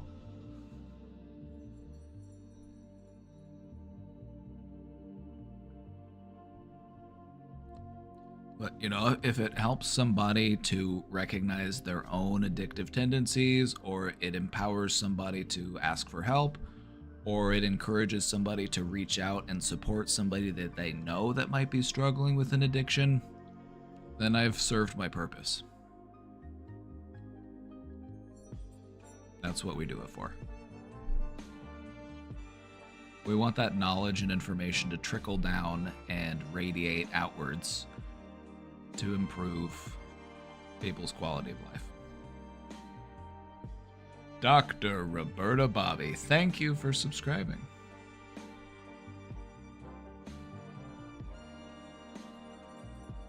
Was so addicted to WoW. Oh yeah, we don't want to see what my /played time is. I played pretty consistently, like basically every day from around the time that Burning Crusade came out, all through Burning Crusade, all through Wrath of the Lich King, and then I stopped playing during Cataclysm.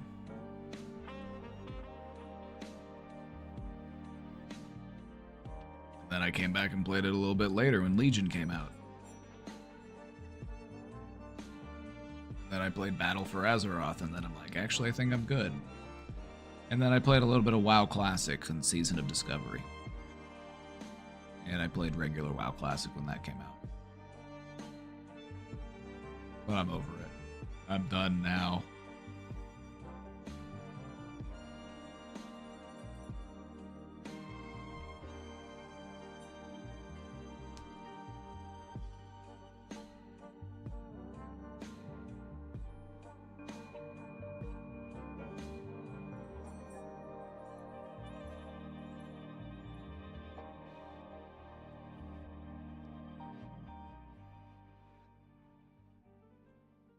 You know, having a lot of time in a game isn't always a bad thing. It's just like, if it's a hobby for you, if it occupies your time, if it is engaging for you, you know, if you find it fun, it's not a bad thing.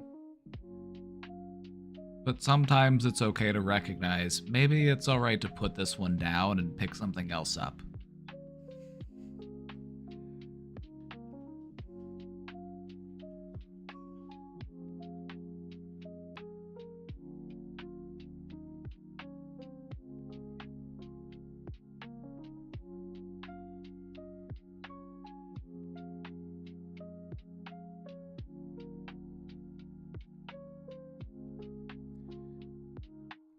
Addicted to nicotine. Nicotine can be tough to quit.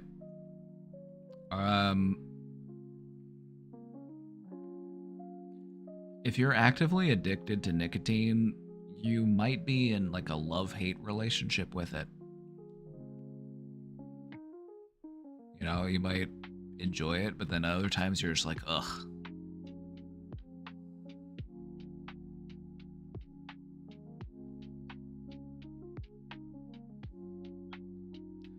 So what I would encourage you to do is focus on the ugh. Focus on the aspects related to nicotine use that just gross you out. Like, why am I huffing on this piece of hot plastic? You know, if you're vaping, you're like, I don't know what's in this. I could be inhaling shards of aluminum for all I know. Tastes like mango.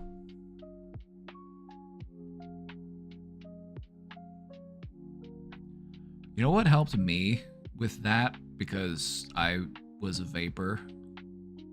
I imagined having to explain my behavior to like an alien or something. Like, imagine an alien came down to Earth and they're just like, oh, what's that? And it's your vape, and you're like, oh, this? And they're like, yeah, what is that? And you're like, well, see, here's the thing.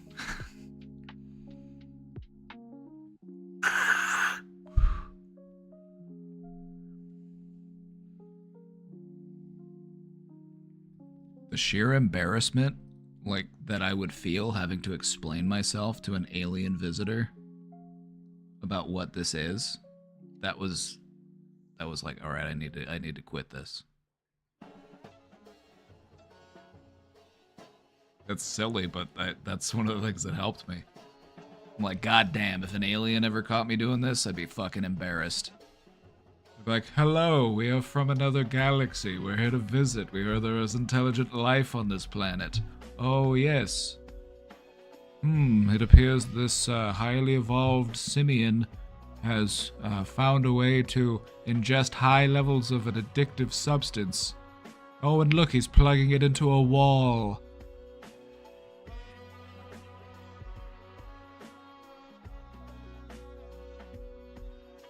If your vice is cigarettes, you can still kind of do the same thing. Just like, before you smoke it, just hold it in your hand, like study it, look at it really closely, get a good smell on it.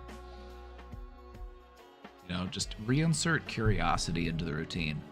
Why am I about to do what I'm about to do?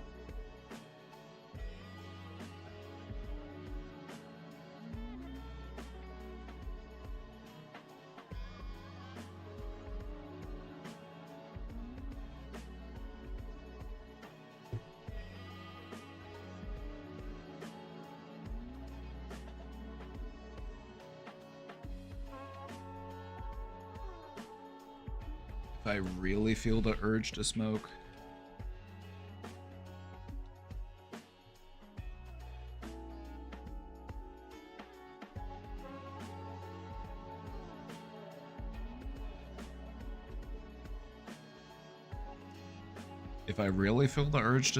what I do is I go and I watch one of Teresa's vape reviews.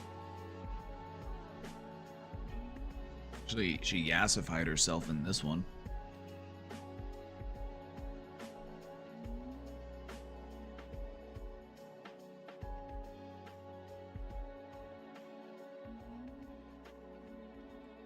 Hello, this is your girl Teresa, and I'm going to tell you what I did today.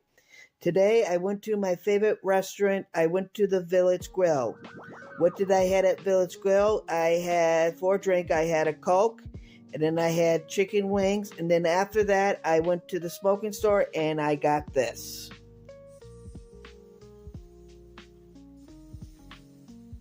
And then after that, I came home, and now I'm upstairs in my bedroom just chilling out.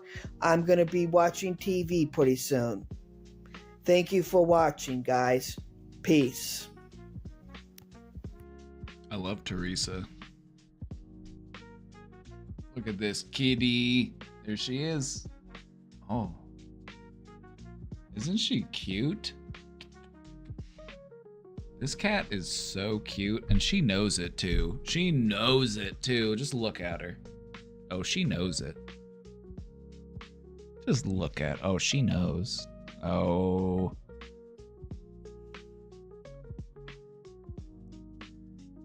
She could be on a bag of cat food.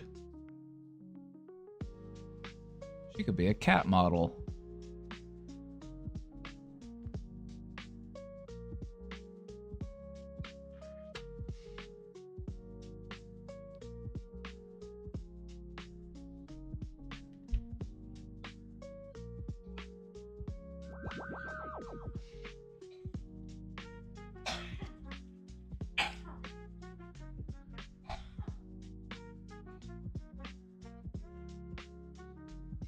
See, I love Teresa because she is unapologetically her.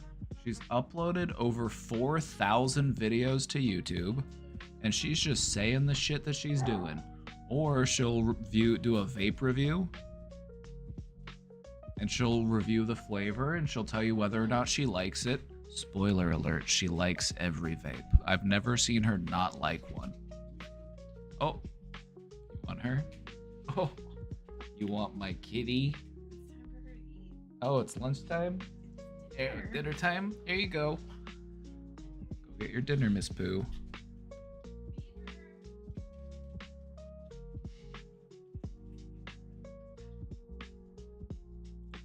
Your girl Teresa, and I'm going to do a review on the Rise. And the flavor is Rainbow Rain. Okay, cheers.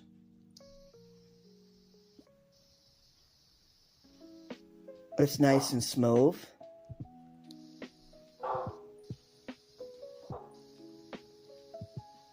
It's a really good flavor.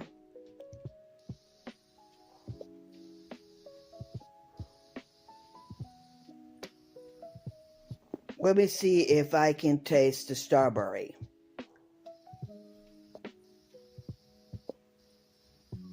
I definitely taste the strawberry.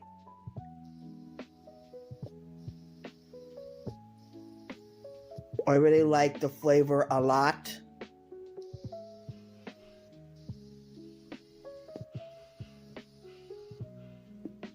It's nice and sweet.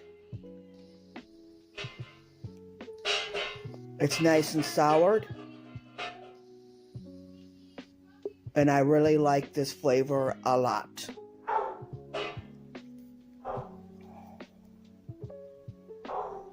We got another one. This flavor is banana coconut. Oh, I wonder if she's gonna like this one. Cheers again. Cheers again.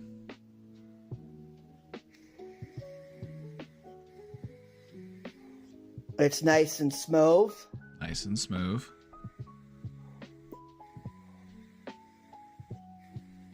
It's a really good flavor. It's a really good flavor. I really like this flavor a lot. Really Let me like see this if flavor I a can lot. taste the banana. Let's see if we can taste the banana. I definitely taste the banana. Definitely. Let me see if I can taste the coconut.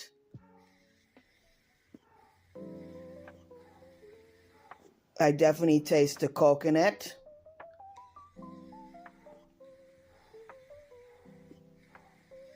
It's nice and sweet, On the other hand, why put that out but on I YouTube? really like the It's flavor a free a lot. country.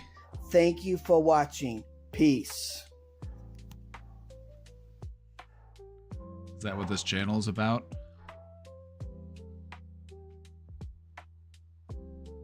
Teresa just does constant uploads. Teresa has over 4,000 videos. Her recent one's 5 days ago. But she updates sometimes multiple times a day, sometimes a few times a week. But there's a lot of vape reviews here. Sometimes she's just talking, just talking about her day. Going to Applebee's. Going downstairs to get a cup of coffee. This is why the internet was created.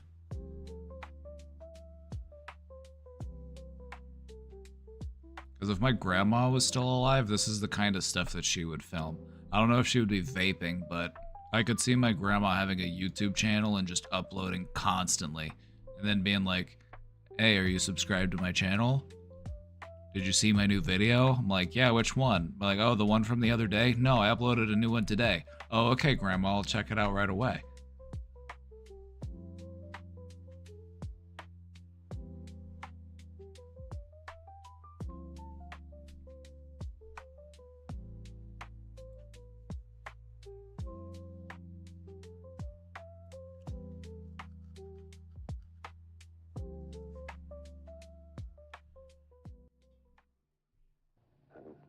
To impress him, takes on multi-armed form.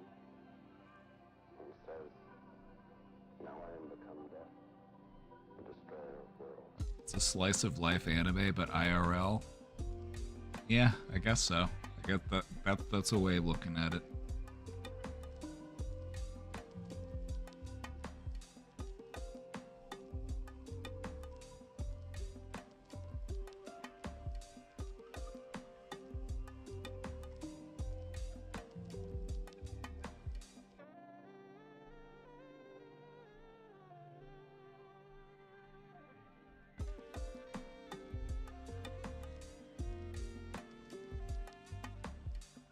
The reviews could be more interesting. I don't watch them to be interested. I watch them because they are authentic.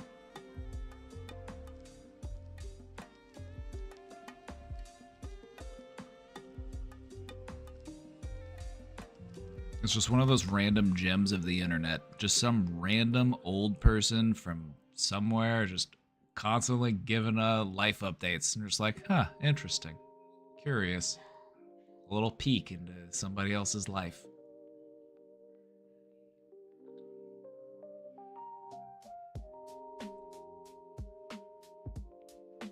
You know, if you're a fan of people watching, finding small YouTube channels is very interesting people watching. Sometimes I'll get videos recommended to me on YouTube on my front page, and they'll have like 100 or less views. Just some random stuff, just like some random dude just be like, I'm here, I'm gonna, you know, review the new Mountain Dew flavor. All right, here we go. It's a little too sweet for me. I don't know why, but I just love that kind of shit.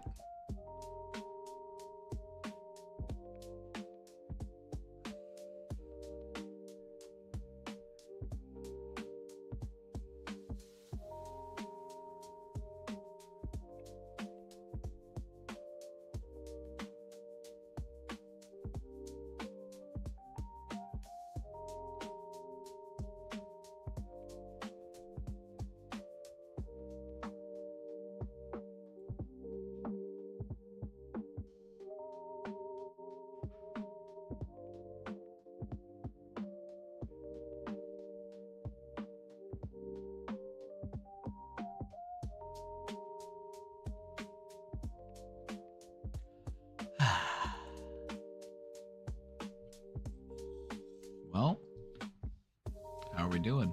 Any last thoughts? I feel like we're kind of winding down. We got a big beefy presentation. I hope you enjoyed it. Hope you had fun.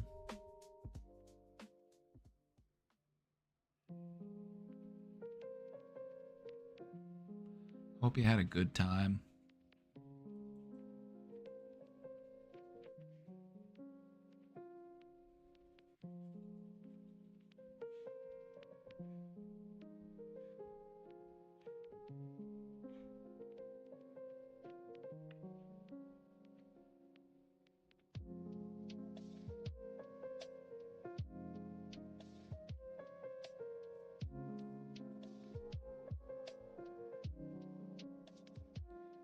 Enjoyed the presentation. I'm glad to hear it. I'm glad you liked it. Glad you had fun.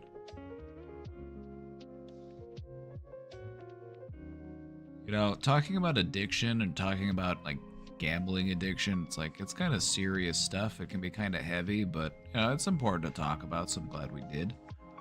We'll do something a little bit more upbeat next time.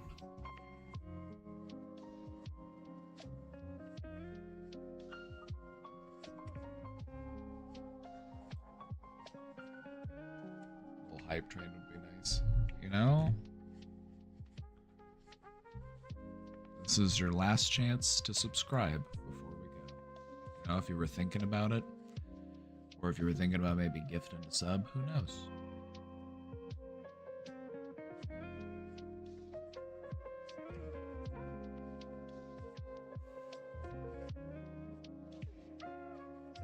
We did have a small one earlier. We got a couple 5 bombs in a row.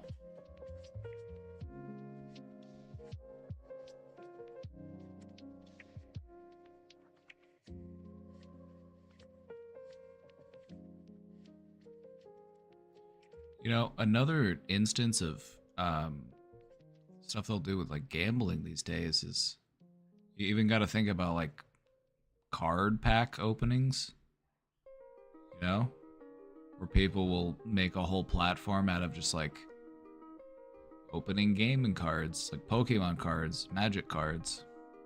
You know what I mean?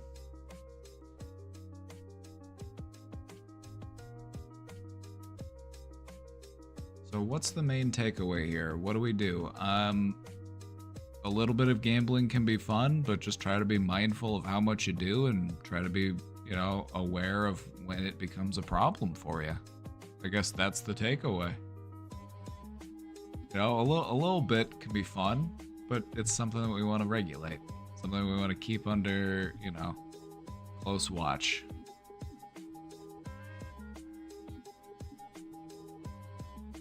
What I would say is don't gamble any money that you wouldn't be willing to just lose.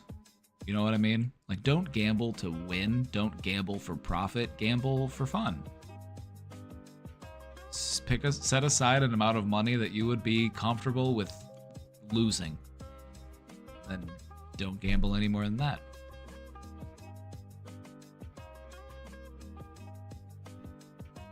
Which is why on the odd occasion where I do go to a casino, because sometimes I have, you know, maybe we're visiting in Las Vegas, or maybe we have friends in town and they want to go to the casino or something. It's like, okay, maybe we'll go.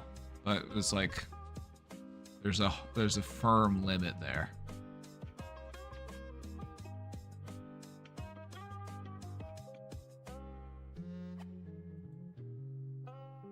I'm a long-term smoker, a pack or more a day for 30 plus years, and a daily MJ enthusiast. I somehow don't have a smoker's cough, and I can carry my bike and grocery up these 50 stairs. How do I tell myself that smoking is so harmful when it hasn't harmed me that much? I'll just be completely honest with you. There are some people who will just smoke their entire fucking life, and it just doesn't seem to really affect them all that much. I don't know how that works. I don't know how that happens, but sometimes it does. I don't know whether or not you are that type of person. Could be. Or it could be that maybe the effects just haven't caught up to you yet. Because sometimes that's what it is.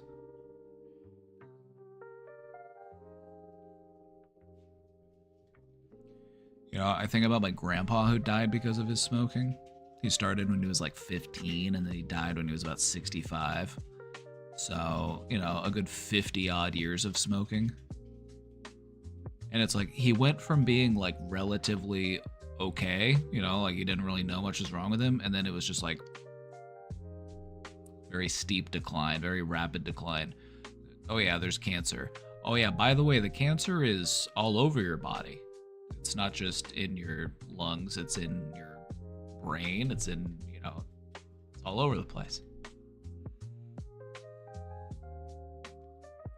So sometimes the thing is, you know, it just takes time to catch up with you. Sometimes it's not a problem until it's a big problem. So I guess the way I would look at it is it worth the risk?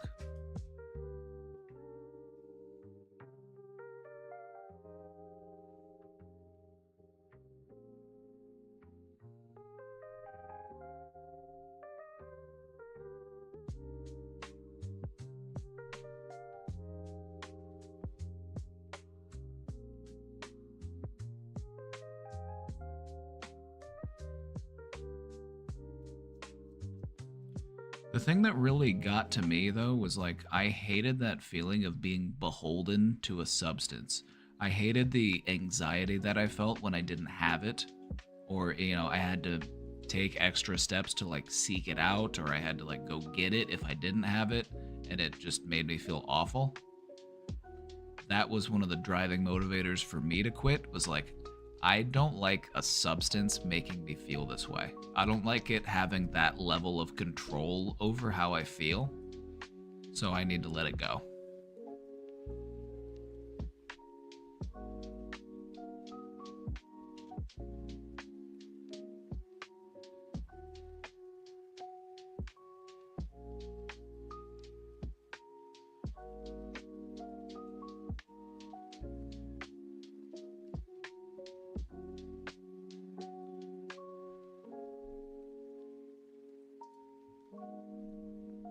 Yeah, it's just important to remember that not everybody develops the same symptoms.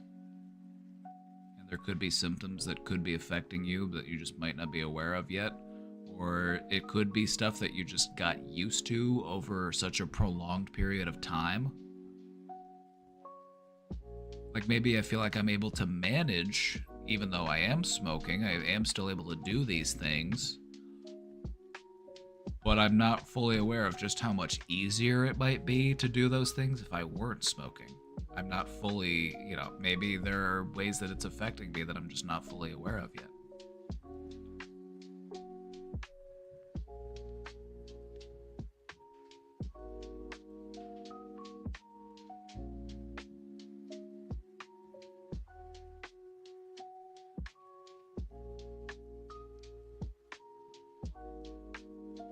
Definitely had no idea how shitty I'd felt drinking until after I stopped. Yep. Right? It's like, it's not until you kind of return to a state of normalcy that you're able to see just how much it was throwing you off. Because a lot of those effects that it has on you might be gradual and they might build up slowly over time, so you might not notice them so much. Or they might not be so obvious, You might not feel the shortness of breath. You might not have the cough. But it could be, damaging your ventricles. It could be damaging your, circulatory system. It could be doing damage to your esophageal lining or your lung lining.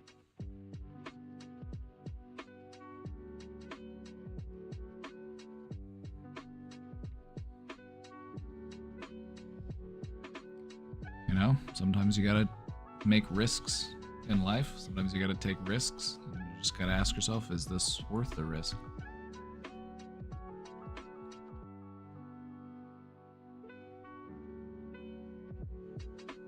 Alrighty, everybody. I'm gonna go make some dinner.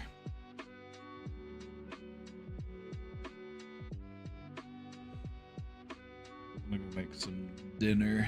Alright, everybody. We'll be back again tomorrow. We'll have a more upbeat day. We'll do something a little bit more positive, a little bit more empowering. But anyway, thank you for being here. Thank you for hanging out. I appreciate all of you. You'll have a fantastic night. Take good care of yourself. Zany Animals, thank you for subscribing. One last chance. One last chance to subscribe. One last chance to gift a sub to someone in need. Here, I won't look. I'll blindfold myself. I'll blindfold myself. See, I can't see anything. Actually, all I would have to do to blind myself is just take my glasses off. If I took my glasses off, I couldn't read the screen. I'll just blind myself. It might be an interesting experiment if for a stream I just blinded myself for the whole stream. And it would just kind of just be me rambling. I don't know. Would that be interesting? I'd have to figure out some way to be able to get people to communicate with me.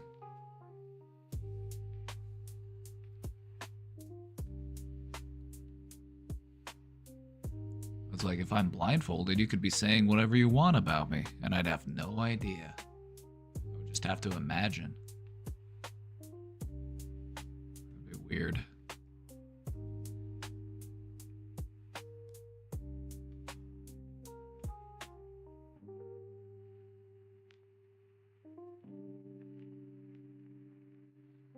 This is an interesting sensation, to be blindfolded while live streaming.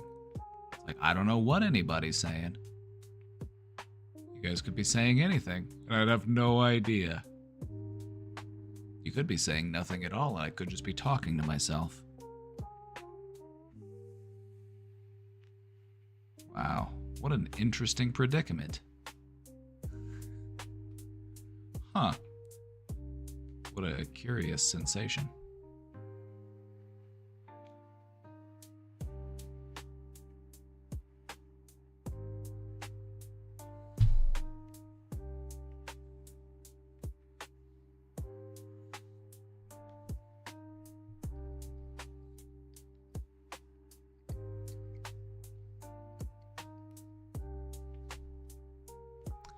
So anyway.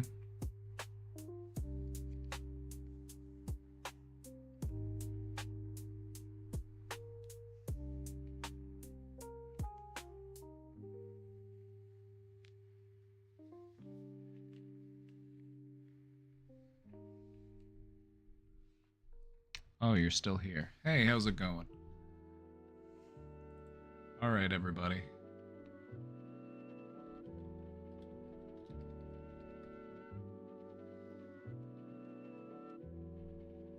Did you say it's not a cult? Allegedly.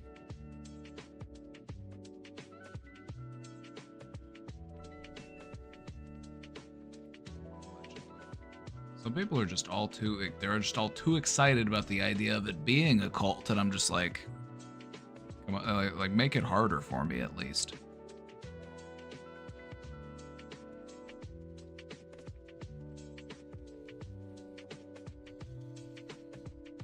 I've had people where it's like, oh yeah, this is not a cult, by the way, and they'll be like, aw, I thought this was a cult. Here I was excited.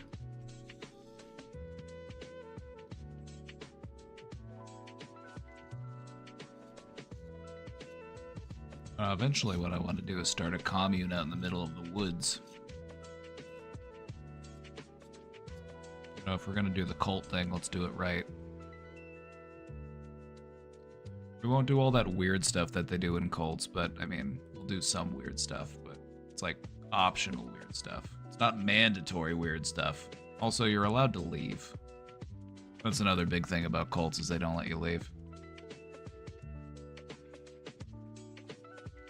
Anyway, have a great night, everybody. See you all next time. Bye-bye. Don't forget to join the cult.